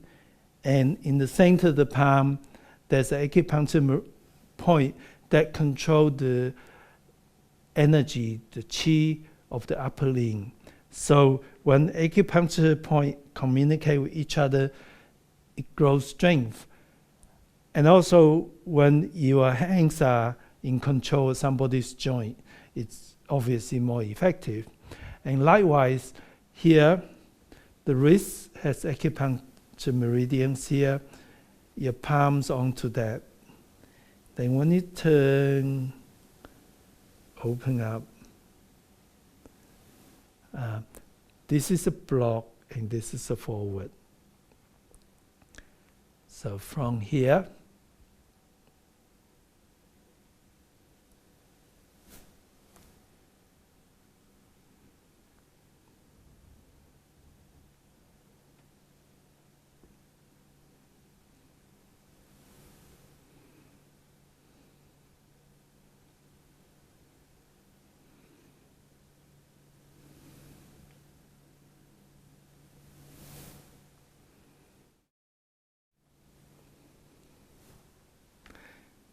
so you start thinking of how this simple movement can be so much more fun when you're having that dantian directing it.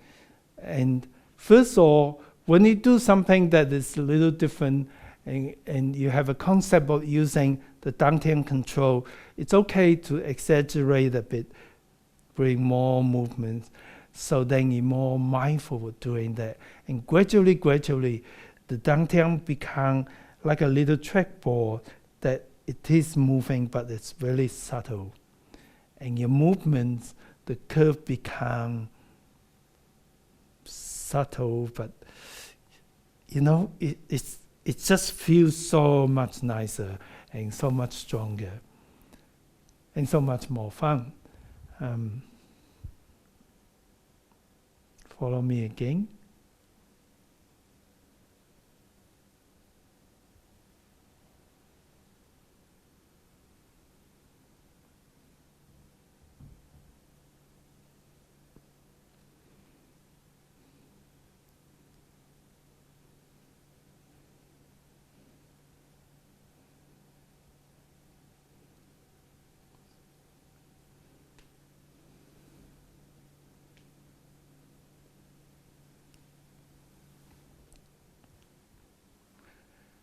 I'll show you face on, so it's in case you didn't see it as clear.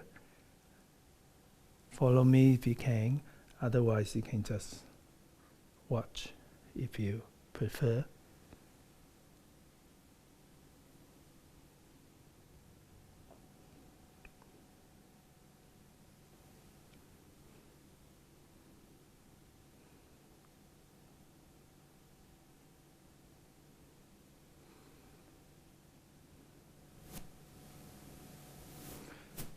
So you can see as you turning your hands, if it's direct by the dantian, then that is the spiral you are showing. Then from here, the next movement is really, really nice. It goes like this.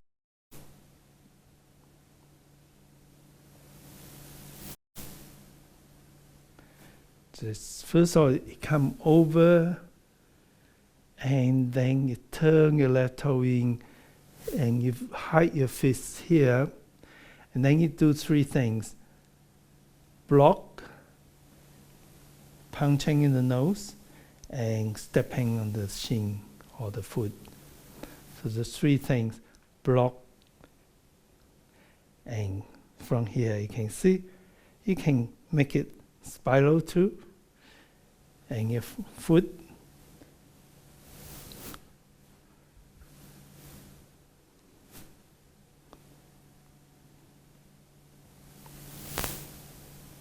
However, it's quite okay if you need to go another step, especially when you teach people who have difficulty taking a right big turn, then break it out.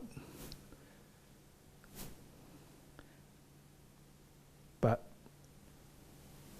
if you can do the turn continuously, it makes the spiral more, a little bigger and a little more complete.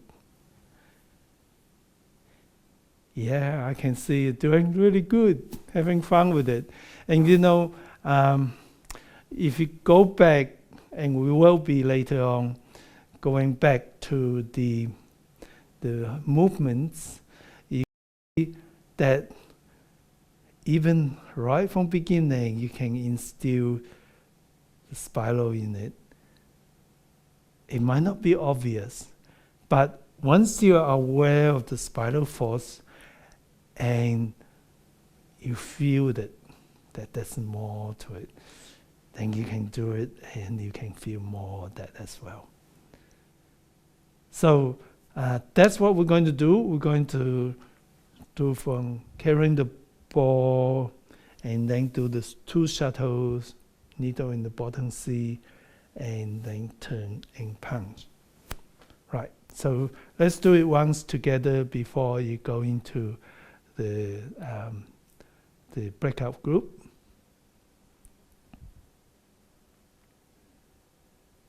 Ready?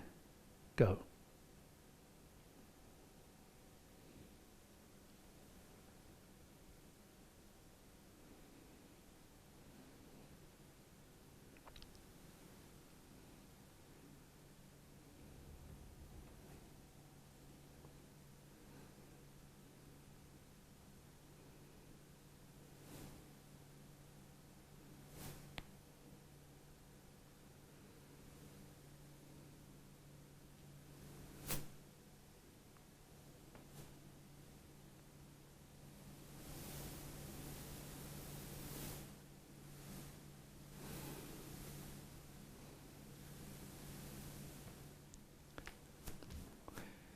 So have fun. Let's do 18 minutes. Oh, is that what you mean? You want me to lead? Either way, sure. We would love to follow you. Yes, we'd love to follow you. And I have a lot of trouble with the turn, I must say. That turn, I just usually, at this point, this point of the 24 forms is where I have less skill and experience, and that turn's a big one. You mean the 180-degree turn? Right. Okay. Yeah. Yeah, it is. It's quite demanding. Yeah. So you can break it down to a couple of turns. But yeah. Okay. Follow me.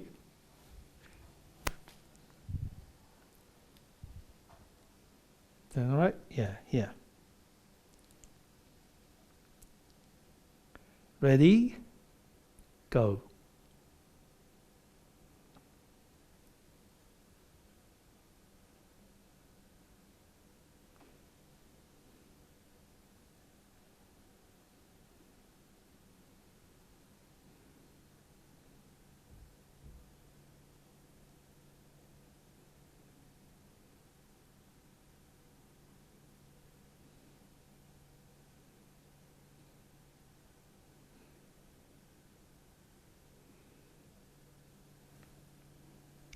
So we can have a turn and then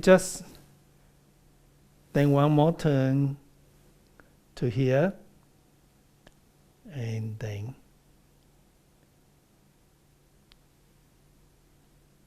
as long as you've ended up facing here, then you're fine. Then you can continue.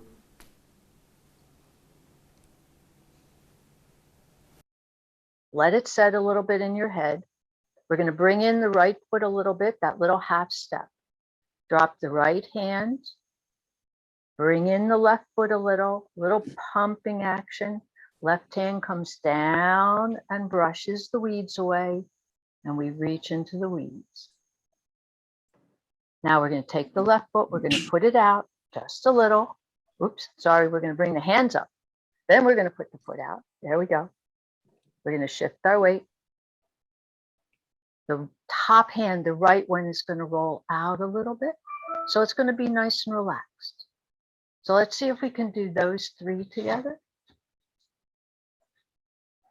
So we have the end of, and just come along. I know a couple of you don't know this well. Just roll with me. Just kind of come along, get the feel for it. It'll make it easier when you study it than by yourself. So the end of the rooster. Step to your right front corner with your left foot. This sets us up. Now we're going to step towards our right back corner. Bottom hand comes up, relax, let it roll a little bit, and then push out with the left hand. Get there, let your brain process it for a moment. Back off a little, right hand drops, left hand comes up. We hold the ball. Set up, feel that, notice the weight. Step a little with your left foot to your right front corner, guard your head, and push out. In Tai Chi, we never extend and lock. We no locking of the joints, okay? Mm-hmm. All right. So Mary, how do you feel about leading? Oh, you already led. Okay, let's see. So who else wants to lead? She said no. Okay. Donnie, lead again. Okay. Can we start on the left again with the ball? Yeah, just where you were. That's great. Let me follow. Let me watch. One, yeah, left hand up. Okay, there we go. Step. Go.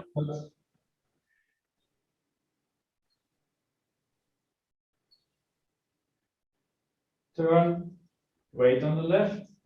On the right, left foot to the front. Little step.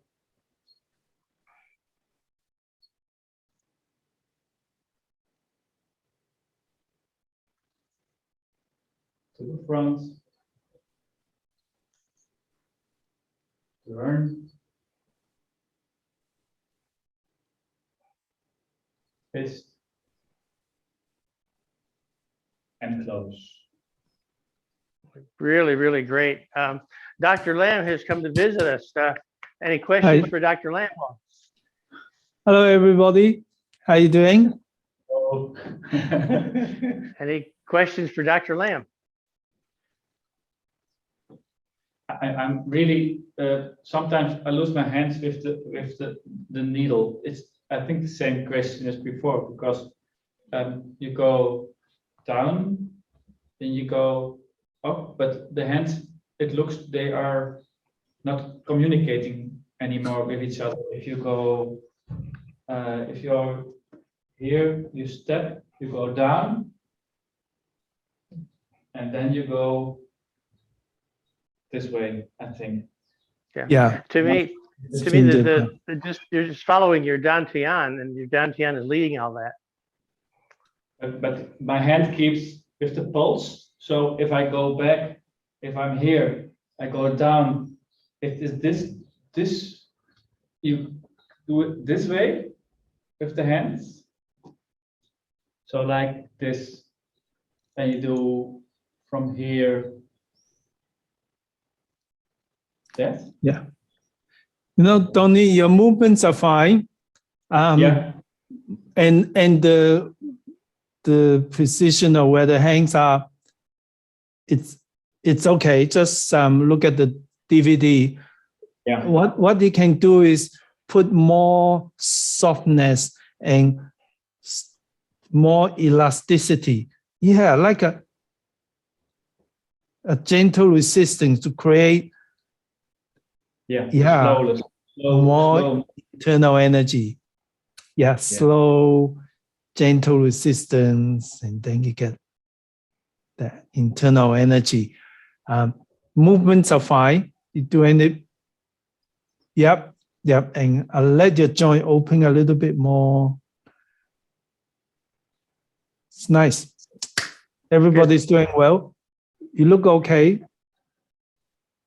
Yeah, Mary. Let's all do it. Well done. You have nice feelings, Mary.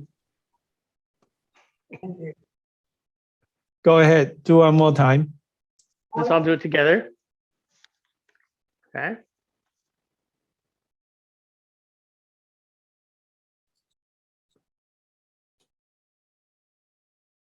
Welcome back, everybody.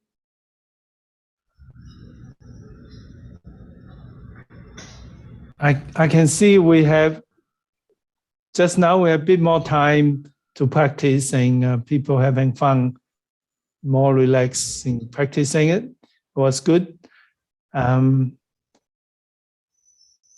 We really only have a couple more moves before we finish, so we have more time to revise, and also I'll go through the principles and we'll practice the whole set together later this afternoon.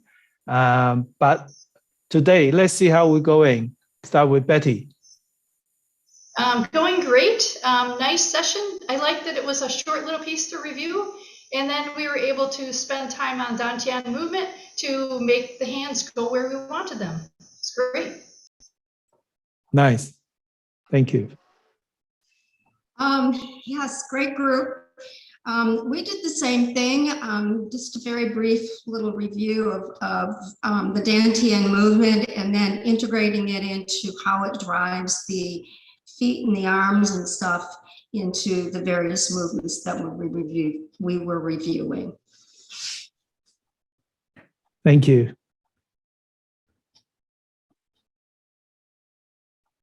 Great practice. It was almost like we had a reunion and meeting of old friends.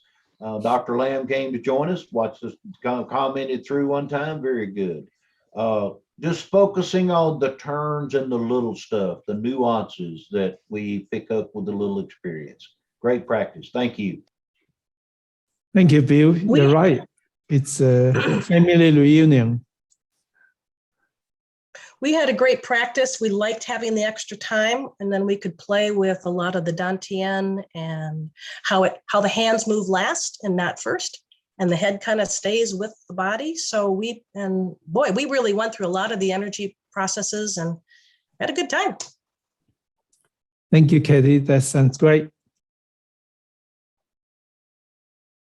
Had a fantastic time with our group, and similar to all the other facilitators, we had a chance to, with the extra time, to spend little more depth with applying the what the dantian does to help create the spiral in shuttles, as well as express itself with C-bottom needle and the turn into the offering the fist. Really great group. Thank you for that extra. Thank you, Deborah. We had a wonderful time as well in our group.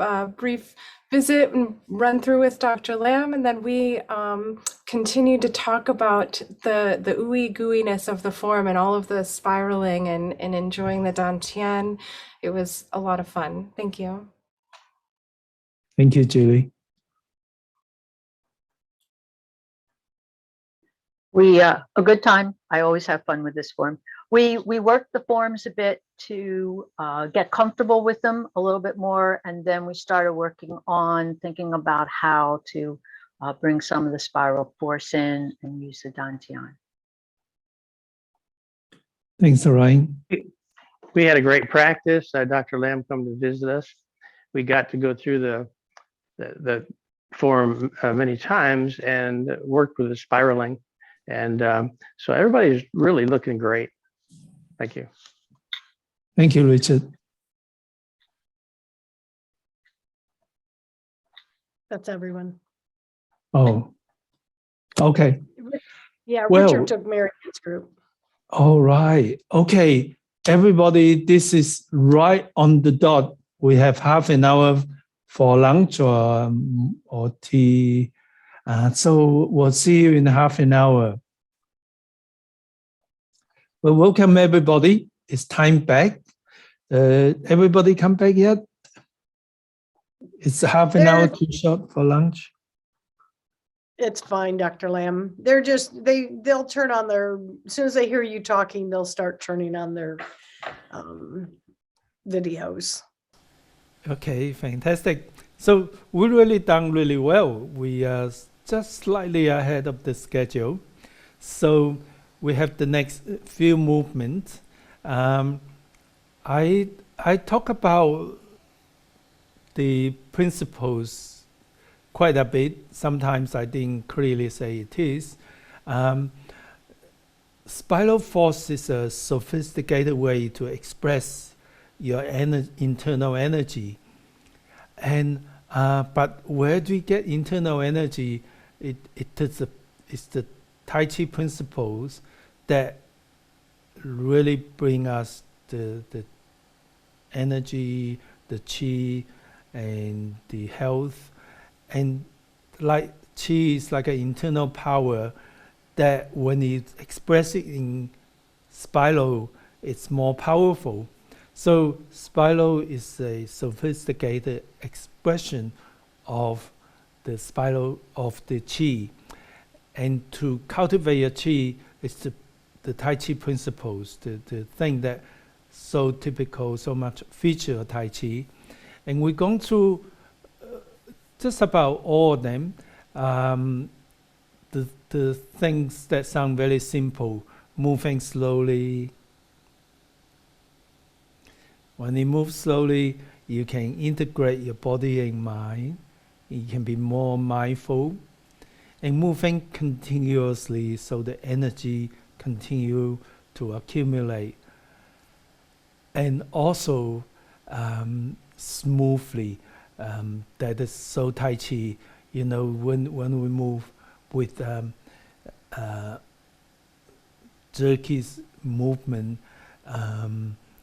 the muscles is not smooth, the chi don't flow. So moving slowly, smoothly, and continuously, it's very, very much basic of it. But you'll notice that it's not that easy. A lot of, when you teach too, you see participants who sort of do one move and then stop and, oh, what's the next move? And even when they remember, people tend to kind of have the move separated. And I talk about moving the joints in between each move. There is a stop, as no stop. That's usually at the end of a movement. That's expression, delivering force, where you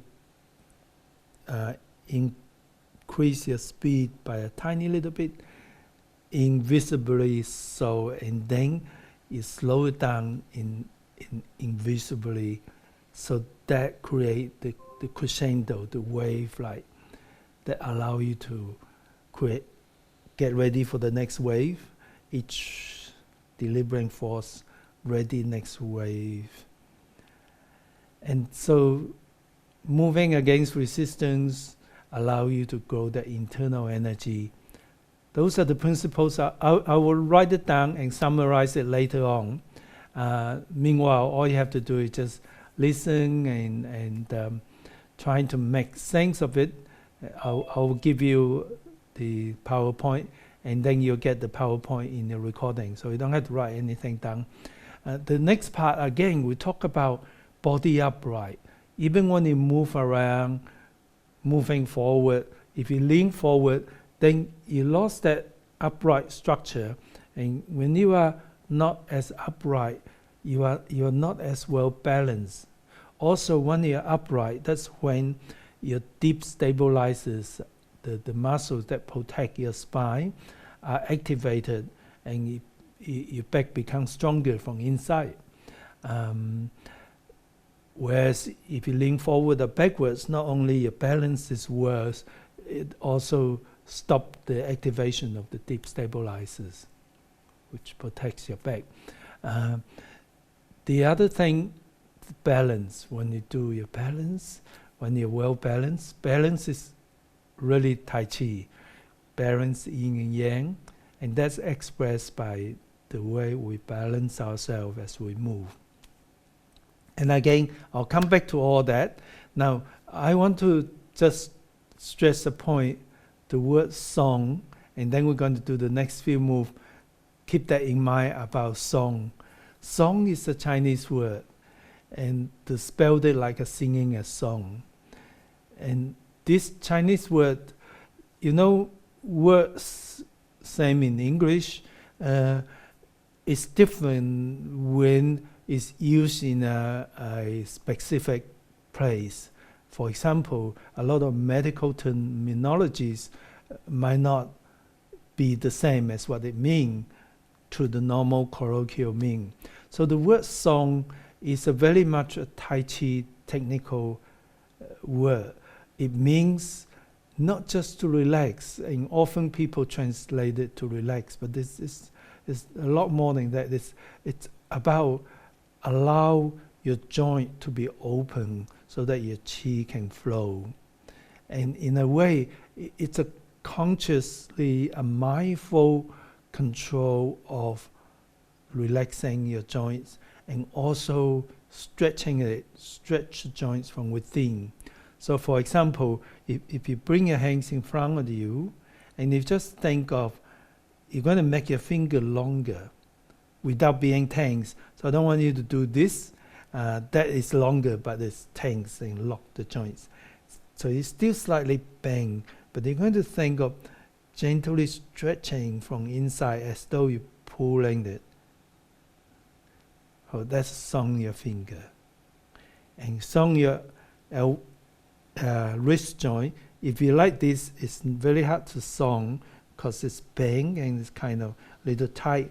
If you let it less banged and think of as though you're pulling your hand out, and that will song your joints. You can't really see a lot of difference, except you can see if you're tense, then you don't want that. It's inside, you visualize, you song your wrist joint, song your elbow joint, and then what you can see is your shoulder joint will be song and it will be visible. You can see your shoulder joint. If you were to show your shoulder, there's a dimple here.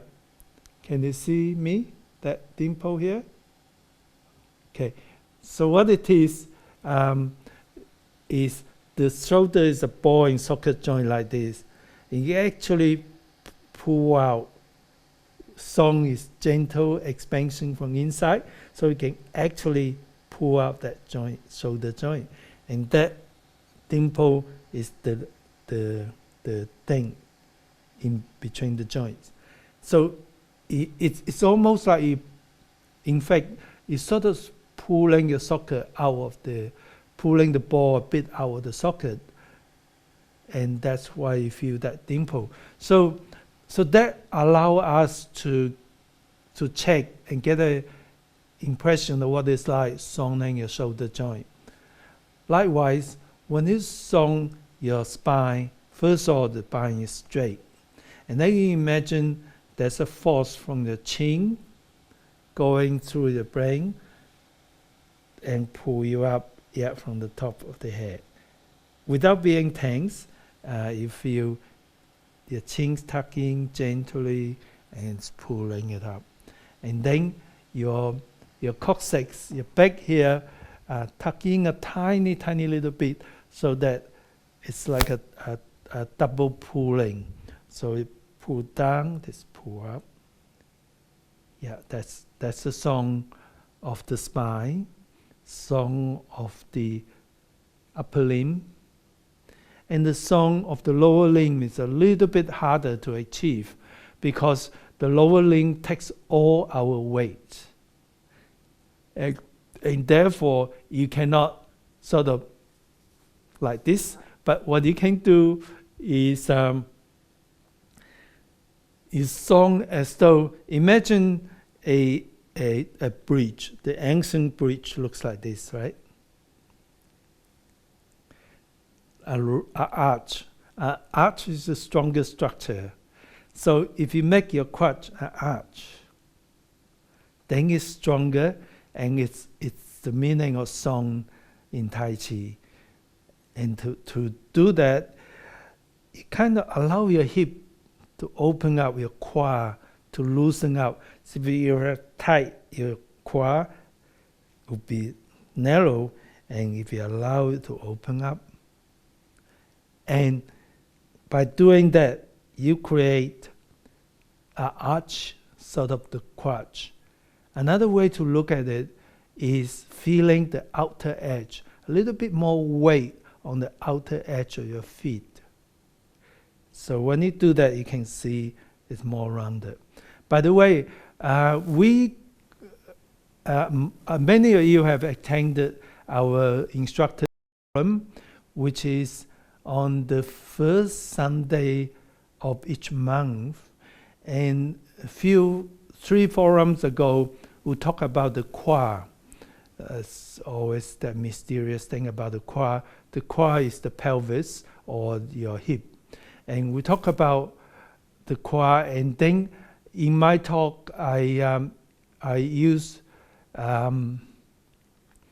photos and drawings of the stabilizer muscles and how the hip is sung. So those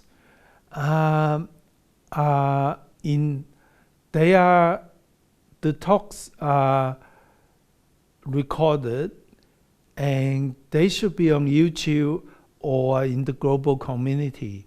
If you can't find it, if you're interested to know, email me. No, email Ernie. She's really good. She look after everybody. Sorry, Ernie. But you love helping people. We'll send you a link of the choir. Also, after the choir, we did a trilogy. The first topic, 3 weeks ago, is visualization. Visualization was Dr. Bob McBride, a psychologist and a master trainer, talk about visualization. And the song is very much to do visualization. You visualize your joints getting longer. Right. Only way to do it. Here you can see your shoulder joint, but still you use visualization to make your spine, song your quad. There's some physical signs you can see, but you need visualization to get the song feeling around your body. And then follow the visualization. The last talk, last Sunday, Pat and me, we talk about how to convert your qi into jing. That is, where you deliver force, your internal energy converted into jing. And that's what I was talking about, deliver energy and move on. So your qi convert to jing, the internal energy convert into internal force, and then you move on. So those talks, again, the forums are free, although we encourage people to donate $6 for administration. It does cost. It costs about a couple $1,000 to stage it. There's a lot of stuff and work being used. But you don't have to, and we don't make any distinction whether you donate or not. You're treated the same way. And I encourage you to come. Also, bring your friends to come, because we want people to come to forum. It's a way of connecting with people. You know, I just love to talk to people and share Tai Chi, and I know many of you have been there. The coming one, the next part of trilogy, is Spiral Force, and we do talk about that now. And but again, you can come to the forum as well, because each time we talk about a topic, we look at it in a different aspect, and the different way of expression sometimes just help us to understand it deeper. So for the next few movements, be mindful of being song, and let's do the next few movements. Please join me.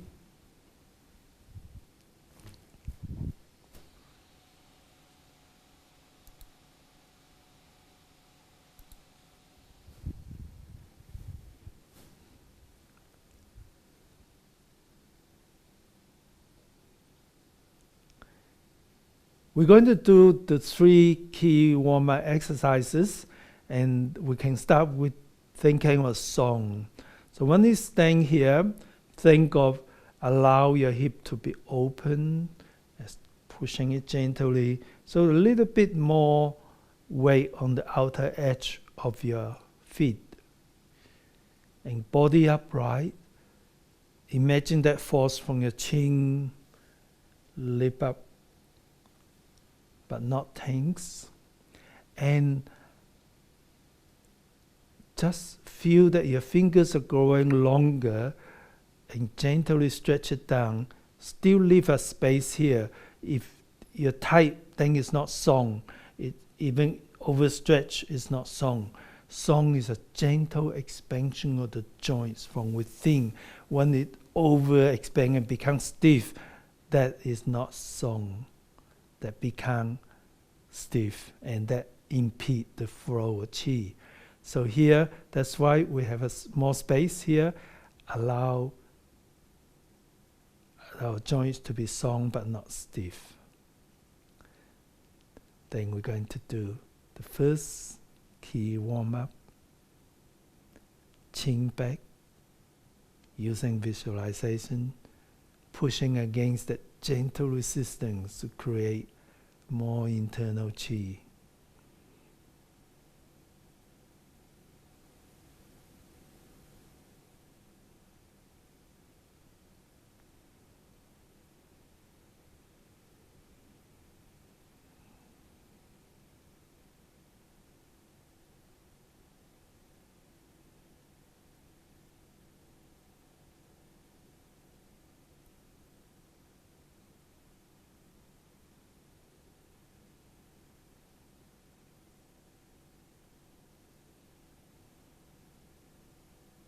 The second, carrying a ball, keep the ball away from your body, which means it allows your joint to be song. Like this is not song, right? Okay, and then the bottom hangs up, and feel a stretch. As you stretch your hands, feel your spine stretch. And make sure your elbows slightly bent.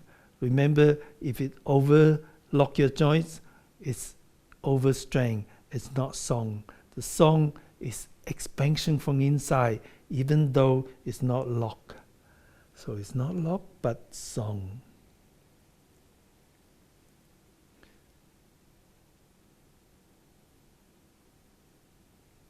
This is a special way that really strengthens the inner ligaments, which I don't know how the ancient Chinese realized that.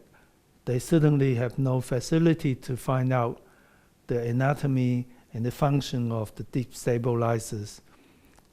However, their method is so good. Okay, let's do the last one.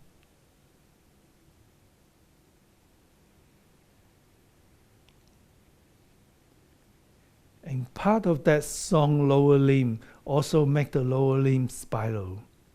So we're going to do the step, and again with a little bit more outer force, outer edge, and that make your crotch round. And doesn't that make spiral?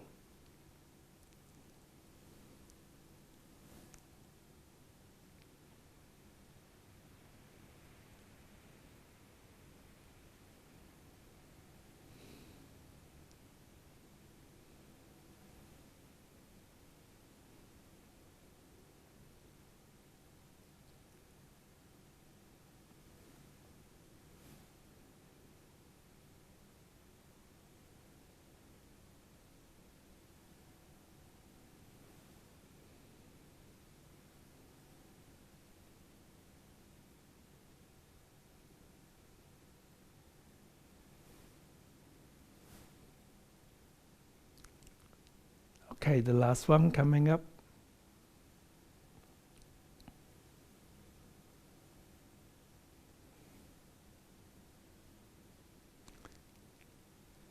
So we're up here.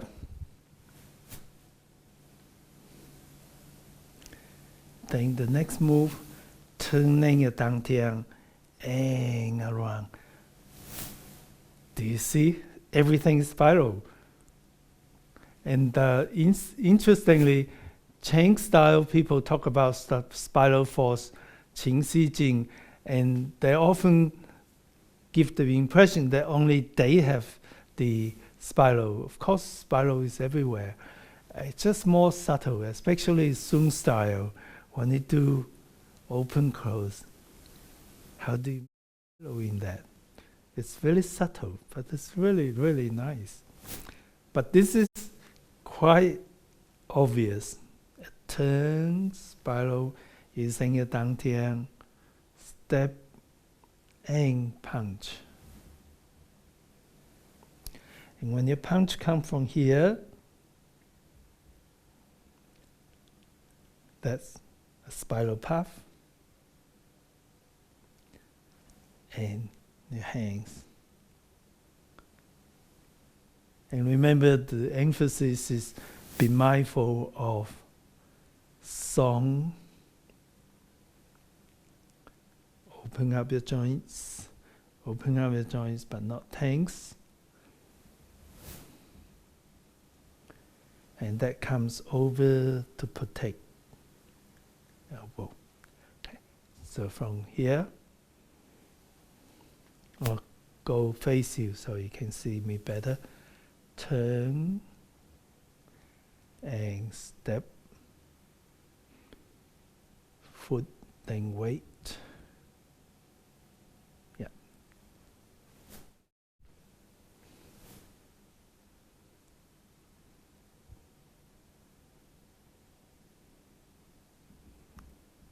Then from here, your left hand sneak underneath the right elbow, and then turn so both open up.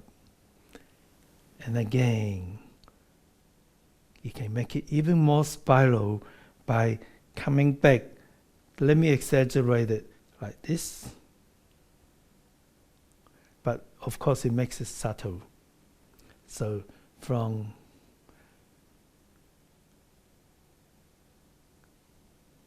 then again, that's spiral.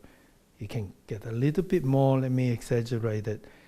From the dantian, from your legs, one leg goes this way, the other leg goes this way in your spiral. Or you can just simply go forward, coming back, and like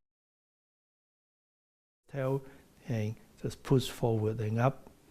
That's fine. That's good move. And then later on, you can bring spiral into everything. Okay. So from here again.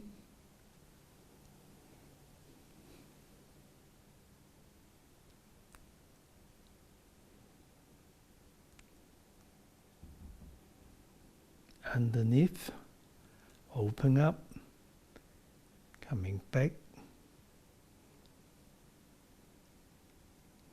and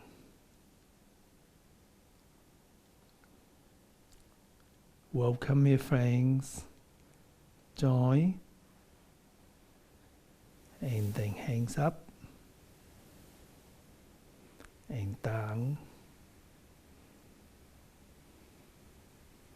together. So there's a few things here with the song. Some people go like this.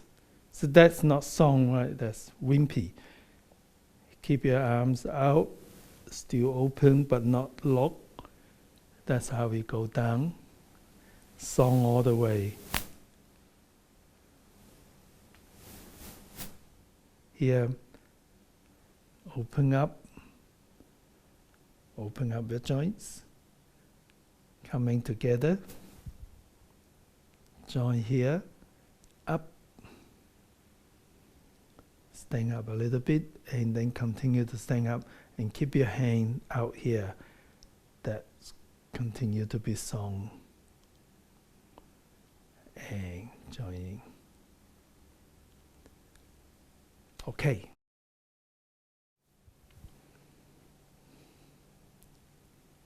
Go.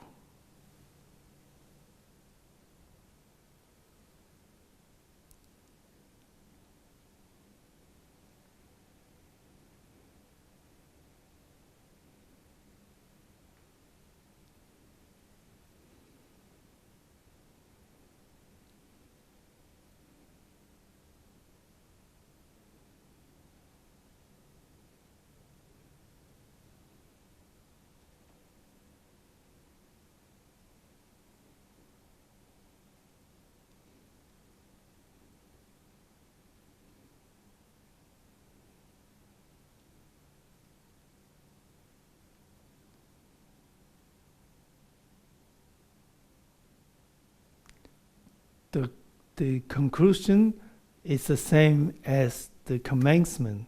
When it started, cleanse your mind, then being mindful where we are.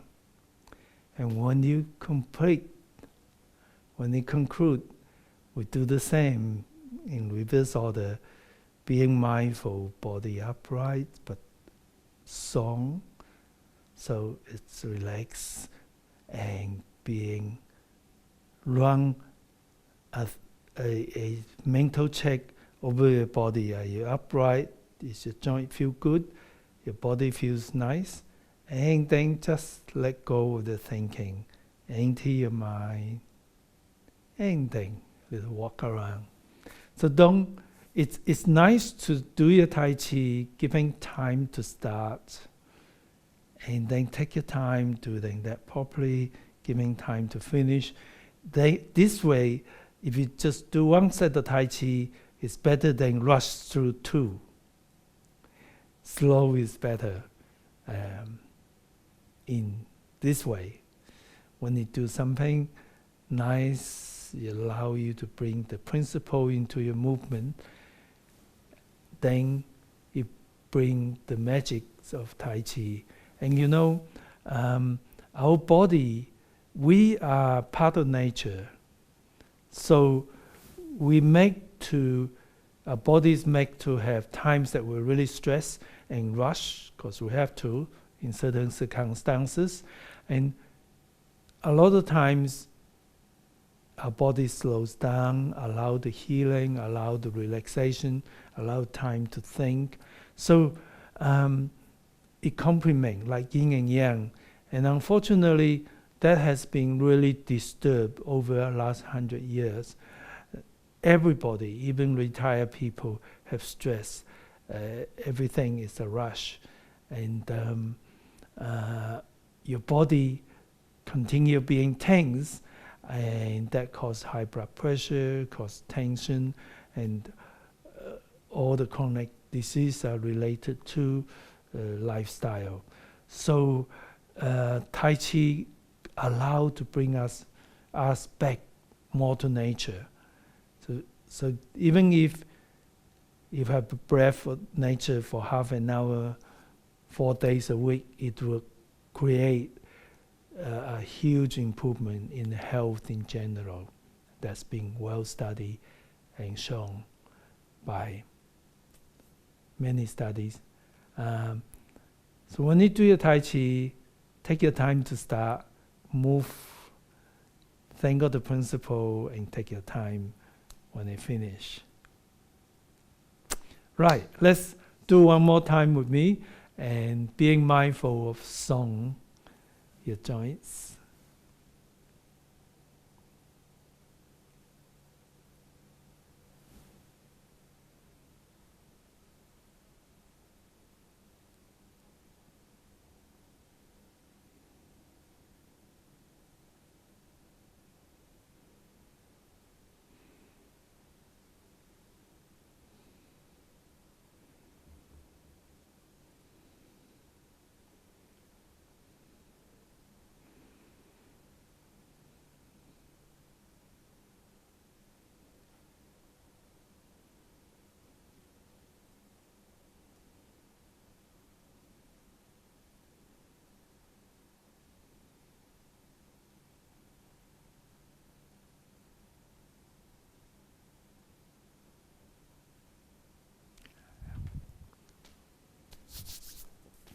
Okay, we have 20 minutes in breakup group. Okay. We get you again. I know the computer have a memory. It just throw me back to the same place where I was. So do you need to leave or are we good? Oh, I'd love to stay here and say hello to you and everybody.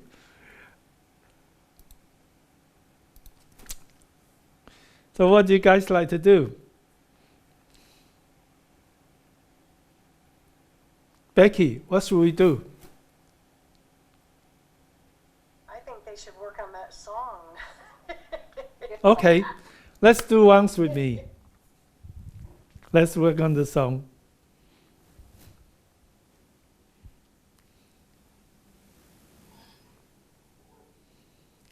Think of song. Check your joints. Feel your shoulder. Feel your spine. And go.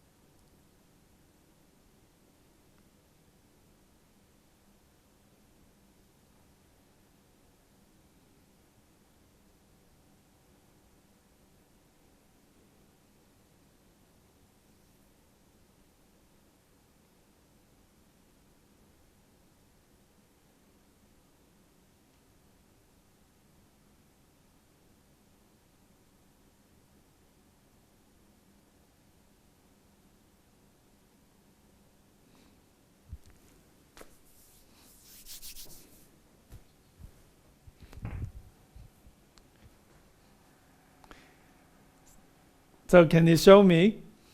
I'll watch.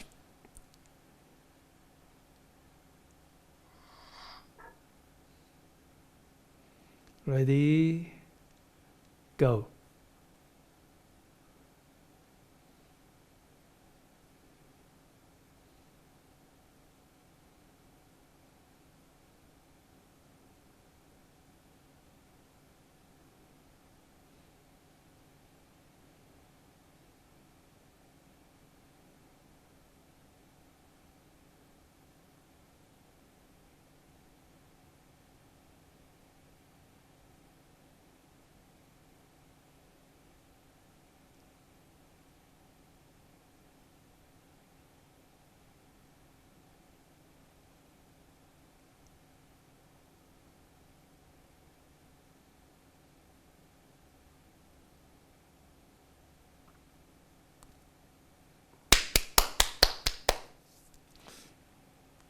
I think everybody looked really nice.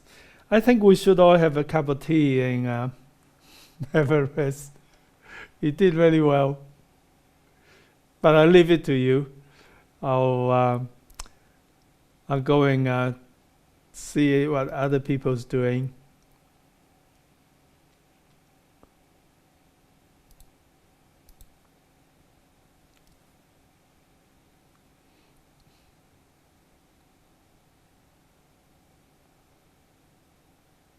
Consider is think of song as just allowing a ball that we're playing with to expand and fill your joints.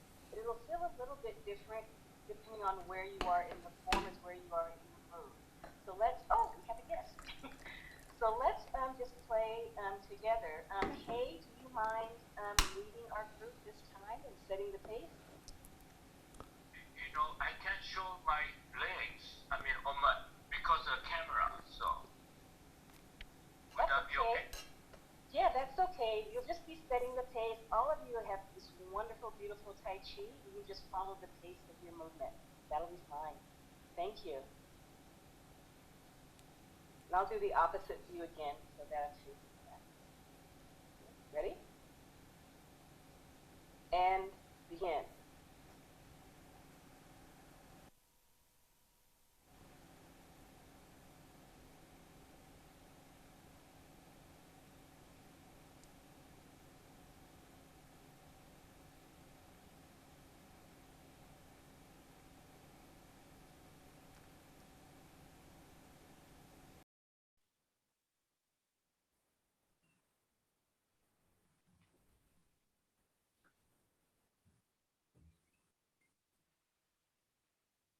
Into the shape.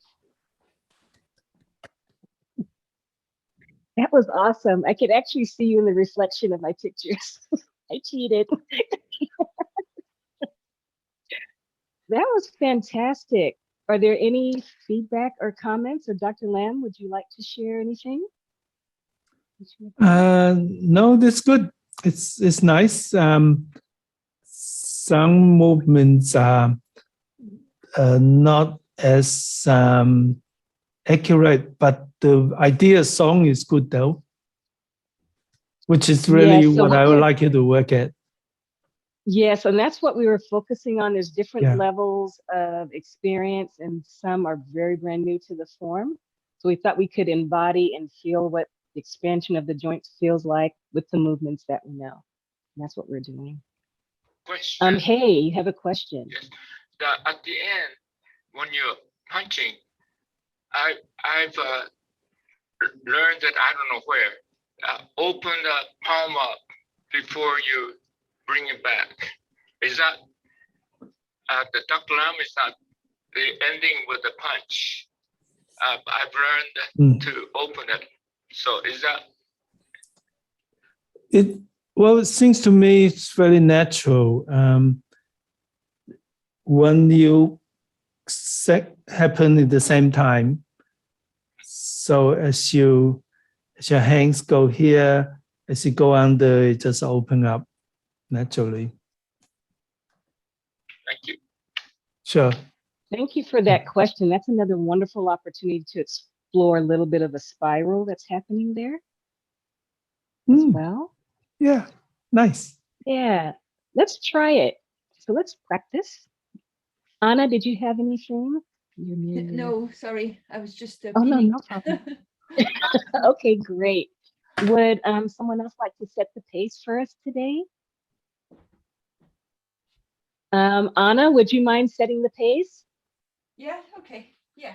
Great, thank you. And I'll watch this one. Okay, I'll give you the count in on the count of 2. So just everyone get in your comfortable space and relax your body and your mind. Giving Lucy a chance to pin Anna. Thank you. Okay. On the count of 2. 1, 2. Okay, let's start. Yes.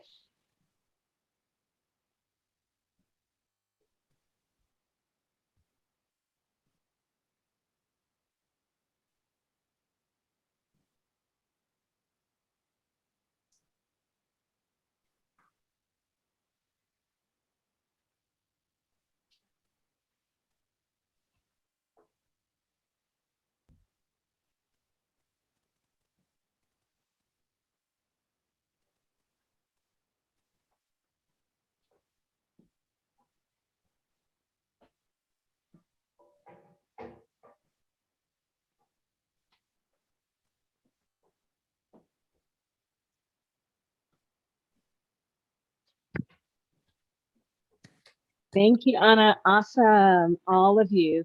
What I loved is that all of you were focusing on that gentle resistance and moving slow, smooth, with the feeling of openness, which is really great. Maybe we can focus on just a few pointers for modification as well as safety, but still be able to allow our joints to experience song. So with that said, I'd like for us to, I lost my thought. Wow. I'm having a brain fog moment.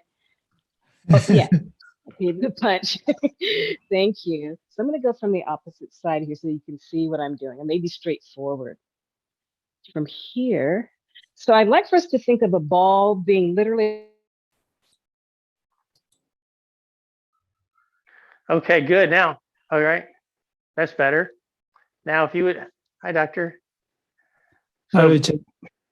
move yourself a little bit to the left, Bruce. Good. Now you're more centered. Good. All right. Now we can see you really well. Can you lead us?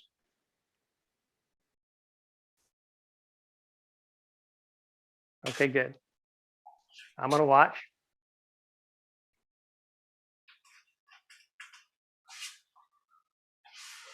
Okay.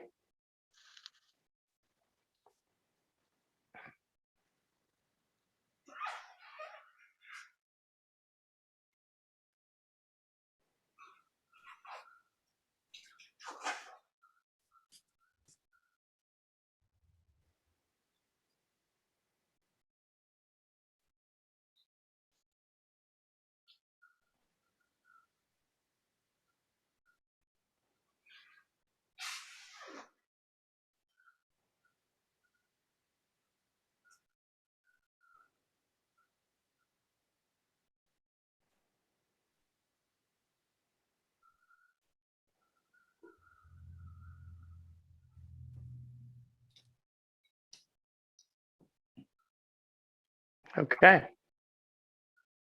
So Dr. Lam is here to visit us. Anybody have some great questions for Dr. Lam? Hi, Nina. Hi, Jessica. Hi, Bruce. This is a question that's going back to the previous section that we worked on before lunch. Any suggestions on helping us keep, when we're doing the downward movement, to keep the hook hand song in a nice relaxed state? It's the same. Your joints are open, but slightly bent. Yeah, the same feeling, just a different position. Oh, there. Yeah. Oh, I lost my microphone. Dr. Lam, I've got a question on apparent closing. Are you keeping the forward foot on the ground, or can you lift it like you do in grasping bird's tail? Yeah, well, with the 24 form, you do lift your toes, your ball. With the classical yangs, you don't. Either way is fine, as long as your weight shift. So the normal 24 form, you do lift your toe. Which one do you mean? Here?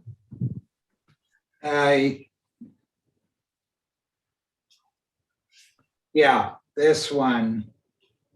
Well, you have to leave it to turn it. When you shift back, keep the forward toe down until you turn. Sorry, I don't quite get it. What was? I wish you could see my feet because I can't adjust my camera. Well, but okay, you can see my feet. Is forward. Yeah, I can see yours. So just follow the way my feet is, if you see any worry. Okay, so your feet are, both feet are on the ground at this point. You are lifting your toe. That's you what can I'm do asking. either. As I said before, the 24 form, you lift your foot.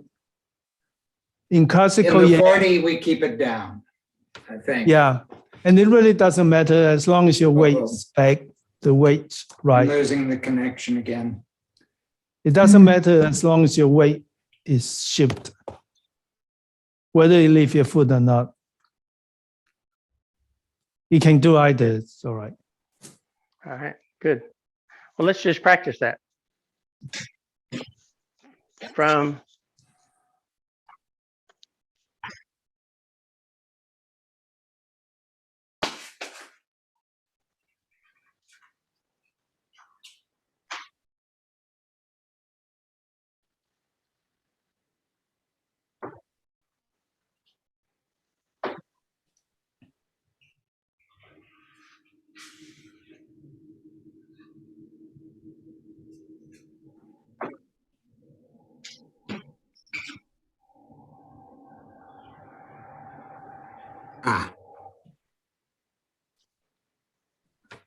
you still having some trouble, Bruce? Yeah. Okay. The Wi-Fi in this place is not always consistent. Let's do it again, and we'll follow Nina this time. From fan back? Well, you can start. Yeah, you can start at the punch. Yellow light on your device. Just say, read my notifications. Sorry about that. That was my. Oh, that was it was your friend? That was my Alexa. Sorry.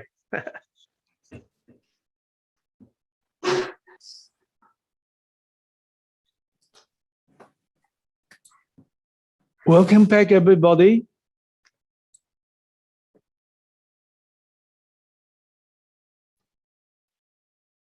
That was much more. Yeah, go ahead. Great session. Not too many movements, lots of time. So we were able to practice song and run through it about 1 million times because we expanded time in our space. Great session too. We spent a lot of time on having the dantian move also the arms and how Song facilitated that. And so we were integrating the movement of the dantian and the feeling of Song as to what, how the movements were beginning to express themselves. Great, thank you. Another great practice. We practiced the form like Betty said, probably about 1 million times, I think. We went through further back and practicing different sections. So it was really great practice. Thank you so much, Dr. Lam. Thank you, Bill. We also went back to fan back and went from there so you could really feel that dantian coming around. And then we played with Song quite a bit through arching and into the bow stance. And we had some questions about how to get off that ending, off that front foot, so we're not turning on a weighted foot for crossing arms. And it was great. We had good questions and we worked through it. Thanks. Thank you, Kathy. We had an awesome section. It was nice to have a variety of different types of experience in our group. So it gave us a chance to really embody and play with the idea of song through the imagery and using imagery of a big ball that we go with the flow and allow our bodies to accommodate how it expands and contracts through the forms and through the movement. So it was a great time to experience that in a number of different levels. Thank you. Thank you, Deborah. We had another wonderful session. We spent a lot of time, a number of repetitions, I think about 1 million for our group as well. It was wonderful. And we talked about enjoying the last few forms of the 24. You know, we've allowing ourselves to take the time and feel the forms and enjoy them, not rushing through. It was a wonderful time. Thank you. Yeah, I like that. Feel the forms. Taste the movements rather than rush through it. That's really Tai Chi. Well said. Lorraine? We got to work like everybody else. We got to work the last couple movements quite a number of times. We looked at a few of the details to make them work better. And then we tied it back to this stuff that we were doing in the previous session to try and make it all flow together. So we had a good time. Thank you. Thank you. Yes, we backed it up to fan back, and so we could feel those spirals. And we went through quite a few times and had a couple of great questions. And Dr. Lam came to visit us and got some good answers. But it was a great session, and everybody looked really great. Thank you, Richard. Yeah, I like it when there's something being shared and Richard say, let's practice that. You know, that's really good. Once you learn something, it's good to just practice it and get the feel of it so that you remember that. Well, okay, that's really wonderful. We just about the right time for a 10 minutes break. Would anyone like to ask any question before we have our 10 minutes break?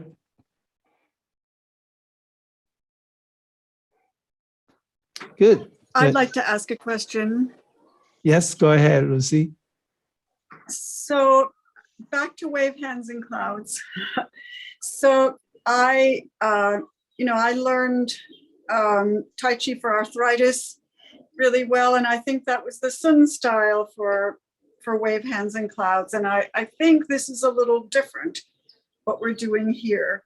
And I'd just like to have that. I mean, I know the Sun style really well now, but if you could just go through that movement just a couple of times for me, even as you're sitting, just how the hands are different from Sun style. Sure. Yeah. And like the chain style waving hands is different too. So they all have their characters.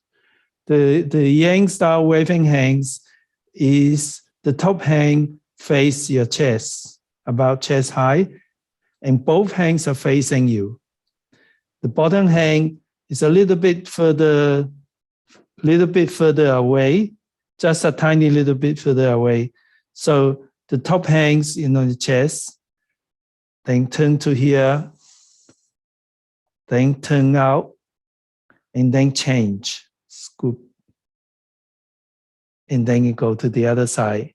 Almost like hugging a toddler, carrying a toddler here, and then turn, deliver force, then scoop it up and change both again. So this is a really nice metaphor. The top hand is caring for yourself, value yourself, to your hearts, and then share your positive energy, change over. The bottom hand, face the dantian as you go to build your inner strength. Thank you very much. Sure. I just need that extra, that extra reminder. Yeah, I found it fun to have different styles, have different feature, but it does take time to get used to different style. Yeah.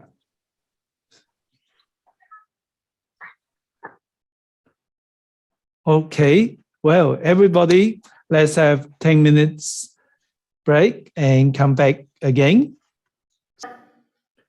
I don't mind where you face. Yeah, doesn't matter. I don't think so. Yeah, but it's nice to have a place that's got preferably shelter, outdoor, good ventilation, and preferably to have some trees around you. And I'm really lucky. That's what I have at home. Can I jump in? For years, my Kung Fu Sifu, even the Kung Fu forms, he would say, and start facing north. And I thought, oh my goodness, how can, finally one day I said, how do you always know which direction is north, no matter where we go, like in a tornado? And he started laughing and he said, north just means that's where the form starts. That becomes your north. Then when I say turn east, I mean turn 90 degrees. So all that time I thought it meant compass north, but he said, no, that just means that's where the form starts. So it was an education. He should say Chinese north. The way I heard it was traditionally you faced in the direction of the North Star. But of course, whatever works for your space. Well, it certainly give you a good excuse not to practice. I don't know where north is. Actually, we used to switch our directions after a while, so you wouldn't be so fixated on facing one way, but actually pay attention to the movements. Yeah, absolutely. I usually do the phone this way and then the other way. Yeah, and it's a good idea not to get fixed with, so it's more fresh. Yeah. That's also why I like different style, different phones. Okay, everybody, here we are. What we're going to do, I will give you a summary of what we did, and then I'll show you a PowerPoint of the principles. Then you will get the recording of both the PowerPoint of the principle I'm going to show you, as well as the spiral force with all the Chinese words in it. Then what I like to do is to go through the whole set and just artificially say, okay, this part of the set, we're going to focus on the first set of principles and so on. I'll show you what I mean, just so that we get something to work on. And then in the breakout group, I thought you should do the whole set if you can, and the facilitator may be able to give you your strength and your direction to improve. And then we'll come back and all together we do a set together to conclude, like when we started. And of course, in between there's talks and questions anytime. And that's roughly what we're going to do from now. And I'm very flexible. If you have better ideas, we can modify it as long as it's happy for most people happy with. So yeah, feel free to interrupt me to questions, and if you have questions, just tell Becky and she will tell me. What we did, we started with doing the whole set together, and I explained about the background, the history, and what we're going to do, details as well as the principles. And then this is the first step workshop of 24 form that I spend a lot of time in spiral force. And that might be just little extract for some of you, but that's okay. Spiral, in a way, is quite natural, and you can certainly find more resources. And you're welcome to email me. I'll tell you where the resources are to do the 2-day workshop for the spiral force. And I think it just makes Tai Chi so much fun. And spiral force more on the principles. And we go through everything. I went through every classes, and I thought you have just amazing facilitators. My colleagues are all really well knowledgeable in different sort of, different perspective, and they've been very helpful. I think you agree with me.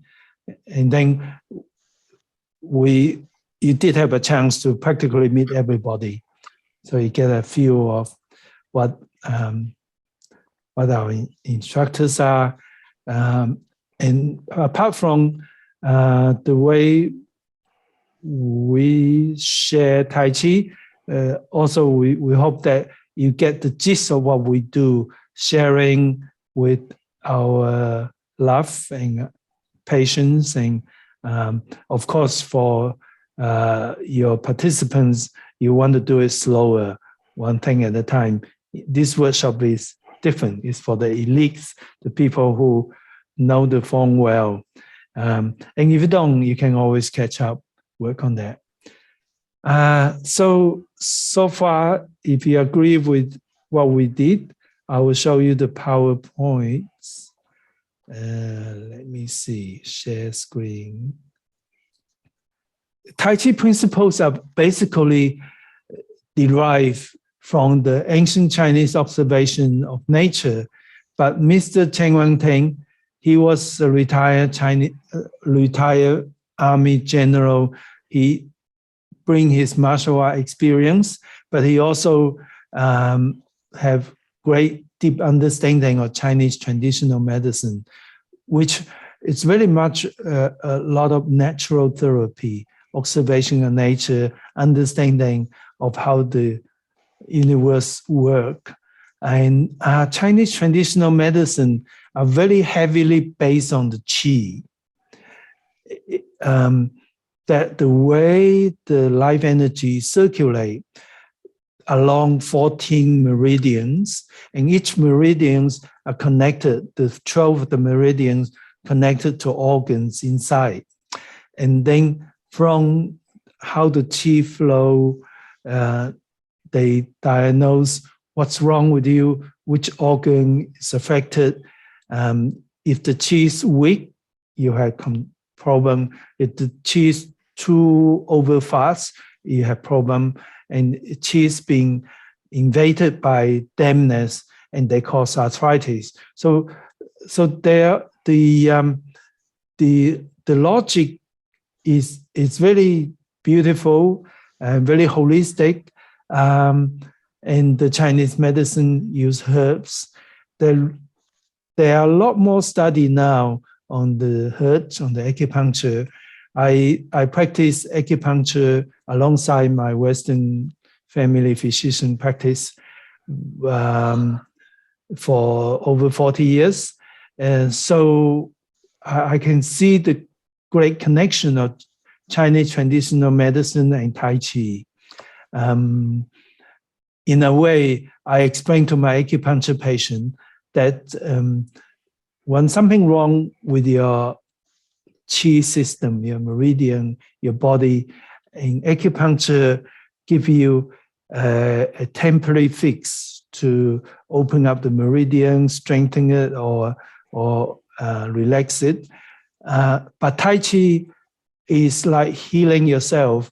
You enforce the meridians, make your qi flow better, and that lasts longer. But it's connected. So those principles are also very much what Chinese doctors also believe. And over the years, my biggest group of participants are physical therapists. And so many of them told me these principles are so similar to physios, what they learn and what they do. So the first group of principles are the control of the movements, and then working our way in to the body, to the internal. And we've gone through all that. The controlling your movements is like control sounds like a bad word, but it's interesting in Tai Chi sense. When you control yourself to practice, then you get better health and more freedom when you're healthier. So when you control yourself to move slowly, smoothly, and continuously, you ended up have better freedom in mobility. And when you control yourself to move as though there's a gentle resistance, you give you inner strength.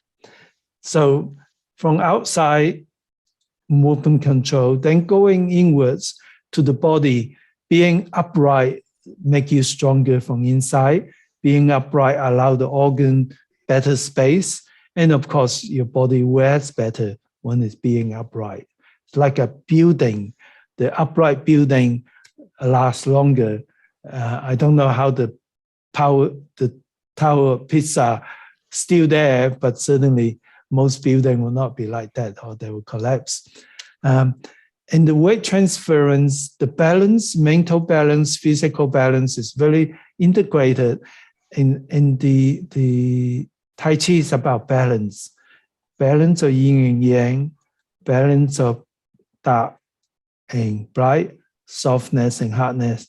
When things in balance, they are in harmony and they last better. And Tai Chi really is so much into balance. And the last session, we spent a bit of time talking about the song, allow your joint to open. And often songs related to Jing. Jing is a mental state that your mind's quiet. So Jing is like quiet. And that is very similar to a mindfulness, being here now. That's a good description of being mindful. If you are doing a Tai Chi and thinking of something else, obviously it's not as effective. And if you are doing whatever, and when you are here now doing it, you get better results. And the Tai Chi, if you go back to all the movements, first of all, to song, when you join a song, and if you try now, sit up straight and allow your chin push up and straighten your spine, open up your upper limb, and then even sit down, you can open up your quad, put more, arch your crutch. And when you're in that state, naturally you become quieter from within. Your mind becomes quieter. And when you practice Tai Chi, if you're following the principle, you also become Jing. And when your mind is more quiet and more mindful, you do better in slow down, in smooth, in creating inner force, in song. So all the principles are integrated. But like everything else in life, it's good to do sometimes work on different parts, and then one part would help each other. So that's essentially what the principles are here. They really look very, very simple, but as you work more on it, you will find many layers of depth. Certainly, that's what I do. 47 years, and I still use those principles, and I still find them fascinating. And well, you can also find more resources in our website or online lessons, and you can also contact me or the Institute through service. TCHI stands for Tai Chi for Health Institute. That's the PowerPoint. Okay, so what I like to do is we're going to do the 24 form together, and I'll just talk to you first, but we'll come out if you like. If there are any questions, just stop me. We can always. Okay. Yep, go on. Yeah. Lucy does have her hand raised, but I'm not sure if she had a question or not. No. Okay. All right, Lucy, I can lower it for you. Have a little walk around, just loosen up a bit. So the first lot, we will start from here, going, patting white horses man to here. And that is an excellent, of course, it's ideal if you use all the principle in everything, and you will, but it's good to focus in one, and then gradually they will come together. And nobody can follow the principle perfectly. Nobody can do Tai Chi perfectly, but there's no need to. It is a journey. When actually the perfect person probably is the dead person. So that make life more interesting, that we can continue to improve and get more pressure, our improvement and getting better. So you can, when you teach, you can teach one part, let's say moving slowly. It's so hard to teach people to move slowly nowadays. Everybody rush everywhere. So you might just do a week or two of moving slowly, and then next week we'll go to move smoothly. But for our purpose, we're going to do from the beginning, patting white horses man here, and brush knee to here. That walking one way to here is focus on the first category, moving slowly, smoothly, continuously, and move as though there's a gentle resistance. And then from here, when we come back, and I'll remind you as we practice, when we come back, this is a perfect opportunity to practice your posture. When you step back, if you lean back, you're more likely to fall. And your balance.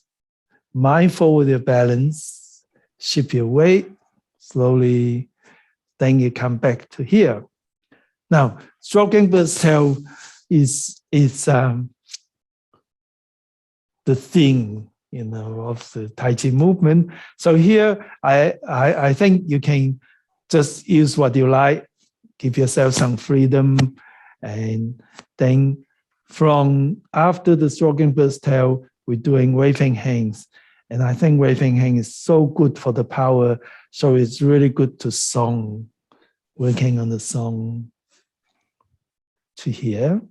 And then after that, on the way back to after the waving hands, single whip, then it will be really interesting to try to jing, quiet your mind when you try to kick on one, keep your mind jing. That will be a wonderful way to practice. So again, I would remind you, but you don't have to do that. Anytime you feel you prefer to do something else, or think of something else, or think of nothing, just the movement, that's totally okay.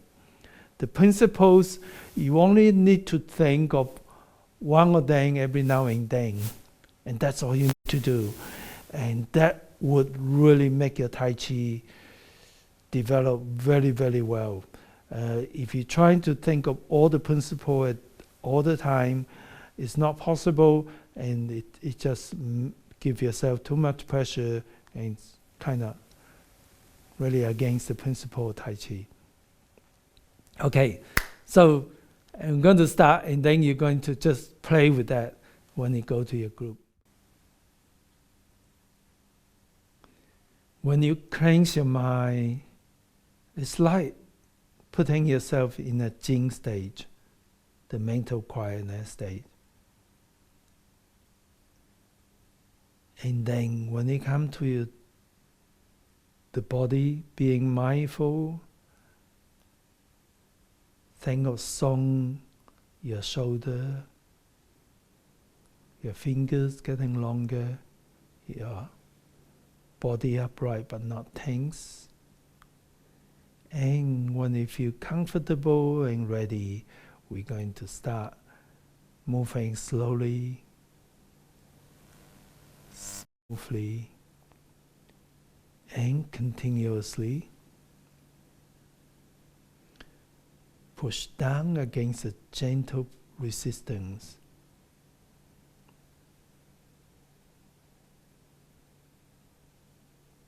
Moving against a gentle resistance.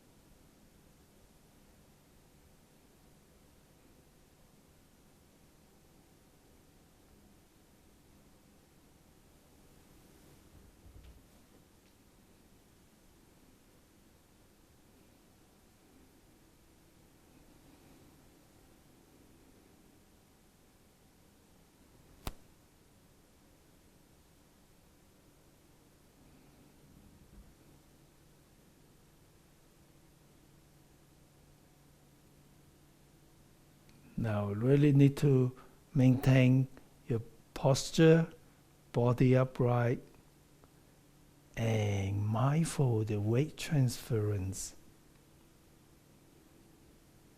Looking forward, then lift your foot, mindful of placing the foot, then transfer your weight.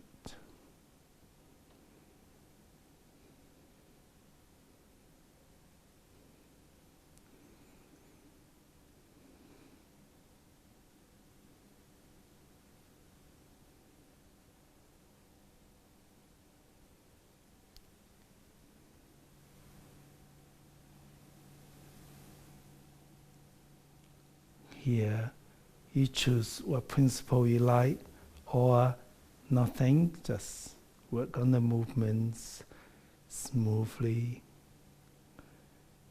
weight transference.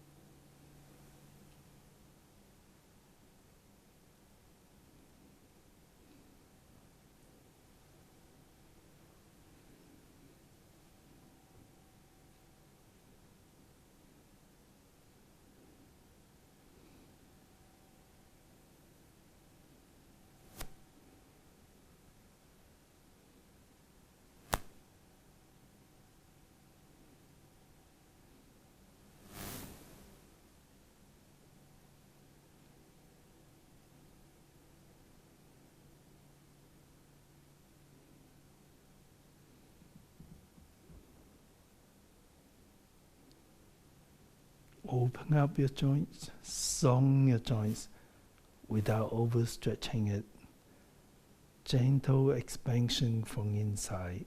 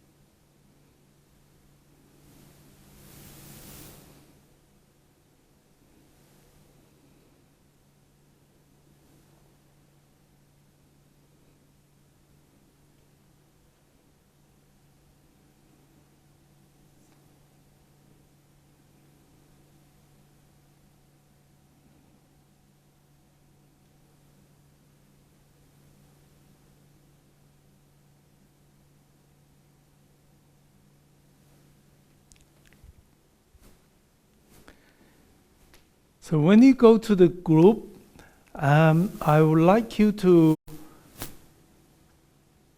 practice, but you know, we've been working really hard last 2 days. So I'd like you to take it easy, take a smaller step, and your kick can be like that.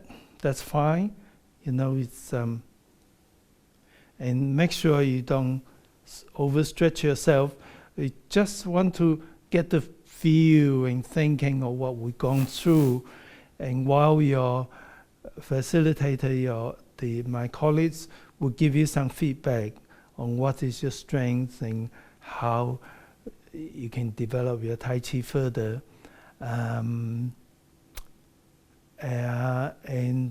Let's do about 20 minutes of that. Then when you come back, we're going to do a set together with me. And then we'll sit down and chat. And then we take a group photos and other things. Talk about anything else you like to talk about. Is that okay, Becky and Pat and Ernie? Does that sound okay? Yeah, sounds good. I will open up the rooms if you're ready. Well, I'm ready. All right. Yep. All right. See you guys in 20.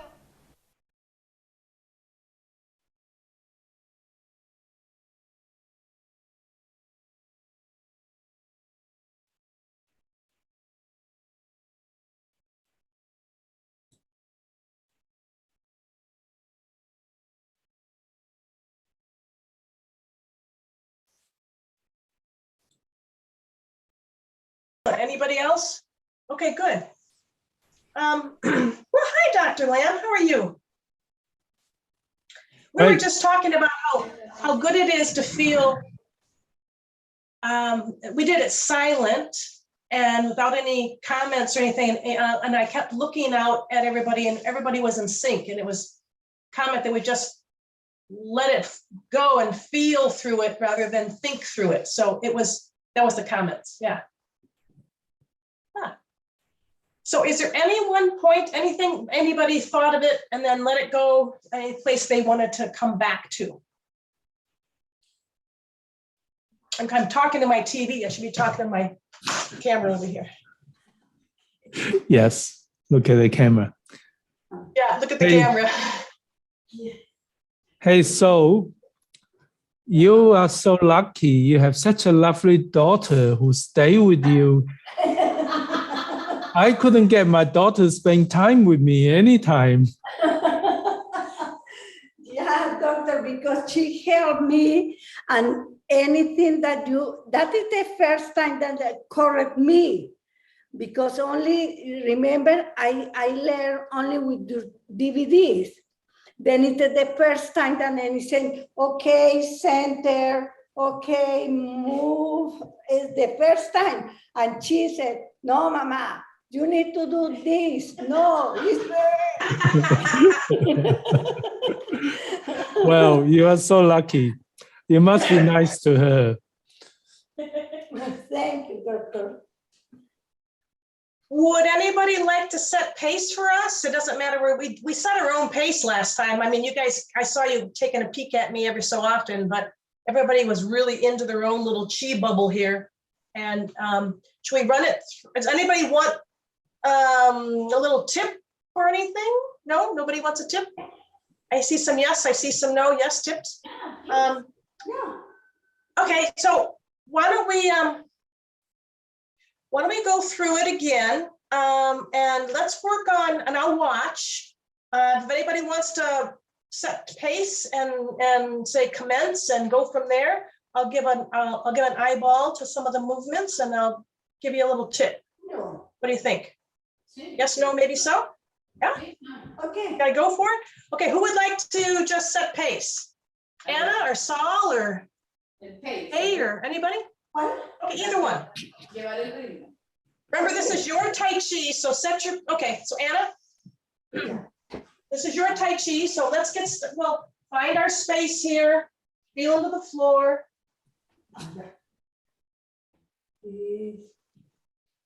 Come on there.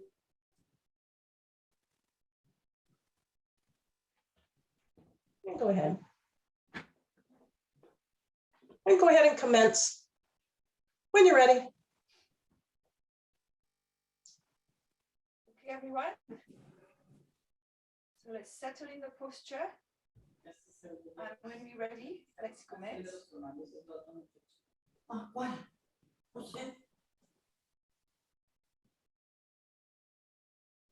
There we go.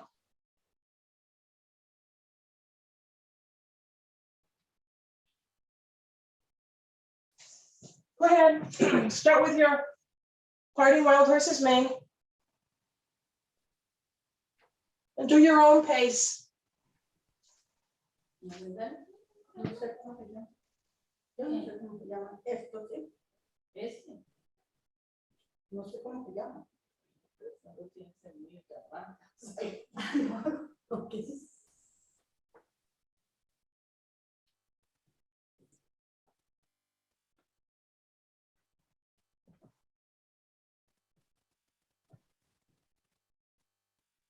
I just go back a little.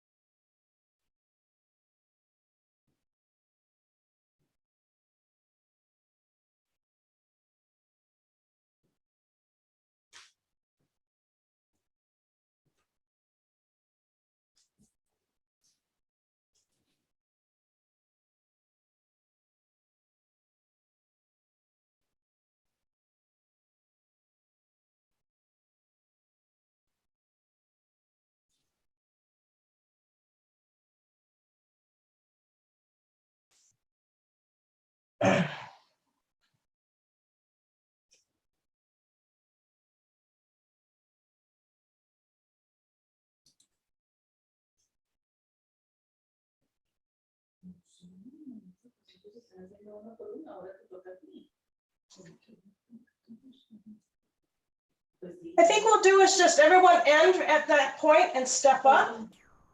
And just move if you like. And brush name. Okay.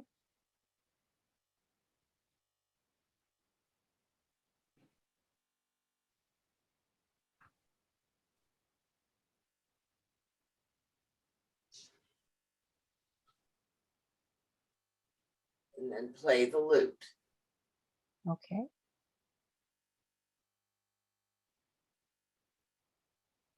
And then we're going to repulse monkey.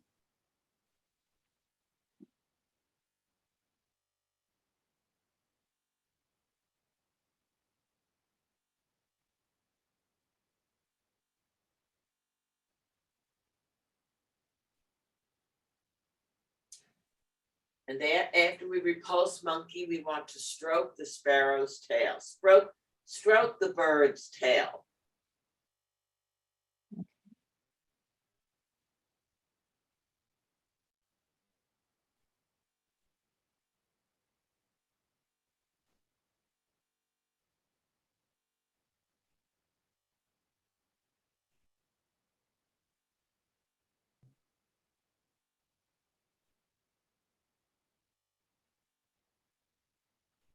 I forgot to carry the ball in between.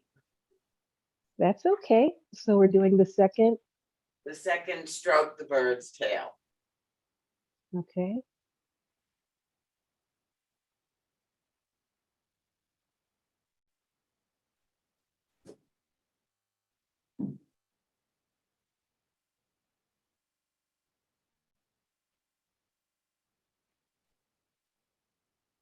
And then we're going to do the single whip.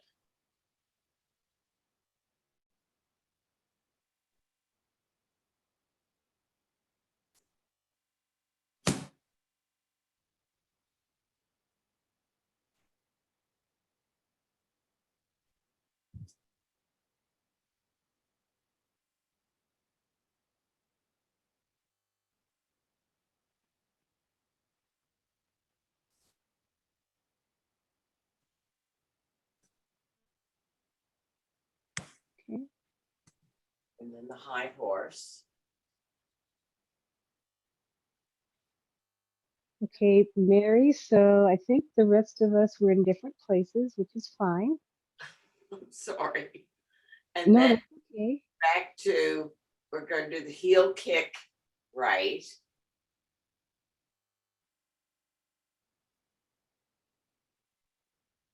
Just be safe. You can keep it low. Heel kick left.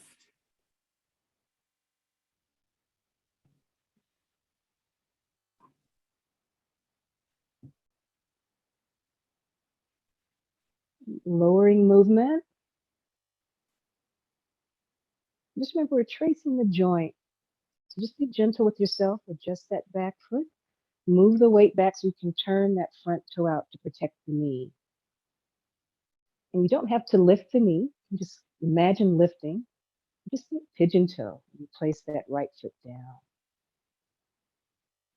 This is a great time to center yourself, get your balance. And it's okay to take your time. So think dantian, knee, and wee. Settle. Yeah.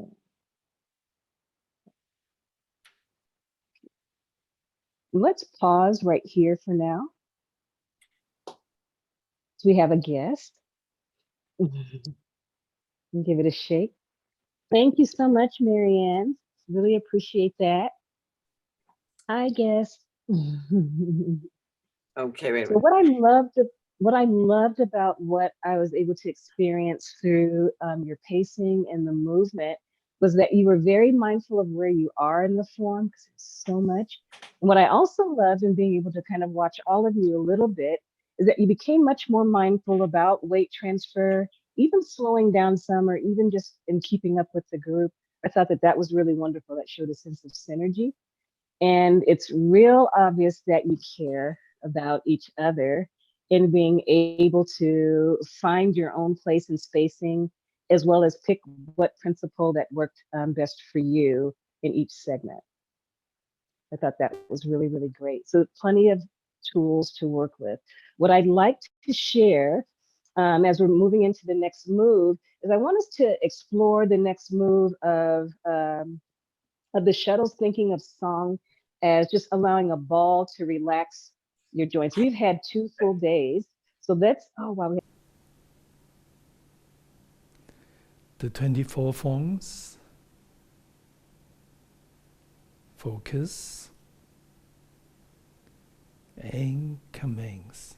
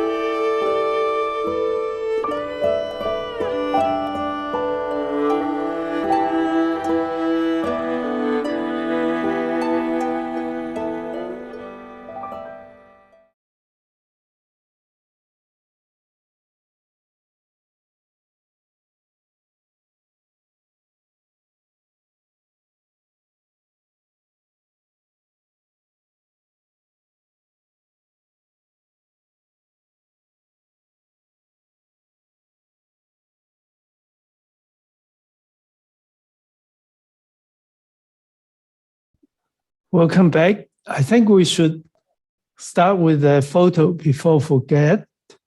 And while we're taking photo, the facilitators will think about when you share, apart from how you go the last time, it probably a good idea if you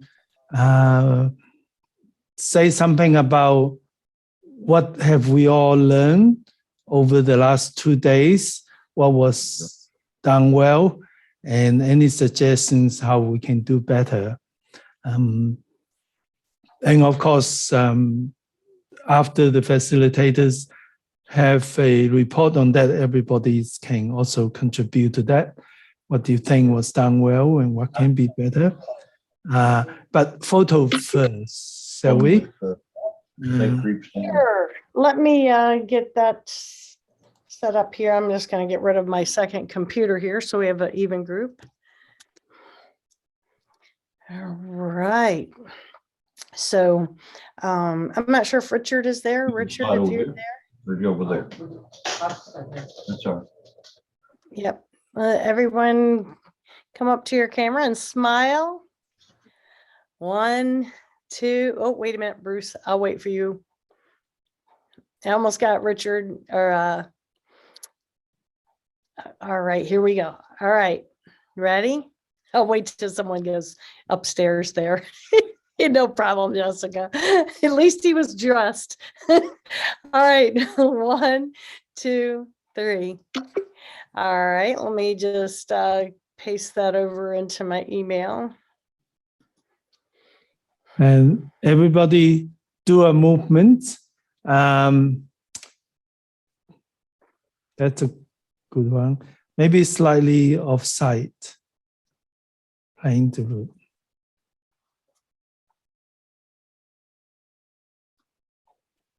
All right, give me a second here and let me send this one off to Dr. Lam. And now let's get back into it here. All right, ready? Let me just broaden it here. I lost my way to pick it. Is she with Bill over there? Oh, there she is. All right. All right, 1, 2, 3. Okay. Looks good. Anyone want to suggest another movement? That's a really nice movement to show. It's a bit hard to show everything, isn't it? We're just trying to keep your hands within. Yeah. All right, give me a second, you guys. 1 second. Don't mind holding the pose and I'll get right back to you here. That gives you time to think about it here. Let me open up my screen. All right. All right, looking good. Ready? Here we go. 1, 2, 3. Tai Chi's. Looking good. Nice. Okay, Fantastic. that's a nice groupie. Right, we'll start with Betty. Oh, sorry. Hold on 1 second. Go ahead, Betty. So this is really nice, and I think it's an opportunity to work on the depth and not so much focus on the movements themselves, because if you want to clean up your movements and kind of get them a little bit better, you can always go back to the video, but to take the opportunity to just incorporate the depth things that Dr. Lam suggested. So that's really how I try to put my focus. The movements aren't so important, but being safe and incorporating the depth parts, I think that's really where you get the most benefit from a workshop like this. And thank you, Dr. Lam. It was wonderful. I had a great time. Thank you, Betty. I had a wonderful time, and it was interesting to watch groups as they began the day yesterday and as they concluded today and moved through today. It was clear that people were beginning to lead with their dantian, and it was reflected in the flow of their movements and the softness of their movements. I wanted to reiterate with Betty is it was great to be able to go to more advanced principles that can be incorporated into the form instead of focusing just on refining the form itself, but actually using some of those principles. Thank you. Yeah, and echo what Thank you, everybody else Jeffrey. has said. Yeah, I think what I've noticed, and this is pretty much the progression of Tai Chi, is when we start, all of the movements seem to be very broad and very expansive. And as you learn more and as you gain more, you tend to do a little bit smaller, a little bit more internal, and you really start to grasp the statement that less is really more in Tai Chi. And I think that's what a lot of people have gotten out of this weekend. Thank you, Bill. I think everybody, look at my hair. Wow. Okay. Anyways, I think everybody was, I mean, At least you got hair. well, there we go. What are you going to say? We all worked on those nuances, and I think the nuances of the spiral helps our form, get our form. We take time on the form, and it's like that good circle. We take time on the form, we'll go slowly, then we can work on the nuances, and the energy comes, and then we just continue that positive circle. So that's what I saw, the progression. And it was really, I had a really good time. I really appreciate everybody coming. Thank you. To piggyback on my colleagues, what I also love, what I love about depth workshops and what I saw in all of the participants was the progression of an opportunity to gain toys for their Tai Chi toy box, and especially this last session that we have, to have the chance to explore what spoke to you. So it was a chance to play with in your own way and embody your own way some of those principles that Dr. Lam spoke about right before our last section, as well as use those throughout the form. So it was great. Thank you.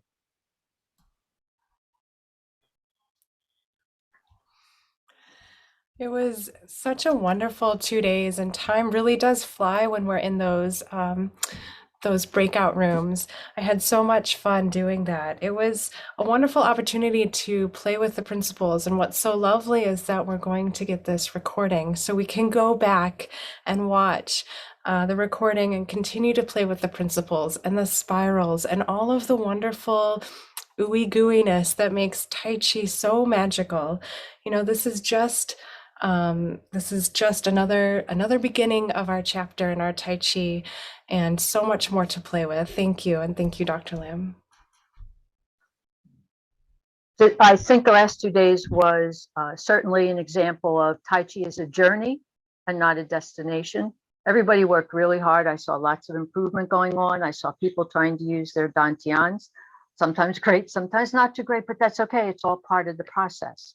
And I guess I would say in the last section, my challenge to folks was to try and use the principles, use the body structure ideas to actually finish the forms. Thank you, Lauren. I think it's me. Yeah, I love the format, and I really liked the progression as we went through this. I think a point of improvement for us facilitators to be able to help better is to make sure that before we start, that we can see the whole body, that we're able to see the feet and the upper body, and that when we're doing the movement, so you don't move off the camera, so we're blind. So just that little pre-check, I think is going to be able to help us help you better. Thank you, Richard. Yeah, that's an important point.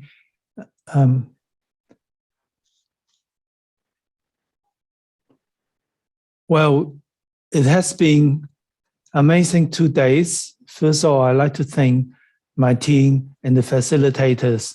Together, we are, I think we did a really good job, and really appreciate everybody put so much in it. And of course, that would not work without you, the participants. And I can see that there are some of you are really familiar with the form and have great depth already. and I can see pick up a lot there.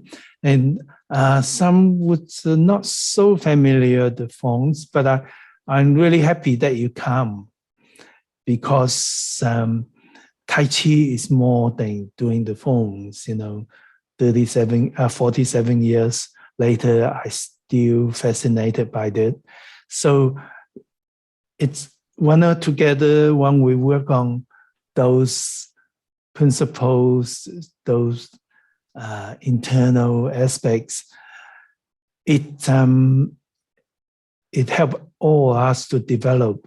It's that journey that by working together, we have a better direction. We enjoyed it more. One of the things I thought would be very useful for everybody, you are now using Zoom. Zoom have a facility that you can film yourself. Of course, a video camera can do that too. I suggest you do that every now and then, because I certainly use it, and it's really, really helpful.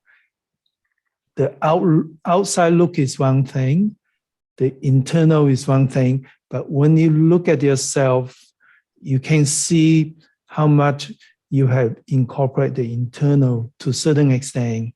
And certainly you can see whether your weight shifting is right, you're moving like this or you're moving like this. And so it's even more effective than a mirror. When you take time to do a recording and look at yourself, it's very helpful. And principles are something that stay true no matter what. Those things we go through, certainly I hope you go back to visit it again and play with it again. And while we enjoy the Zooms, I certainly look forward to see you in person in coming down for this year. And I look forward for you to look at more resources that I provide for us all to grow together. It's taken me a lot of time to develop different resources, and it was fun. It also, in that process, I learned a lot as well. Again, another advantage, certainly in the old days, there's no videos and there's hardly any mirrors of full person. So we are very fortunate in an era where we have lots of facilities, but we're also very unfortunate in this era where there's a lot of sadness in this world. And I think there's so many things all of us could do. It might not be obvious, but if we all promote Tai Chi, share Tai Chi, help people to develop inner strength so we become more caring for each other, and we bring more harmony and peace to the world. Even if everybody bring a little bit within our sphere of influence, eventually it will be very significant for our children and their children and the future of the world. So Tai Chi can help us certainly personally, and I think it can help the world as well in the future as well. Again, I'd like to thank everybody who's here. You make great effort, and you probably think like me that Tai Chi is good for us and good for everybody else. And we're going to share that as much as we can. Personally, I really appreciate you being here, especially the facilitators, my workshop team. You guys are wonderful. And I look forward to see you in the workshop, in any occasion, in the forums. Keep in touch. Email me. I answer every email. I look forward to hear from you. Like I'm not going to conclude this yet. I just want to ask if anybody like to share anything, ask any questions. This is your best chance now. We are coming to closing.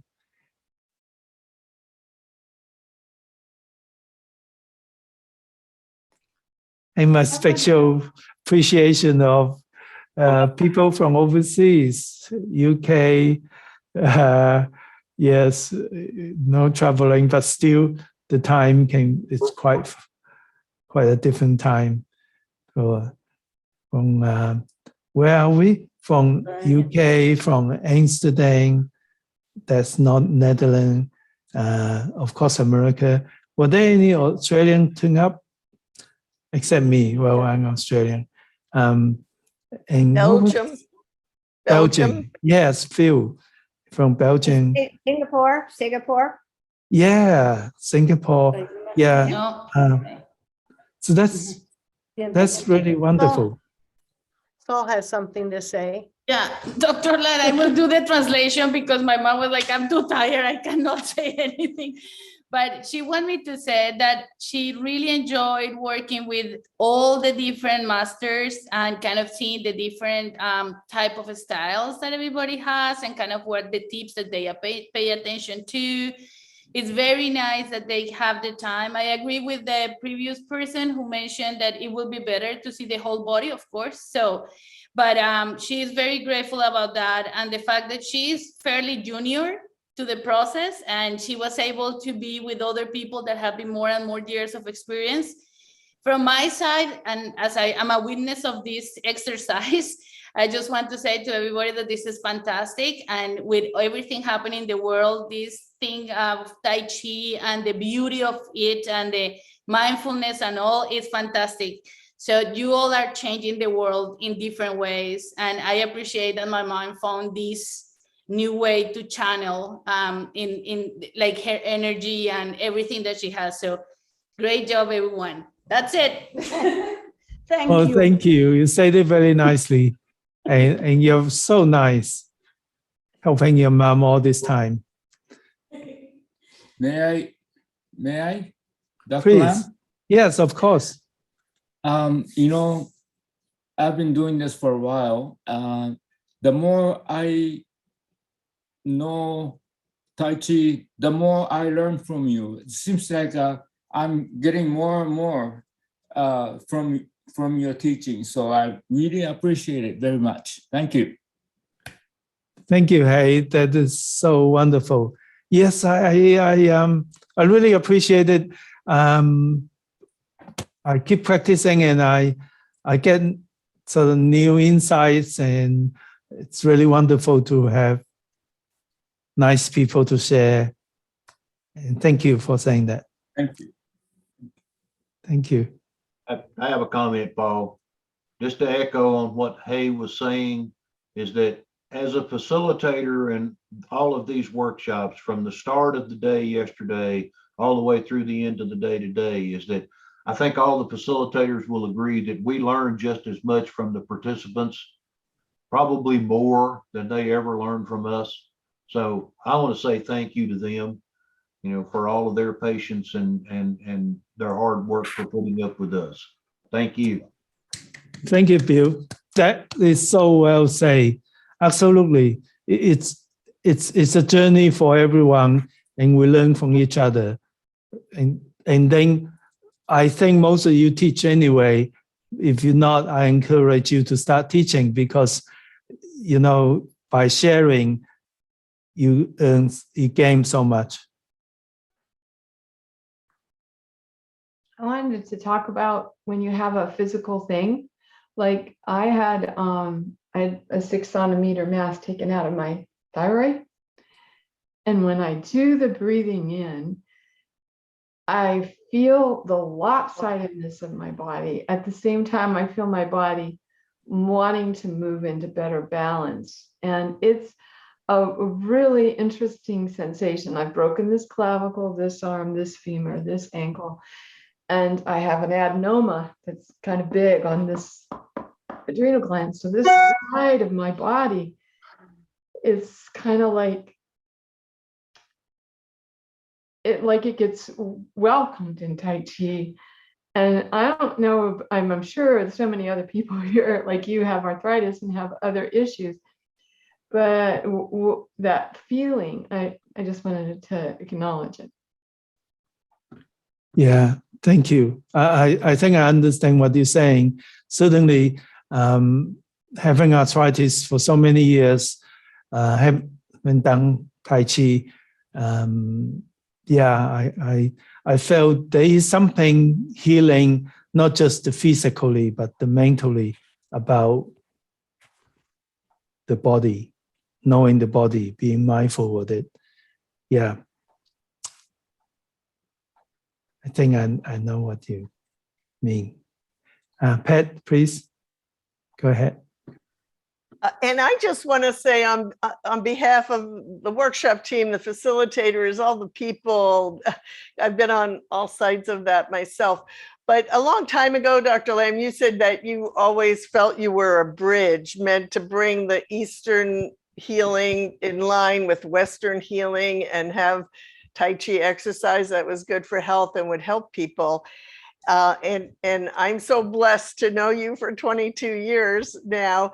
I just want to thank you for never giving up on that, for every year, even through all these challenges, still bringing Tai Chi exercise out to people like us who didn't have to be grand champions or anything, and to bring it out to people all around the world, even through this time where we've been so restricted in travel, figuring out ways to do it online, do it with online lessons and things like that. It's just a wonderful experience to work with people from all over the world and to share our common passion for this, or even to see new people on the journey and remember when we were brand new on the journey. You know, it's just one big circle and we're all on it together, sharing a lot because of your work. And thank you so much for this weekend, as well as everything you've done to do that. Thank you, Pat. That is so nice. And I won't miss it for the world. I gained so much with everybody's friendship. And that energy that we have together, it inspires me. Certainly, if I never teach, my Tai Chi would not be as good, and my life would not be as happy, as fulfilled. So, yeah, absolutely. I'm so fortunate to be able to do that and to have so many beautiful friends and colleagues, and we work together. Together we're strength, and I'm just so happy to be part of that strength and that healing force together. Mary? The other thing I think I'd like to add, to reiterate at least, is that it's such a positive environment that you've created, and I know that's part of what you try to do. And just that everyone is so supportive. And every time I come to one of your workshops, I know no matter what I do, it's going to be accepted. If I'm wonderful, if I fall on my face, it's going to be accepted, because that's the environment you've created. And especially in these times, I appreciate that so much, because I don't always find that when I'm out and about, you know. And I also love the way you connect things to real life. So, you know, care for yourself and all of that you work into the movement is so, it just puts it on a whole nother level for me. And I greatly appreciate that. Mary, you know what? It's because we all like this. Good people get together and then we learn from each other. Some of the ideas, a lot of my idea come from you, somebody else. That is the whole thing of human progression, is the community. And when we have a community of nice people who love to share good things,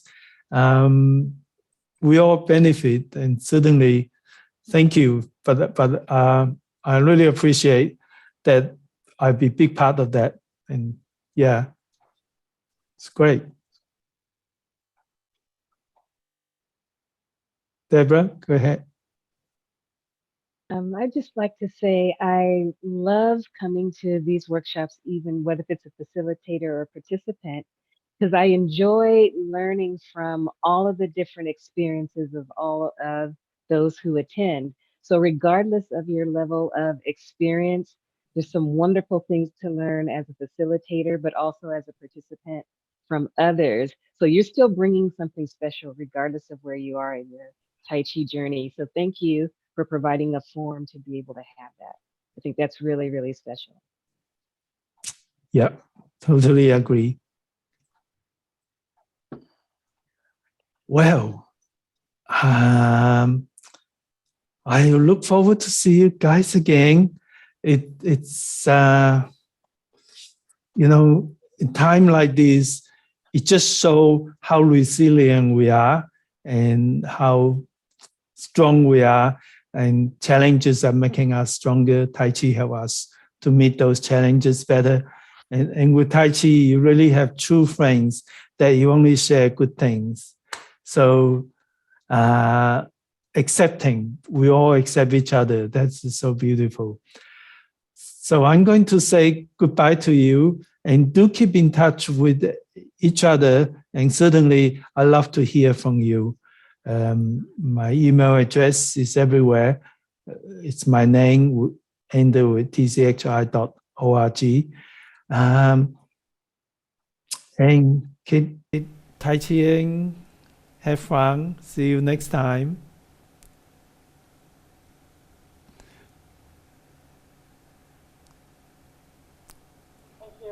Bye. Bye-bye. Thank you too. Bye. Bye. Everyone. Thank you, Dr. Lam. Thank you, team. Thank you.